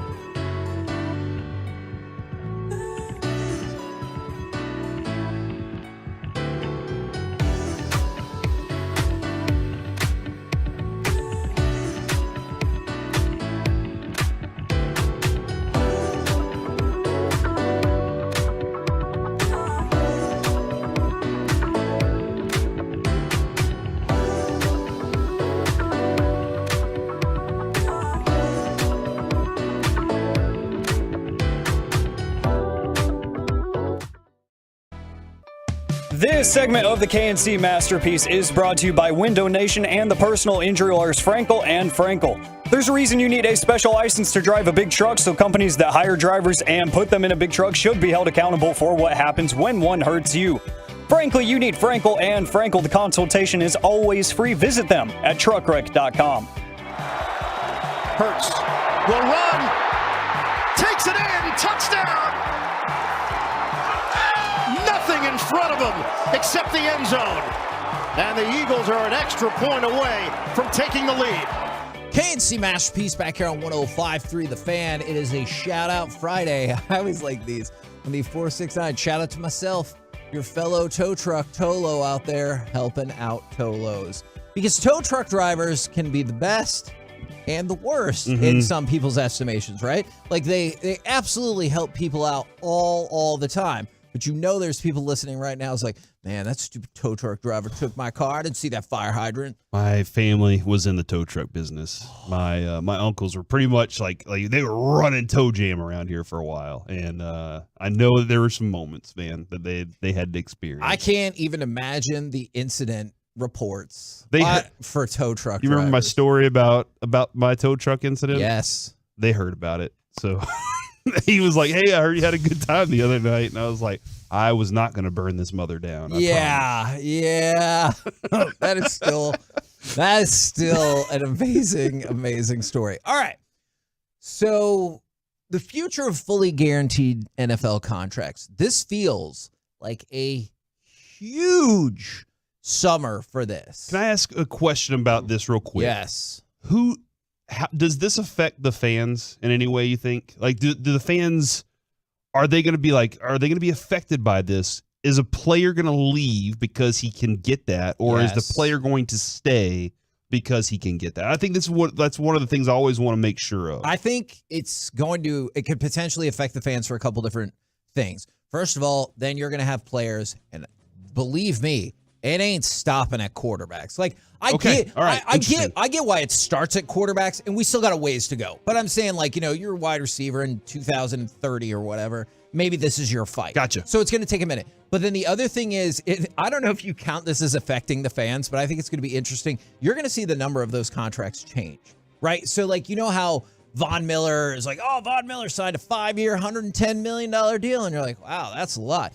Now it's going to be like, oh, Von Miller signed a 5-year, $80 million deal. And you're going to think, what the hell did that go down so much? Is it because it's going to be a fully guaranteed deal? And so you don't have to deal with these nonsense contracts anymore that are like, oh, yeah, after like your 8th year, we'll give you another $50 million. It's not guaranteed, but like we'll totally give it to you. Okay. And so like I think that's going to be the other aspect. And so there's a really interesting article in Sports Illustrated right now by Andrew Brandt.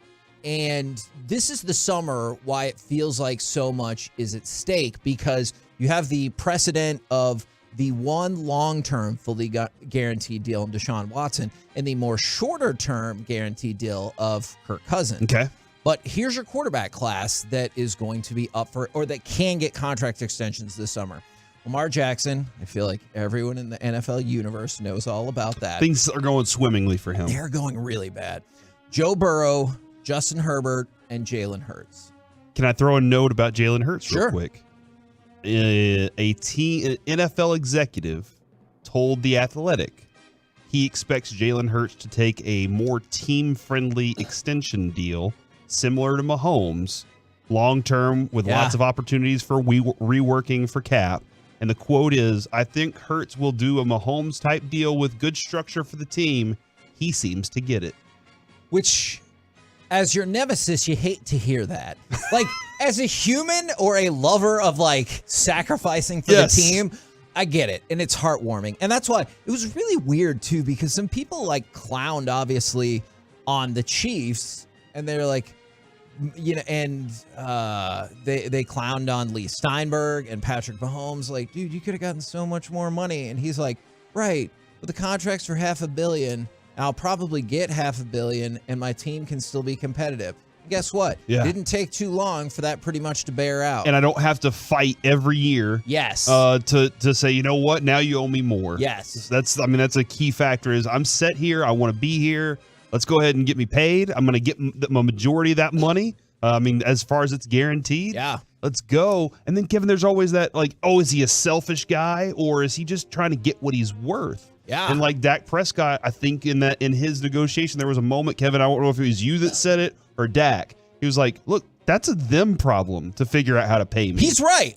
Just for the record, he's right. It is not Dak Prescott's job to make the cap easier for the Dallas Cowboys. And I go back to this all the time. How much faith do you have in your team that they're going to do right by that money? Exactly. Like if you're Patrick Mahomes, you're like, hey, you guys did some fancy maneuvering and we were able to win a Super Bowl when I wasn't making all of the money. Now I would like all of the money, but I'll give you a little room to maneuver some more because you've shown good faith. What the hell have the Cowboys done the last 25 years that Dak Prescott's like, you know what? If I cut them a break and give them an extra $6 million to work with every year, we're going to go to the ship. Yeah. Like, no. Yeah, so you kind of the mentality for most players in the NFL is get yours while you can. Yeah. Not, hey, let's do the team friendly thing. But I see where the Jalen Hurts thing, he might be in like a situation where he's like, hey, dude, it might be best for me to be surrounded by great players and get my money. And look what they just did. They were like, I need help. Okay, we'll draft Devontae Smith. I need more help. All right, we'll trade for A.J. Brown and take on that money. Yeah. And so what happened? He's seen the investment. Yes. He sees how they use their money. You did very well with that.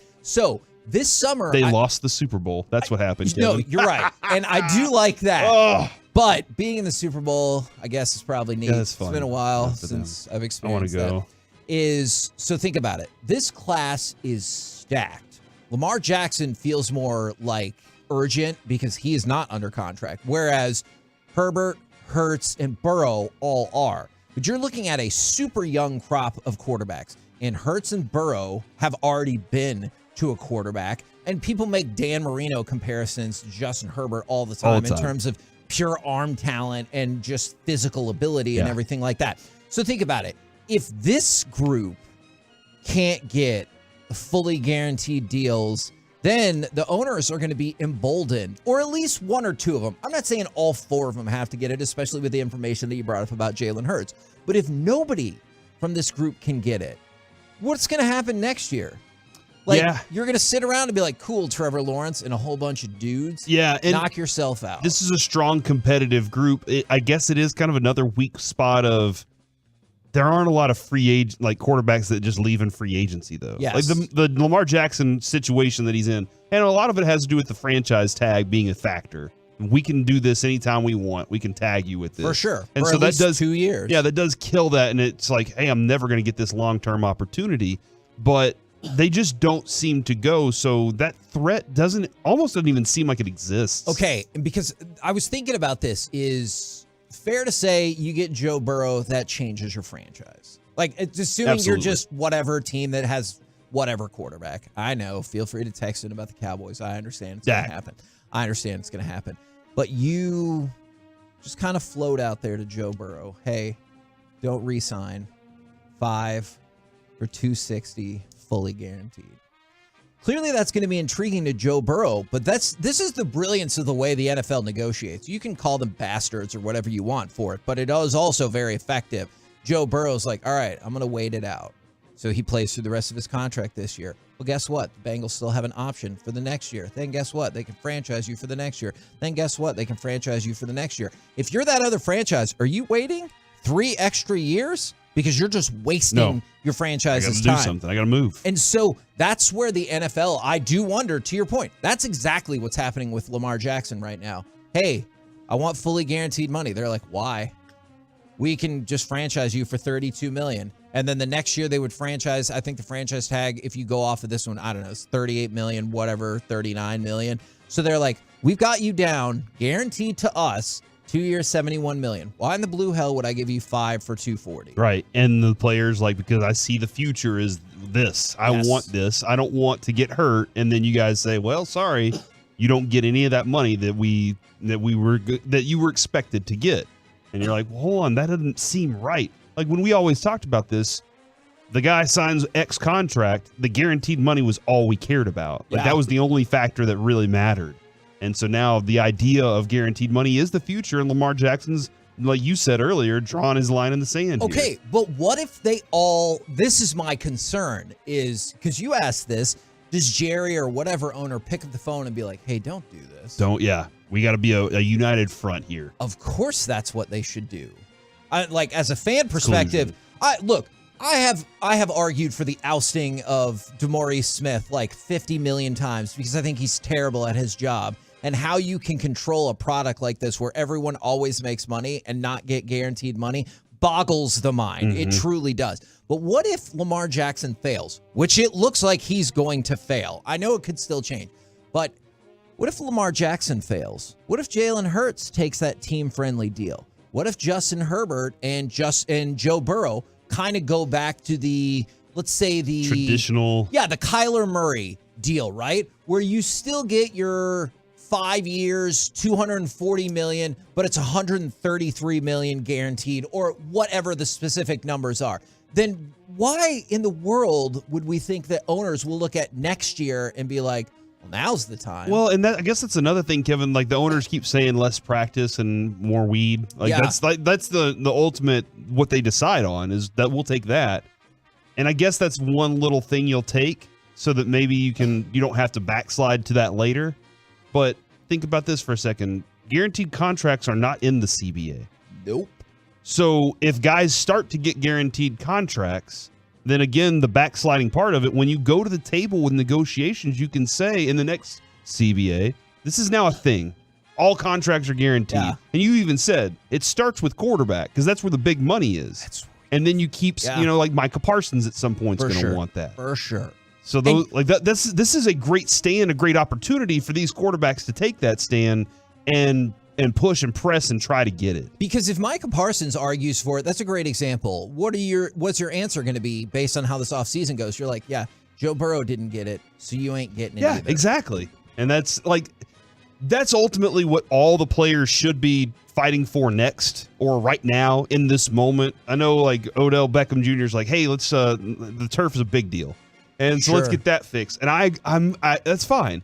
But Kevin, this becomes the idea of if you throw a whole bunch of things out there for people to be upset about, then they can't be upset about one thing. Yeah. And so the owners are like, yeah, let them be upset about 50 things because they can't manage it at that point. And so they can't focus in on the one thing that really matters. And the things they argued for are just so counterintuitive to getting that guaranteed contract. Like, we want less practice. Okay, because it's rough on your body, right? I know it might not pay off in the long term, except for monetarily, but wouldn't you feel a little bit more comfortable with some of that practice if you knew you had guaranteed money? Because, that's one of the fears, right? You don't want to hurt your body for the future, like after football, which I totally get, but you also don't want to hurt hurt yourself in terms of future football earnings. Well, if you knew your 4 years were locked in and guaranteed, obviously, you would still be heartbroken if you got injured from a competitive standpoint, but at least then it wouldn't ruin all of your money. So I don't understand the battles that they fight. There is one battle. Well, again, they're so segmented.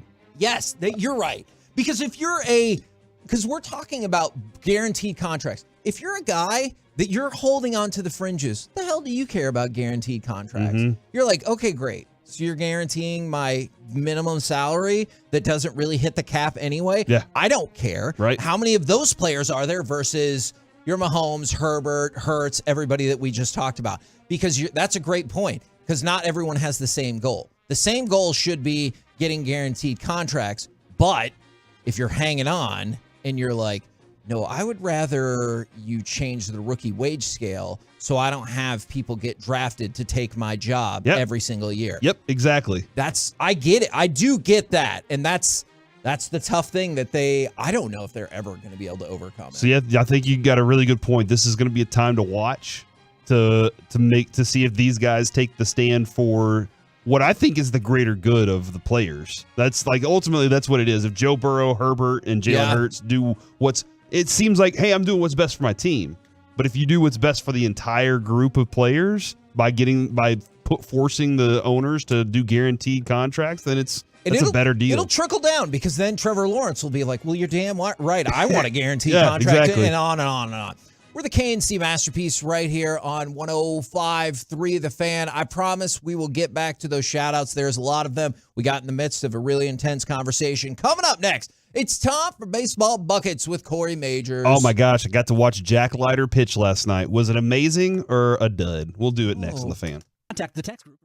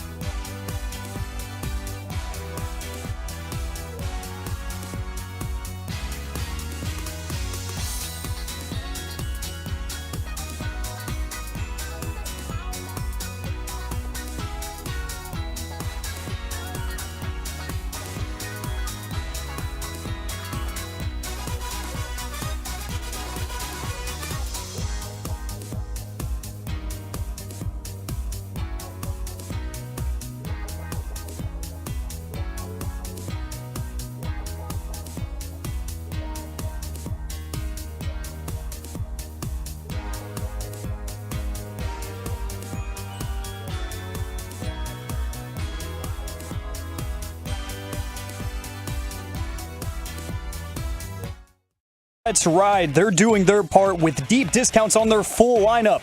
Unprecedented savings make now the best time to buy. This is Texas. This is Classic Chevrolet. Relax and enjoy the difference. Find new roads. KNC Masterpiece back here on 105.3 The Fan, and it's time for Baseball Buckets with Corey Majors. Your attention, please, ladies and gentlemen. Now batting with Baseball Buckets, Corey Majors. Buckets. Hey, Corey. Yes, Kevin. Can I tell you something that's not directly Baseball Buckets? Oh, man, it feels wrong. It feels wrong. Did you know that tomorrow Will, CA, and Joey will be broadcasting from Twin Peaks, Texas Motor Speedway location, doing the show from 9 a.m. to 2:30 p.m.? Holy cow, that's a shift right there. I did know that. Maybe it's broken up. I did. No, it's not. Oh, that is a shift right I don't know, there. actually. I don't know if it's broken up. But go hang out with them. I like it. I think it's a grand idea. Twin Peaks is an amazing place to be. It is. Kevin, I watched Jack Leiter pitch last night. How did it go? Oh, no. Well, there were some really good moments. Okay. I think I got in at the tail end of the first inning. Okay. And he only went 4.5 innings. No. 4 1/3 innings. Okay. Just feels wrong. 4.1 innings. Okay. That's 4 1/3. There were moments where I was like, oh yeah, there we go. That's nice. That looks good. But there were also moments where you could see that he's trying to work the corners and he's just not consistently there. And I don't know. Look, we could talk with Derek and Mike and go, hey, how easy is this going to be to fix? Or, hey, when is this going to come along? And I think, Kevin, more repetition. This is the first. I know you did this spring training, but this is the first game of the year. Yeah. And it was a little cold. He's never going to pitch in the cold inside of this stadium. This is awesome. We got a roof, baby. Climate controlled. What? Control. Not. Okay. I was kind of curious, All right. So, but he goes out there. He was best when he was elevating pitches, which is what Mike doesn't want him to do. Yeah. And what Mike Maddox doesn't want him to do. Whenever he wanted to strike somebody out or punch them out, it looked like he wanted to go up in the zone. And Mike's like, no, don't do that anymore because staying low in the zone is the way that Mike Maddox wants you to do it. That's probably tough when you see the success, though, and they're like, this is the opposite of what we want you to do. And you're like, but it's going really You're like, well. Nolan did it. And he was like, but Nolan could throw 105 if he wanted. Yeah. He had 5 strikeouts, all right, and he only gave up 4 runs. Both of them on home runs, or all 4 of them on home runs. 4 runs and 4 1/3. 2 home runs were given up. Lawler. One of them was Jordan Lawler. And I'm not saying this is. He looked good. There were lots of other moments where he was getting weak contact. The one to Jordan Lawler, it was a curveball inside. It hung a little too high, and Jordan Lawler just said, he turned on it real fast and put it. I mean, it was a rocket. And Jordan Lawler's a good hitter. He's going to, that's what he's going to do. But this is not a sign of give up on Jack Leiter. This was his first outing this year. Because if this is the case, Kevin, we're giving up now. Ronald Acuna Jr.'s little brother, Luis Angel Acuna, 0 for 5. I'm not giving up on anybody.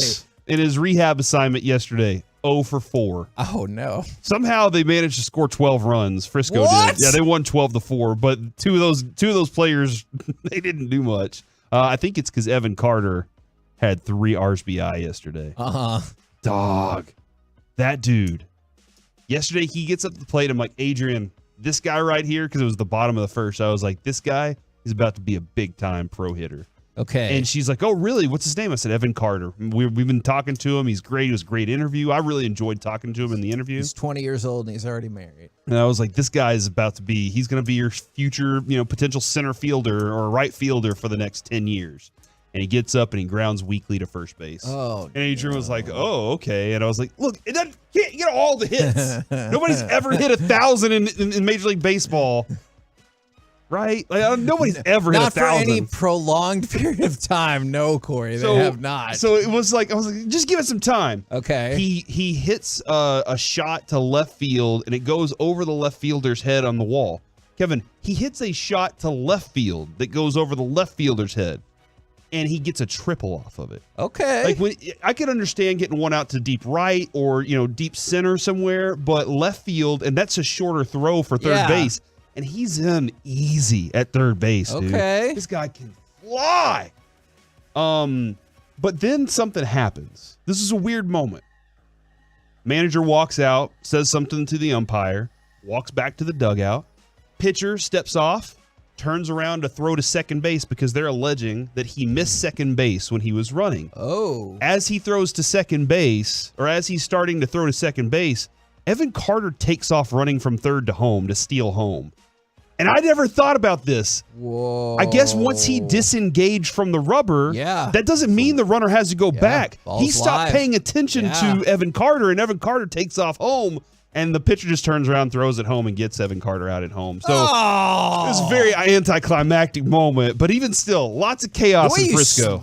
You told that story made me sad. It was dude. exciting. Like I was having a moment going, oh my gosh, what's happening here? Because the triple, him getting the triple was really cool. But that's the future of what you're looking forward to with Evan Carter is a dude that can absolutely fly around the bases, and he has the outfield covered as well. As for Jack Leiter, again, I think it's an absolute blast that he's on the mound. That you're going to be getting Owen White tonight for them. So there's a lot going on in Frisco where there's a lot of talent. And I didn't know this. This is how I found out, Kevin. I was scrolling yesterday on Twitter, and it said, hey, the game's on right now for free. And I was like, sweet. So I clicked the link, start watching the game, and then my phone asked me, do you want to cast it on your TV? I hit yes, and now I'm watching the game on the TV. Now, I will say this. They didn't have sound for a little while, so there was no play-by-play. All you were getting was the announcer's sound, so it'd be like, Evan Carter, whatever, position. Yeah. And then, like, every once in a while, you'd hear some random clap, and then when the girl is, like, showing off the kid of the day and he's getting to make the announcement, that you could hear that, but there was no play-by-play. And also there were moments where I would get these random cutaways to like some lady chopping up onions or something. You know what, Corey? You are not doing a good job. You were selling how amazing this was. It was awesome. You're like, the production sucks. I didn't say There's that, a lot though. of talent on this team. I'm saying there's a lot of great things to look forward to if you can get past all the other stuff. So the fact that I could just cast it on my TV and watch Jack Leiter pitch for free was really fun. So get an idea. If you want to, go get an idea of that whenever you see those pop up. Owen White, maybe if Rocker makes his way to Double-A this year, which I doubt, we'll see what's going on there. So I'm excited about that. And might not get to see it because they cut away to that lady with the onions. One thing I can get, maybe it was garlic. I can't remember. That's neither here nor there. That was Kevin. the part of the story that I was concerned about. Today, though, the Rangers start off things against the Cubs. And this is exciting because the Cubs had lost 3 straight until they won one 12-5 against the Reds. And then they had a game postponed. So I don't even know if they know what they're doing right now with baseball.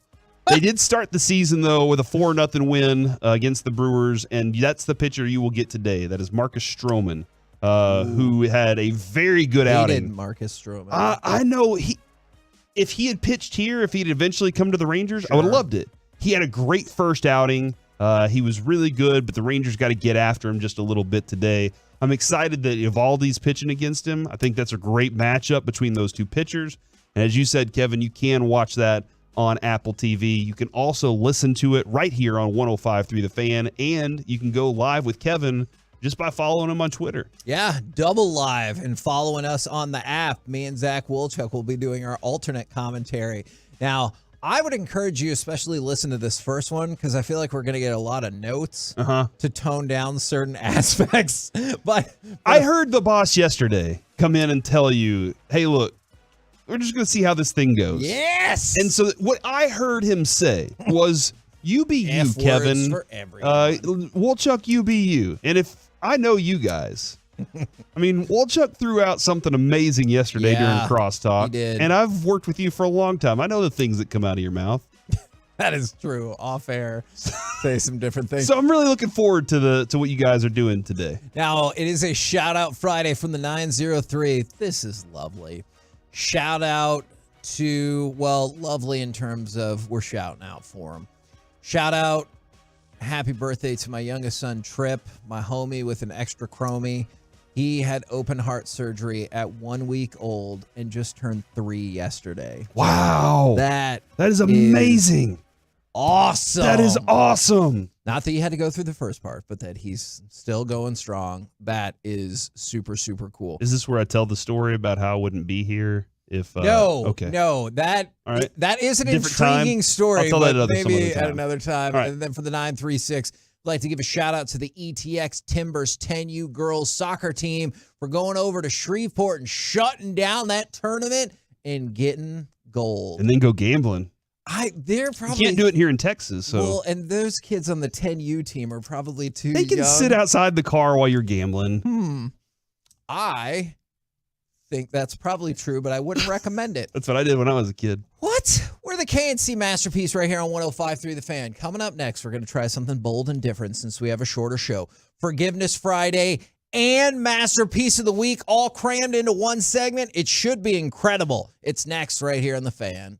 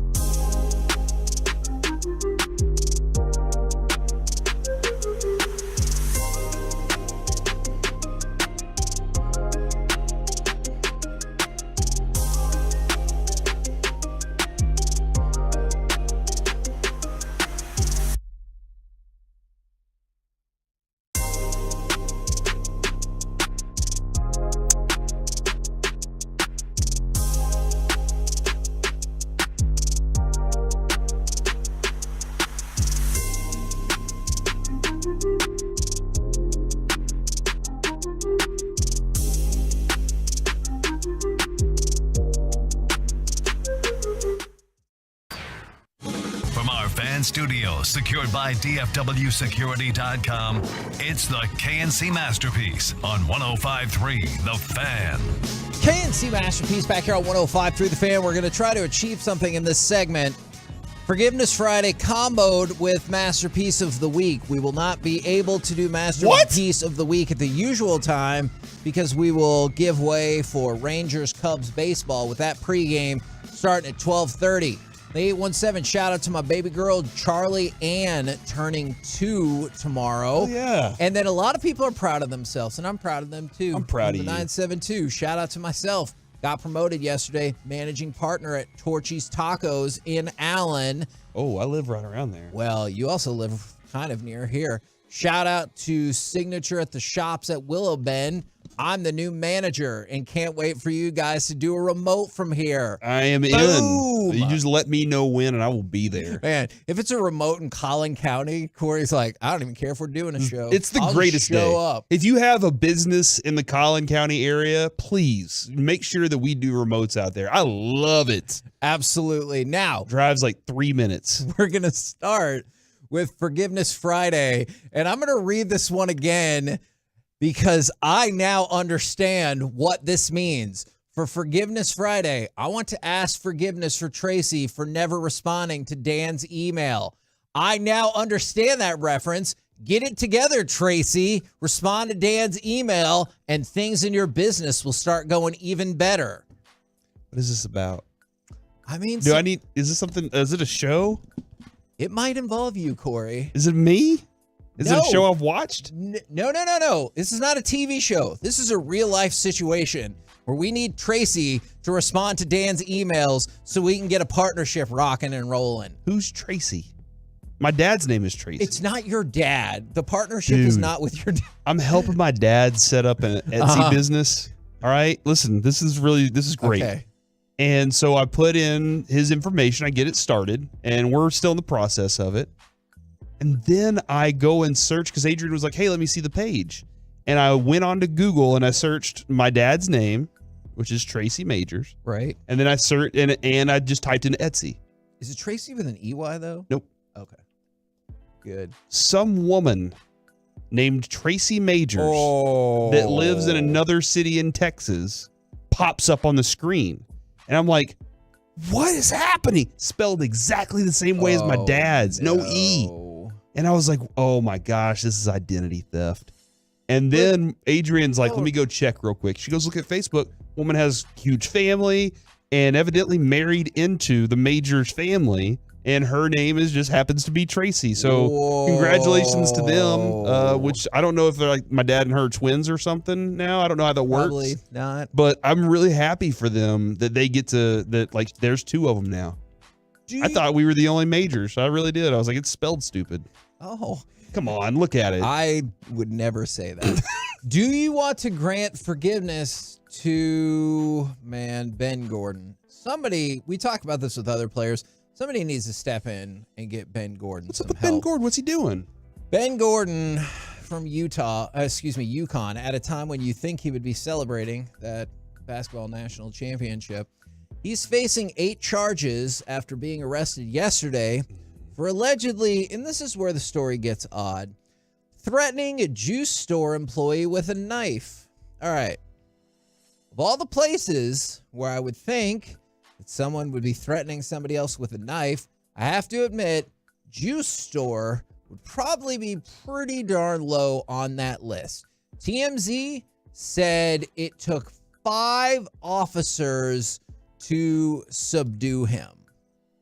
At a juice store? Yeah, and they had to pull out over some juice? Yeah. We never know what's gonna, like, when we're gonna snap. Well, and there's more but for him. He has a couple situations from my understanding. Yes, he does. So he had his folding knife as well as a stun gun and pair of brass knuckles that were in his bag. Why? What do you need that for? I mean, to cause people are always trying to come at you. Is that what's really happening? Then stay home, Ben. Yeah, he's supposed to be in court in 2 weeks, and he got out on a $10,000 bond, which I'm not gonna lie, that feels really low. I always liked him too. Yeah, I did not. You did? Oh, because of UConn. Because of basketball. Yeah. I liked him because he could shoot. I love to watch him shoot. So. Sure. Dang, man, that stinks. Now, I don't know if you've heard this already. We did not get an opportunity to play this in My Buddy's an Idiot, but does Garrett Mitchell need forgiveness? He is the rookie for the Brewers who did something great, and we'll play cut number 1 right here. He did something great by hitting a home run. Okay. And then, I'll let him take it from there. Mitchell, deep right. Forget about it. Garrett Mitchell. He wins it for the Brewers. Decided a homer would settle it instead? I was thinking about this, but when my wife doesn't show up to the games, usually something good happens. So going into that battle, I was like, man, well, she's not here, so might as well do something fun. That's what I'm talking about. When your wife's not around, do something fun. Oh, dear. Like hitting a home run to win a game, Kevin. What are you thinking? Okay. That's a good point. Can I tell you this? This was my situation. Adrian and I dated in high school. When she showed up to games, I fell apart. No. When she didn't show up, I was fantastic. So I had to tell her to stop coming to games so I could do something fun. So then my question is, how did that go over? She understood. She was like, I don't really like baseball anyway. I was just here to support you. So she's not much of a sports fan. She just loves me. Okay. Like yesterday, I saw her on the drive home out of nowhere, and I started honking at her, and she missed her exit because I still give her butterflies. That's the truth, Kevin. She was just thinking about me, and she was like, oh, I missed my exit. Do you want me to say what I would really say in stories like that? Nope. Okay. Go ahead. I dare you. Gross. God. I say that to my wife all of the time. I don't have that many opportunities, Kevin, where I do that. I deliver that kind of stuff. But you see us. Yeah. We love each other. Look, and it has nothing to do with you guys. That is just my general personality. I've said it to my wife many times. We'll watch it. She's like, do you also think we're powered by love? And I'm like, gross. Well, I kiss with my eyes closed. I get it. I understand. You don't care. No, that's because I care the most. My wife. I know, because you described it. He's like, I kiss with my eyes closed and get taken away, and I feel like I'm floating. I think that sounds absurd. That's just the kind never of felt that. That's the kind of human being that I am. I just I might be joyless and dead inside. This is where we need that Colby drop that says nothing makes me feel. Yeah, I can see that. I can see that. I have feelings. It's just they're not I guess what other people feel. Yeah. I don't know. I might be broken. Maybe one day, Kevin, you'll kiss with your eyes closed and you'll go, oh, I got it, Corey. I see now. Now you'll think about me while you're kissing. But you know what I think about that? Gross. All right, from the 214, shout out to me for taking a coworker's on call this weekend so he can attend his son's high school band concert. That is super cool. Shout out to me who just got a like from Jordan Lawler on Twitter. Oh! What's up, Jordan? Have some fun, man. Follow up. Ask him if he wants to be on the show. Come on the show. Okay, well, on social media, follow up with him. Give me just a sec. And by the way, does the Masters need forgiveness? Now, people get mad when I bring up, the old reasons that the Masters probably needed forgiveness. But do they need forgiveness because they didn't know the world #1 amateur was there to play the Masters? And he was like, I'm here. And they're like, for what? And he goes, I'm here to play. And they go, oh, are you in the drive, chip, and putt competition? And so are you serious? Yeah. No, they didn't. Yes, they did. That's so cold. So I feel so cold. I feel really bad for this kid. His name is Gordon Sargent. And so he showed up and they're like, for what? And then they thought he was there to do this other thing. And he's like, no, I'm here to play in the Masters. And they're like, you're not. And he's like, no, I definitely am. And then he was on the list and everything. So, the Masters probably needs forgiveness for just not believing. You think they made him show his ID? Oh, 100%. Show us we still don't believe 100%. And then I got this email. I got one more question for you. It is going to be politics, but don't take it in a political manner if you can. Ned Lamont is the governor of Connecticut, which is pretty much what I would have guessed the name of the governor of Connecticut would have been. He was on a radio show talking about how they won the Final Four and how they were in Houston. This is what he said. After winning the semifinals, you walk around downtown Houston, which is butt ugly, not much there. then just kind of left it at that. He's not wrong. Oh my gosh. Have you ever been to Houston? Yes. Remember we were like, what's going on down here? And then the Houston mayor, Sylvester Turner, got mad and didn't appreciate it. And then the Connecticut governor is like, I was just joking around. Which, I don't know. It didn't totally sound like that, but maybe. So you can grant Forgiveness Friday for that as well. We're the KNC Masterpiece right here on 105.3 The Fan. And now it's time for some Masterpiece of the Week. She said, list this. Hey, before we get to this real quick, I did want to say this, Kevin. I don't think you said this part. This is my favorite part of the Garrett Mitchell story.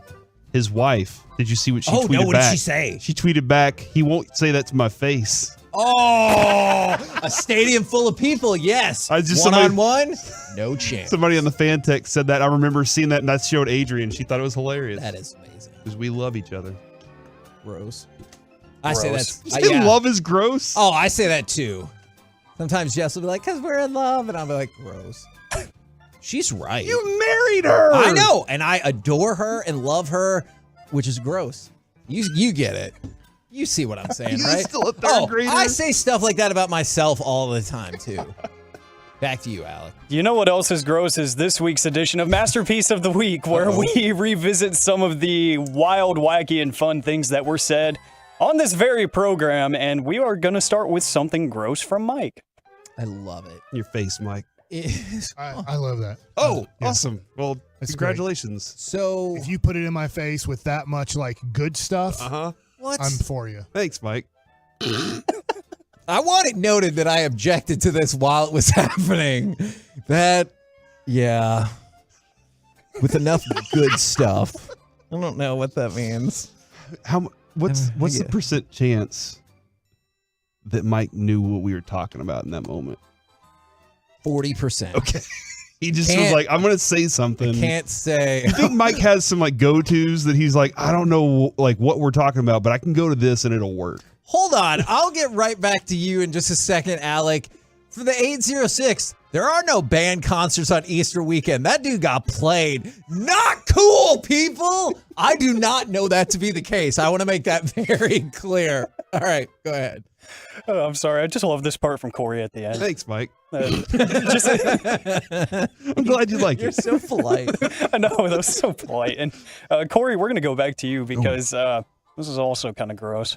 I grabbed that thing, all that meat, and we're walking. It's got a handle on it, dude. Hold on. See? That was the sandwich, right? Yeah, there was bread too. Yeah. I guess I should have said the bread part and it wouldn't have been so gross. Yeah. But that was a huge burger. Shout out to Eric for getting work done. Having all that meat in his tummy. That is a lot. And bread. It's like Phil Collins. Because even there's more meat. Or no, I'm sorry, Rod Stewart. My bad. What is going on? Dude. You don't think Rod Stewart likes a good hamburger? Everybody likes a good hamburger. They're delicious. But in addition to his... Don't look at me like that. Stop looking at me like that. Next one. I had a point, but I can't do it. Okay, this one, I was actually wandering around the studios and heard this live, and I had to replay this. Tolos, let's talk about trucks and Texas. They go together, and I'm starting over. Like sentence. Trucks in Texas? Yeah, we're starting over. This is the last day, so deal with it. Okay. It was the last day for Mike before he goes on vacation. What you can't hear over Mike is I was sitting right across from Mike. And when he said that, I go, uh-oh. Because I knew it was supposed to be like trucks in Texas. And I was like, he's got nowhere to go now. Oh, man, that might be my favorite. That was too good. I believe you gentlemen had Derek Holland on this week, I believe on Wednesday. And Derek said this. We can sit and cover that all day. If he comes inside, let's see if he gets in there enough and we'll be able to react to it. But Did you guys react to it? I hope that was about baseball. I'm proud of myself. I thought about that when it happened only in a baseball context until Corey told me what he said. And I was like, oh, dear. That's not what you want. I can think about many things at one time. Mm-hmm. Mm-hmm. So when people are like, oh, You're so childish for giggling at that. Mm-hmm. I'm also an adult at times. Just not all the time. I'll take your word for it. This one kind of plays into the clip that I just played from Derek in a weird way, if you think about it. It's a totally different thing than giving it to me on a sheet of paper or seeing it on video. You think VHS is what he's talking about there? Because Gotta be. that was the beginning of it all for us. Let me tell you something real quick. You've never seen panic on a person's face until you saw the person come up to Blockbuster Video and they were like, hey, I think I might have dropped off the wrong tape. And it was a nondescript blank videotape in, Talented Mr. Ripley or whatever it was. Because you know that was a porn and maybe one that they made. And they were like, oh yeah, oh, thank God. It was not the sigh of a person who just needed to not be charged that money. I broke my parents' VCR. The first time I ever got a VHS. My buddy was like, hey, try this one out. And I get home and I'm like, all right, let's see what this is all about. This is awesome. And then, you're like, hey, I want to rewind just a little bit. Go check this out. And then you hit rewind and all of a sudden you're like, what's that sound? And then you pull the tape out. Yeah. And it's just everywhere. And you're like, what is happening? Okay. And then you're like, parents are going to be home soon. What do I do? Let me ask you this. Much like a cassette tape, like an audio cassette tape, did you think somehow you could roll it back up together?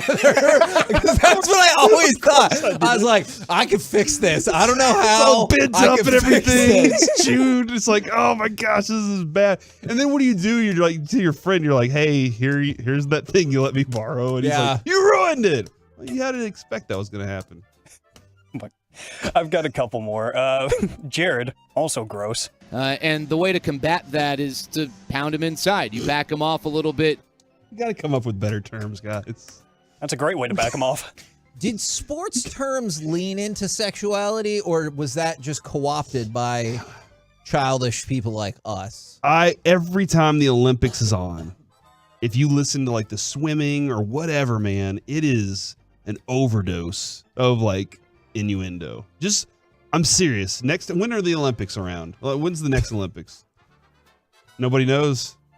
Nobody knows. I just like, when's the next Olympics coming around?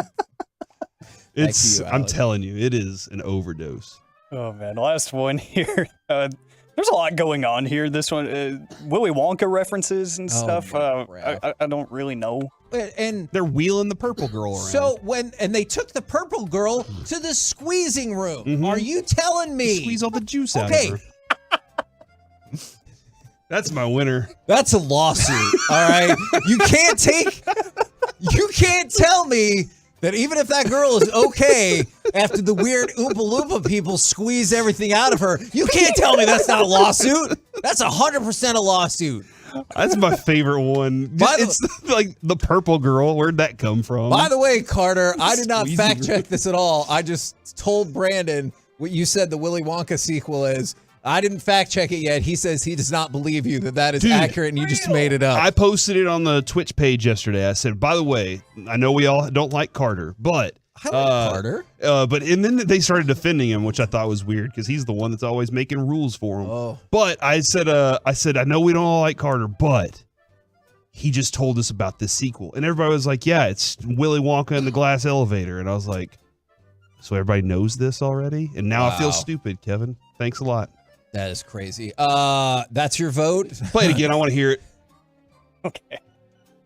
And they're wheeling the purple girl around. So they took the purple girl to the squeezing room. Mm-hmm. Are you telling me? Squeeze all the juice out of her.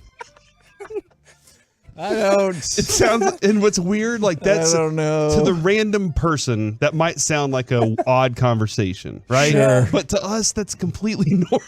And if you were listening in the context of Willy Wonka, it probably made sense. I'm obviously going to vote for Mike in the commercial because I saw it play out. I saw the look in his face when he was like, oh no, this has all gone terribly wrong. I vote for Mike's commercial. I love the ending. We're starting over. This is the last day, so deal with it. Yeah, there's a fun fact about Mike. Mike thinks whatever his schedule is everybody's schedule. So it was the last day before he went on vacation. He's like, no, this show does not exist the next 2 days. All right, Alec. We have a tie. Oh, man. A position of power. I got to go with the Willy Wonka scene. Nice. There it is. That's the winner. I just love the inflection on the squeezing room. Play it again. And they're wheeling the purple girl around. So they took the purple girl to the squeezing room. Are you telling me? Squeeze all the juice out Okay. of her. Sounds like one of those VHS tapes you were just talking Oh about. my goodness. Now I understand why people Kids listen are to out this of show. school today. My I goodness. understand why we're so good. I'm sorry. This person got mad because they're like, I thought yesterday was the worst broadcast. And I just said, worst. We're the KNC Masterpiece. spelled it worst, right like- here on 105.3 The Fan. Coming up next, do the facts support Corey's crazy Mavs playoff hypothesis? We'll do it next right here on The Fan. Blasting out.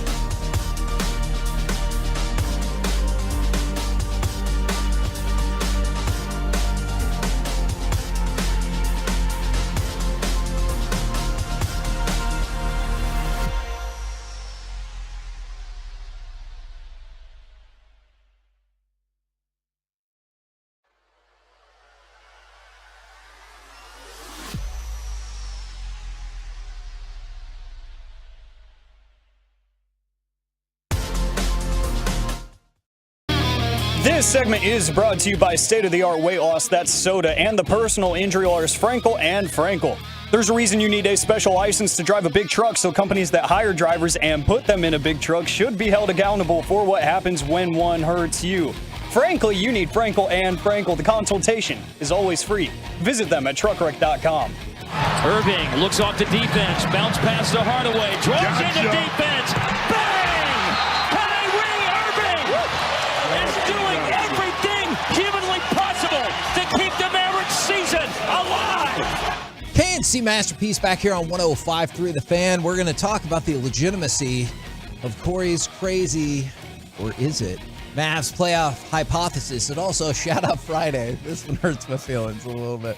The 817, shout out to everyone working Good Friday. Everyone except Kevin, because he likes Peeps. Yeah. Are you going to eat any Peeps this weekend? Probably. Why? They're delicious. Okay. I know I'm not going to convince most anyone. And from the 469, where can we find this Apple TV code again? I know it's on the Rangers Instagram either last night or this morning. I don't know what the expiration date is or if they have an amount of how many codes that are going to be allowed to be redeemed, but 2-month free trial to Apple TV. If you miss out on that, you can hear the game right here on 105.3 The Fan, or if you follow us on the app or check me out at Thank Kevin on Twitter, we will give out the link for me and Zach's alternate commentary for the first couple innings of Rangers Cubs. So you're going to be like Peyton and Eli? Is that what I think that's the idea. Wow. I definitely think that's the idea. Who's Peyton? Who's Eli? To be determined, right? 877-881-1053. Who's Peyton? Who's Eli? Between Wolchuk and Kevin Hageland. An excellent question. All right. So you've thrown out the hypothesis that the Mavericks will get in the playoffs. Mm-hmm. And they'll make a magical run that we'll never, ever forget. All right, so this is not my statement of fact, but this is my idea. This is what I want. I want them to, and I guess it is a hypothesis, the idea that they're like, hey, we're going to be the first team to ever win the championship from the play-in game. Because nobody, was it last year or 2 years? When did the play-in start? Last year? It officially started 2 years ago. And they did a single play-in the year before because of COVID. It was pretty good last year, right? Like everybody was pretty excited about that. Now, yeah, I think so. I know I don't understand why people get so worked up about there's 20 teams in the playoffs. Like, I don't care. Put as many teams as you want in the playoffs. Let them all fight to the death. That's fine. You don't think it makes devalues regular season or anything like that? It's already devalued. Like you've done that on your own anyway. So like you play the regular season, you get this excitement part of it. I want all regular seasons to be shorter anyway, but it's neither here nor there for me. Everybody plays, they're playing for seeding, and then they get to run. So here's what I hope is that the Mavericks are in this mindset of, all right, let's go shock the world, dude. Let's go be the first team to ever do that. That's the story. How cool of a story would that be? Now, the question is, has anybody ever been that low before? The answer, I think, is no. You know, Corey, I think you're probably right about that. But let's go to the numbers. So I decided to investigate. In 2021, like I said, there was one play-in game specifically because the standings could have been altered in 2020 because of COVID. But we focus on when the play-in tournament actually started. 2021, the number 10 seed went 0-2 in that first game. So they lost both to the number 9 seed. So the 9 seed won both of those. Now, the interesting fact about this is then the 9 seed went on to win one of the games against the number 8 seed. So Memphis advanced to the real playoffs. The tough part about that is then they played number 1 Utah and they lost 4-1. And for 1A, that team was young and not ready yet, right? Like Ja hadn't really come into his own yet. For 2, if you have to end up facing the Nuggets, which you would, like that's a crisis. You have nobody that can guard Jokic right now. You're just in a bad spot. And that's who you would play in the opening round. But I still would. I want to see I want the chance. Okay. Because Kevin, think about this. you win in the play-in, you then face the Nuggets, and then you beat the number 1 seed. Everybody's like, anything's possible, like Kevin Garnett said. Well, it's really interesting because watch what happens when you look at this next one. 2022, again, number 10 seed, 0-2. Which is bad news because the Mavericks would be the number 10 seed. And in the history of this, those teams are 0-4. But if you can get past that for just 1 second. Let's get past it. Pretend 9 and 10 are the same. It's a different year. So number 9 wins both of those. But then the number 9 seed also won both of the next games to make the playoffs. So New Orleans and Atlanta advanced to the real playoffs. Right. Now, of course, Atlanta lost to the Heat 4-1 and New Orleans lost to Phoenix 4-2. But my point for that is 3 of the 4 teams in the playoffs have been outside of the number 8 seed. Okay. So a 9 seed has taken 3 of those last 4 spots. Because remember how it'll work is, so like the Mavericks are, let's say they make the 10 seed, which you're still going to need some help from Oklahoma City. You would overwhelmingly likely play Minnesota. So it'd be you against Minnesota, and let's just say Lakers against the Pelicans. Lakers play the Pelicans. Whoever wins, they're in as the number 7 seed. Whoever loses then plays the winner of Mavericks and Timberwolves, and whoever wins that takes the number 8 seed. Well, 3 of the 4 times the 9 and 8 seeds have played, the 9 seed has won. So it is not impossible by any means to win those 2 games. So if you just want to focus it from, you need to win 2 play-in games to get into the playoffs. That's already happened 3 times in the 2 years of the play-in. Now, all of those teams went on to lose 4-1, 4-1, and 4-2. Oh, there you go. In the opening round against the number 1 seed. And I mean, if you could give Denver a fight, that would definitely be noteworthy, but it is still it's a tough road ahead. Yes. No, I totally understand how difficult the road is. And we talked about, Kevin, the Rockets. Is that the only team that's... The Rockets were the number 6 seed in the second year of their back-to-back, I'm pretty sure. Okay, yeah, no, they were 6. That's the lowest. Did I say 6? Yeah, Okay. You did. It's not like that you said Joe Rum. Yes, I'll did never mess let that you up. live that one down. That's fair. But like that was it's 6. That's the lowest any seed has ever won a championship from. I mean, the next one is 3rd or 4th. Then the next one, the other 3 other ones are 3rd. So it's very and the Mavericks did it in 2011 from 3rd. Yeah. So it's just getting there from that low. Mike's really right. You have to be one of the top teams. You do. You just have to be. But I guess I go back to, and somebody said that mine and Corey's hopium levels are very high. I am a hopium guy for sure. And Mike probably deals, if you're listening, you're like, I need reality. Mike's probably giving you the further side of reality, which people will go, that's pessimism. You're like, well, I mean, it's real also. But I'm also in this vein of, man, if something special could happen, why not root for that? And that's what I want. That's why I'm not rooting for them to say, hey, let's just run out there and roll the ball out there, finish it up, and get on with our lives and go get a pick. Because I want something special to potentially happen. It's probably not going to happen. My heart might get broken, but I've had my heart broken plenty of times. I just go back to my wife, whom I'm in love with. Oh, my gosh. And I say, you know what? My heart's broken. So she says, I'll always love you. I need to double check the tiebreaker with Sacramento and Memphis to see what the motivation level for Memphis will be going into the last game, because they have Oklahoma City. So ideally, because I think they lose the tiebreak with Denver, so they're not going to overtake the number 1 seed. So ideally, Sacramento wins, Memphis loses, and Memphis feels like they need to play on Sunday against OKC. And if they do, like just straight up, you would think Memphis would win that game.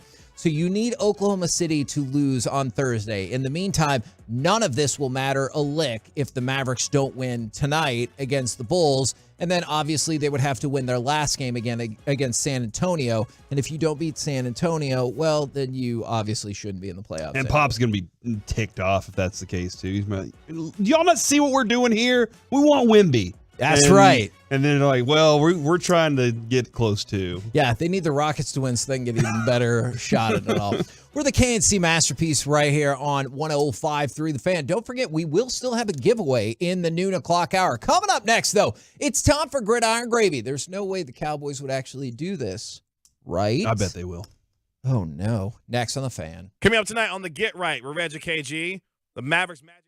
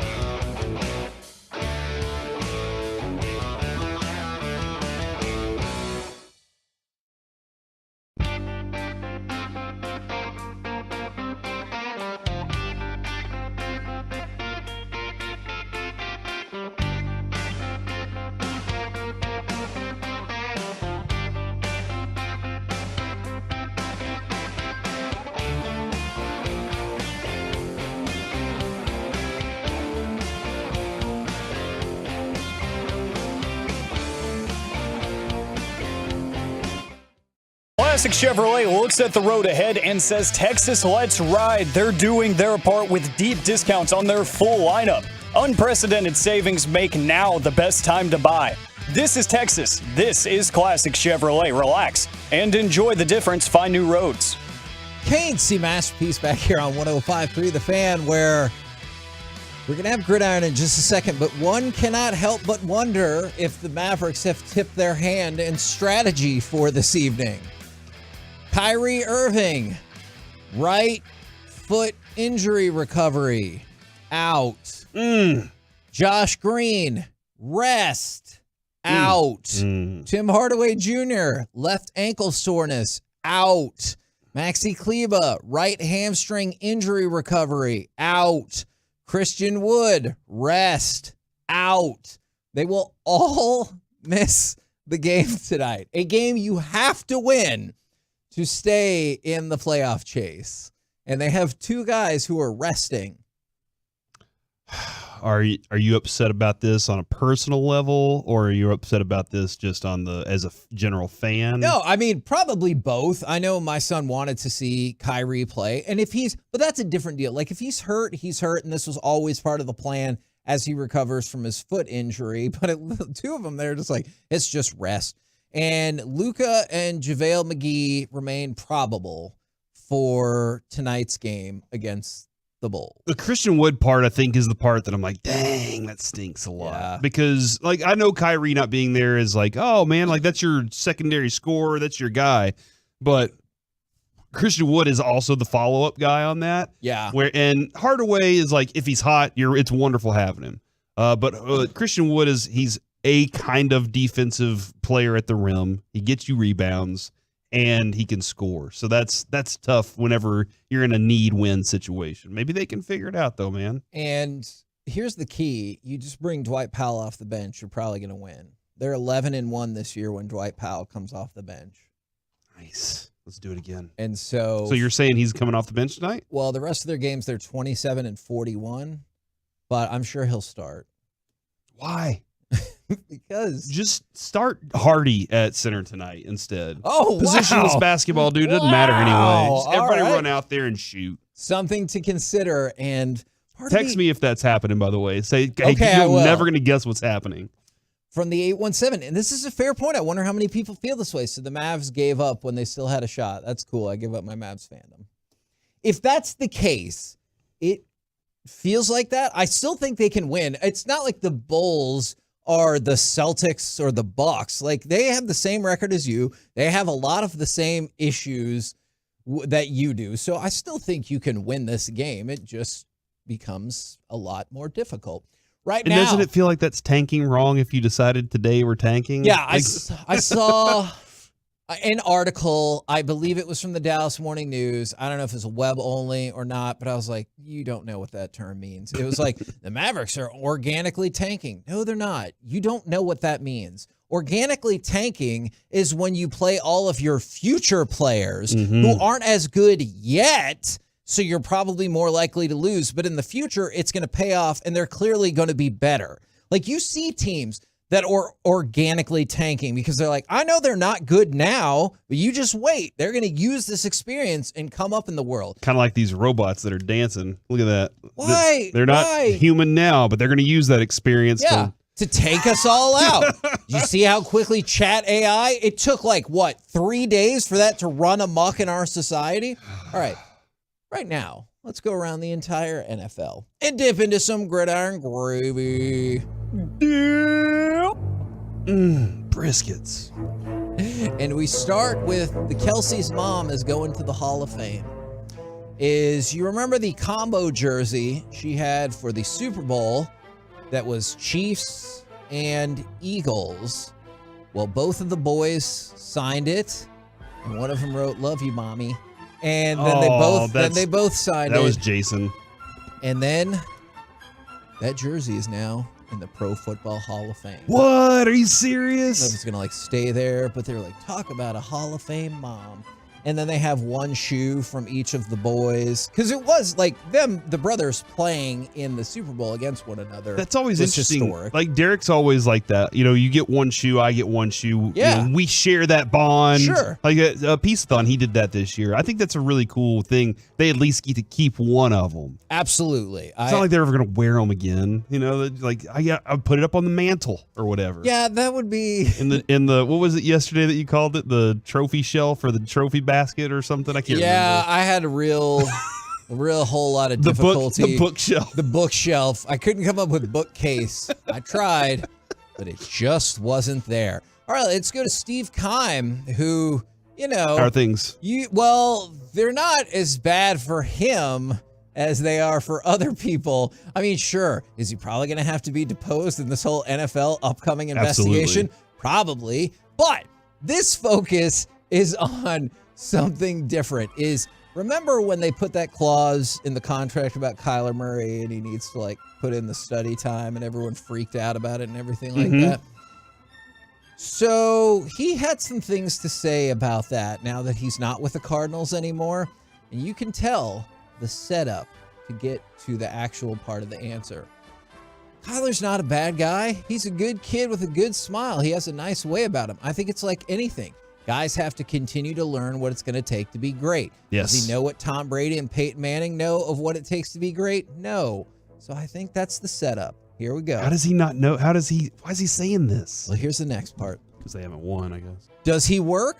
He does work. I think it's just that side of the game, the film study, the attention to detail part that he can continue to improve upon, and I think he will. Kyler's a proud guy, man. He doesn't want to lose, and he doesn't want to let people down. There it is. He's not Brady. He's not Peyton. Just to set, it's kind of like, hey, I don't want to offend anybody. I'm about to say something offensive. That's what he did. He's like, yeah, he totally works. He should probably work harder, and clearly that's why we put it in the contract, but And Will, you know what, Kevin? If there was an employee at this station that wasn't doing their job, isn't it Gavin Spittle's job to go say, hey, you're not doing what we're asking you to do? Yeah. And I don't know that. I wonder at what point Gavin would say, now it's time for me to go to the media and call him out there. That'd be weird if on our show we were like, hey, I just want to let everybody know that so-and-so is going to have to start working harder. I will say, I do respect that about Gavin and Tim, is they'll come immediately to you and say, hey, we got to fix this. Yeah. And I don't know if Keim's done that. If he's gone and said, hey, we need you to do these things, or if they're just passive aggressive always about this and always doing it in the media. Because if he's not fixing it, then dude, the franchise is relying on you. Well, maybe that's one of the reasons he got fired. And then immediately, though, he comes back out every time, and Kyler does, and is like, none of this is true. I'm doing everything I'm supposed to do. So I don't know, man. It's wild. I don't want to deal with that story anymore. Okay, I'm done with it. I will move on. Everybody's really mad about the Mavs right now, by the way, on Twitter. And Peyton said this is really smart, resting for the play-in game. So I think that may be the thing that's... Okay, but if you don't win tonight, you have limit your no chances. shot. Oh. On I would assume you would at least want to win this game and say it all comes down to Sunday.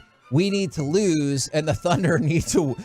So that's wrong. We need to win, and the Thunder need to lose for this to even matter. But they're like, you know what? Pass. Yeah. So I get it. From the 2-1-4, they could still win by accident. It's a good point. That is a good point. I think that's the idea. That does sound like the idea. Hey, look, you know what? If we win, we'd be like, well, crap, we won. The Mavericks have lost many games by accident this year. Oh, hey, your best player's out? Well, we still lost anyway. So they can lose games by accident. They could probably win games by accident. Now I'm going to take you to Bleacher Report. And I think this is going to make you and many other Cowboys fans angry. Because the article is entitled, One Trade Each Team Must Consider, with less than a month to go before the NFL draft. You're going to hate this trade so much. The Cowboys trade up to number 18 to draft Bijan Robinson. I hate that.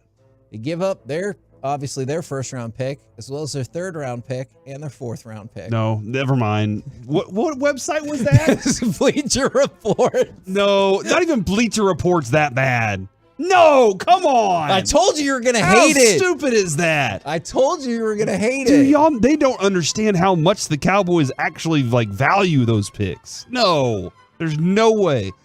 There's no way. No, I'm texting somebody I know right now. Just be like, this is stupid, right? Or sorry. If you want to hit up Christopher Knox on Twitter, that is the person who wrote the article that the Cowboys need to trade up from 26 to 18 to draft Bijan Robinson and also give up their third-round pick and their fourth-round pick. So they have Bijan Robinson a second, and then I'll see you. He's good later. He's really good. He's a great prospect For sure. But there's no way you're giving up that much when you can continue to add to your team. Like they re-signed a bunch of guys this year, Kevin. Yeah. Not because they wanted, they desperately they did it because they thought continuity is a smart thing. But if it doesn't go perfect this year, you need to have guys to replace those guys. And oh no, that's a bad one. That's a bad one. You get them in the draft. The last thing I got for you, and it involves basketball, college basketball, and the NFL, is this person made 4 bets. So they parlayed it that UConn would win the national championship at 35-1. So this is a while back. They also paired it with going under in the NFC championship game. Also betting the Chiefs to win the Super Bowl on the money line, and also betting the Chiefs versus the spread in the Super Bowl. These 4 bets, so $40,000 total, $2.638 million by cashing. And the last step was you had to wait. Just think about you got the first 3, and then you have to wait until UConn. How much did you say? They bet $40,000 and won $2.638 million. 2.638. Because they got UConn at 35-1 in addition to all the NFL bets. What do you think is more stressful? What that guy had to go through in that bet, or the acquisition of the publishing rights or the publication rights of Tetris? Which one? Because that's $5 million. You're just like, I got it. What's up? I would argue Tetris. Okay. Or what Mavs Twitter is going through. Oh, Mavs Twitter's they're in trouble right now. We're the KNC Masterpiece right here on 105.3 The Fan. Coming up next, we can talk more about the Mavs if you want, especially if you're an angry Mavs fan right now. But also, as a fan, do you think baseball in the day is inherently better than night baseball? We'll do it next right here on The Fan.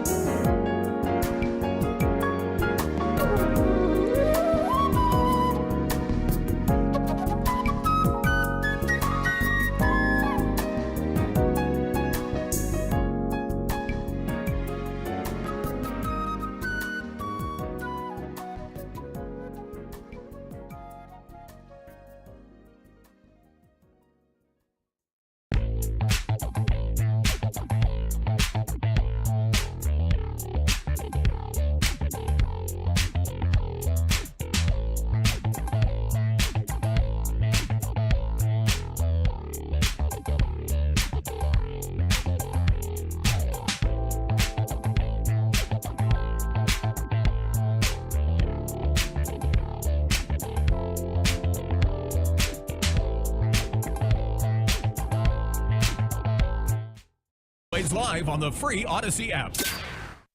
From our fan studio, secured by DFWsecurity.com, it's the KNC Masterpiece on 105.3 The Fan. KNC Masterpiece back here on 105.3 The Fan. Don't forget, tomorrow at Twin Peaks Texas Motor Speedway location from 9 a.m. to 2:30 p.m. Will, CA, and Joey will be broadcasting. If you want to go see them, or at the very least, you should be listening. Now, we can talk a little bit more about baseball, but I also want to talk about the Stars and have more info about what the hell the Mavericks are doing. So what did we say yesterday about the Stars? We said they have to get 2 points, or else, like, what the hell are we doing? And I'm pretty sure that I bet that they would. And you asked Joey if that happened, you guarantee this? And he said yes. So I bet that they would. I think the guarantee was if they get 2 points against Vegas. Oh, okay. Gotcha. Okay, gotcha. No, they had to do this or else you had no shot at winning the Central Division. So luckily, the Stars put the boots to Philadelphia 4-1. They win the game. They stay on pace with the Colorado Avalanche. Now, of course, the Avalanche still have one more game to play, or one game in hand if you prefer. So still a tough road ahead. But the key was you and Minnesota are level in terms of number of games, and you have 2 more points. So that gives Dallas the inside track if you end up playing Minnesota, which, depending on your feeling about home ice, could be exceedingly important. Jason Robertson, 2 more goals last night, because that kid is freaking amazing. He is on pace for 47 goals, which would be the second. In the next 2 games? No, for the season. For the season, which would be the second most since the team moved to Dallas, behind Madonna, of course, 93-94, and he's on pace for 108 points, which would be the second most in the history of the Stars, which goes back to Minnesota as well. He already has the most points for a Stars player since they moved to Dallas. Hey, did you hear Madonna on with Sean and RJ the other day? I did. If you did not, by the way, I'm sure you can always go find that on 1053thefan.com and check it out on the Twitters and Instagrams as well. He was fantastic. He sounded like they were like his best friends. Yeah. That's He Madonna loves the for you, Stars. man. He That's loves remember the when he Stars. treated us the same way too. Yes, I do, man. My favorite Mike Madonna quick story is when he was with Willa Ford. I believe they were engaged. It was at what was then the Mike Madonna Foundation charity softball game, which eventually merged into Dirk, and we went from there. I talked to her, and she told me, because she was singing the national anthem, and she was like, "Oh yeah, Mike has helped me practice." And I was like, "Really?" And so I went over to him and I was like, "Hey, I heard that you have been singing the national anthem." And he goes, Who told you that? And I loved it, because he was like, son of a... But people are upset about the Mavs right now. We will talk with Jared Sandler in just a little bit, but people are upset about the Mavs because Kyrie is out. Now, at least Kyrie, I get a little bit more, because it sounds like this was his plan in terms of this was always going to be a rest day. I know you would hope like maybe you could make an exception, but that's probably not how it works. So Kyrie out, right foot injury recovery. Tim Hardaway out, left ankle soreness. Maxi Kleba out, right hamstring injury recovery. And then Christian Wood and Josh Green are out because of rest. This is the end of the season. Yeah. Like, are they looking at it like rest is for, we're resting for the playoffs here? This isn't the time. They must know something we don't, I guess. Either that, or they're just it's got to be multiple different avenues of knowing something we don't. Either it is, we have decided we're tanking, we just don't want to, we want to let you down easy on this one. Or it is, we think we can win this, we think we're going to be in this no matter what. And like, they must know something we don't. And the thing that makes no sense to me is everything is still out there. Like, you have to have Oklahoma City lose to Memphis on Sunday. Here's the thing. Memphis might have something to play for on Sunday. If Memphis were to lose their last 2 games and Sacramento were to win their last 2 games, Sacramento would take the number 2 seed. Now, I know that's going to be tough because the Bucks are resting a whole lot of players, and you might be like, well, what does that have to do with anything? So if Memphis were to lose, they would have probably something to play for on Sunday. And if they have something to play for on Sunday against Oklahoma City, obviously Memphis would be favored in that matchup. But for any of that to matter, for the Oklahoma City loss to matter, you have to win tonight. You have to win Sunday against the Spurs. And I understand people being upset that 5 of their players are not going to be out there. And so, yeah, when people are saying Memphis is resting on Sunday, not necessarily. I mean, probably because the Bucks aren't playing a lot of people tonight. But if the Kings win and they're up to 50-32 and Memphis loses against the Bucks, they have to win. Memphis has to win that game to keep the number 2 seed. So I get it. It's improbable. Is Memphis going to win tonight because the Bucks are resting a lot of players? Probably, which means they could rest people and they'll probably beat Oklahoma City. But Kyrie said, we can't control our destiny, but we can control our effort.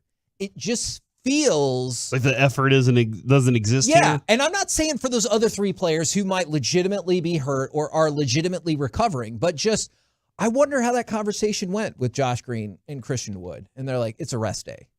And they're like, but don't we have to win? Yeah. It's a rest day. Your effort is controlled here by not resting, by being out on the court and doing that thing. Yeah. Unless they think that Saturday's more important. Or Sunday. Or Sunday's more important, which I don't know. You play the Spurs on Sunday. They want to get the best possible odds to get Victor Wembanyama. Mm-hmm. You're working there for a 65% chance that you get one of the top 10 picks. And it's the Spurs. I don't know, man. Like, do we have to go all out? And this is a great question for the 2-4. Kevin, how mad would you and Brandon be if they sat Luka tonight? I'm not ruling it out because JaVale McGee and Luka are still probable. And I'll tell you this would go against everything that Luka said the other day when he said, if there's a chance, I'm playing. There's a chance. But he said that he was like, look, they know better. He said the front office, the coaches, they know how I feel about this. I think he's going to be on the court too. And I'll tell you this. I know it doesn't seem this way because of the way that this year has gone, but with him on the court, there is a chance. Oh, for sure. Without him on the court, you're like, I don't know, man. Like Jaden Hardy, best of luck, dude.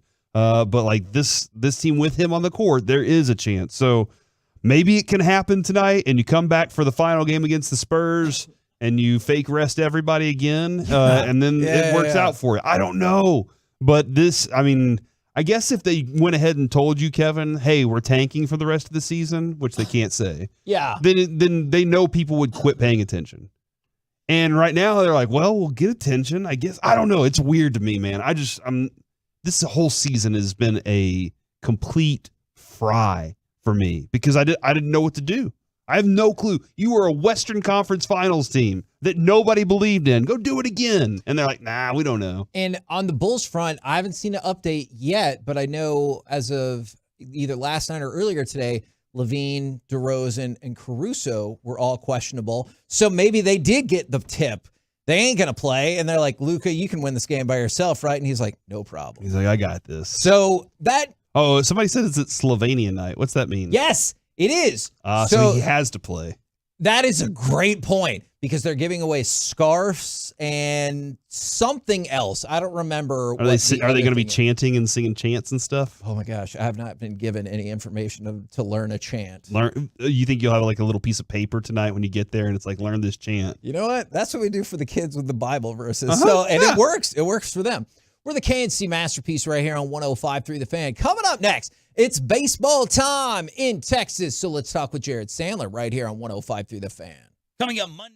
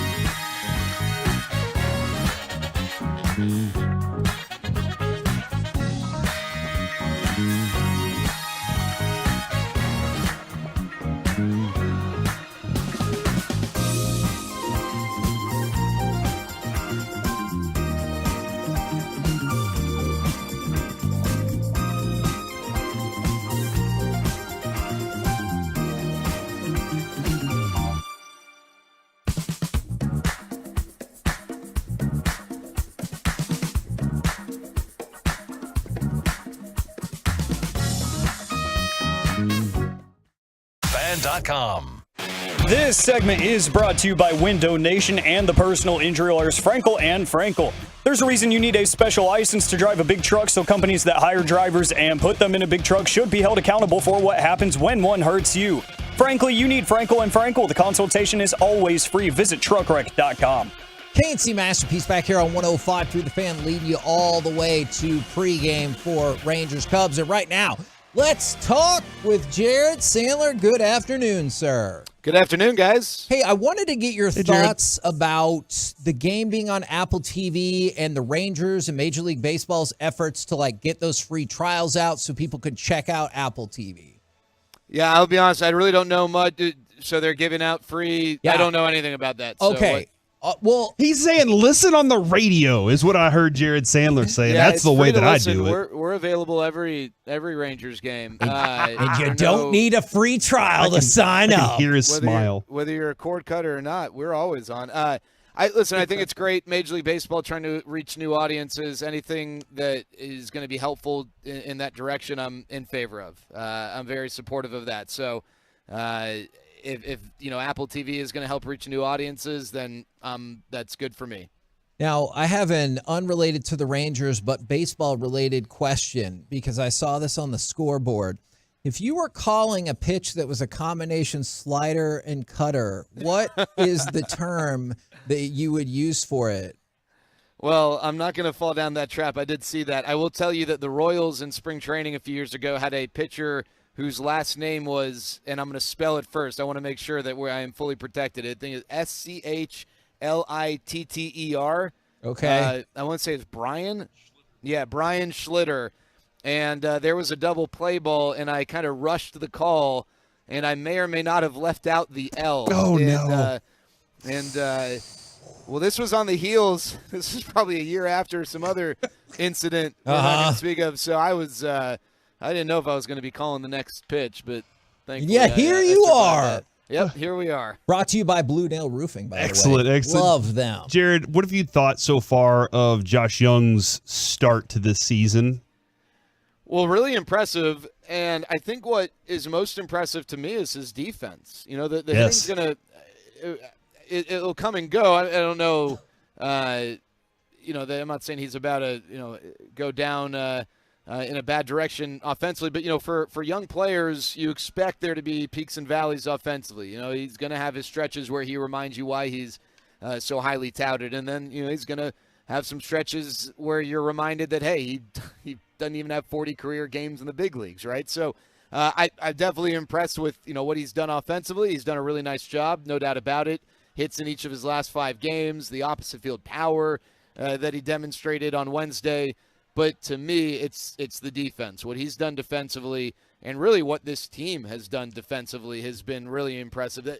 The two biggest question marks, I think, going into the season for the Rangers, the bullpen and the defense, they've both been outstanding. Yeah, and especially is there anything in particular on the defense that has helped get to this point, because it felt like for a couple of years, maybe the Rangers were not best known for having excellent defense. Jared's been harping on have great defense to win games. Yeah. He's absolutely been there. Is there been any, philosophical change, or is it just new players, or just more attention to detail? What have you seen that's maybe led to some of this? Yeah, I think attention to detail. I also think, in a weird way, the fact that it's more challenging for infielders with the new rules, it has helped.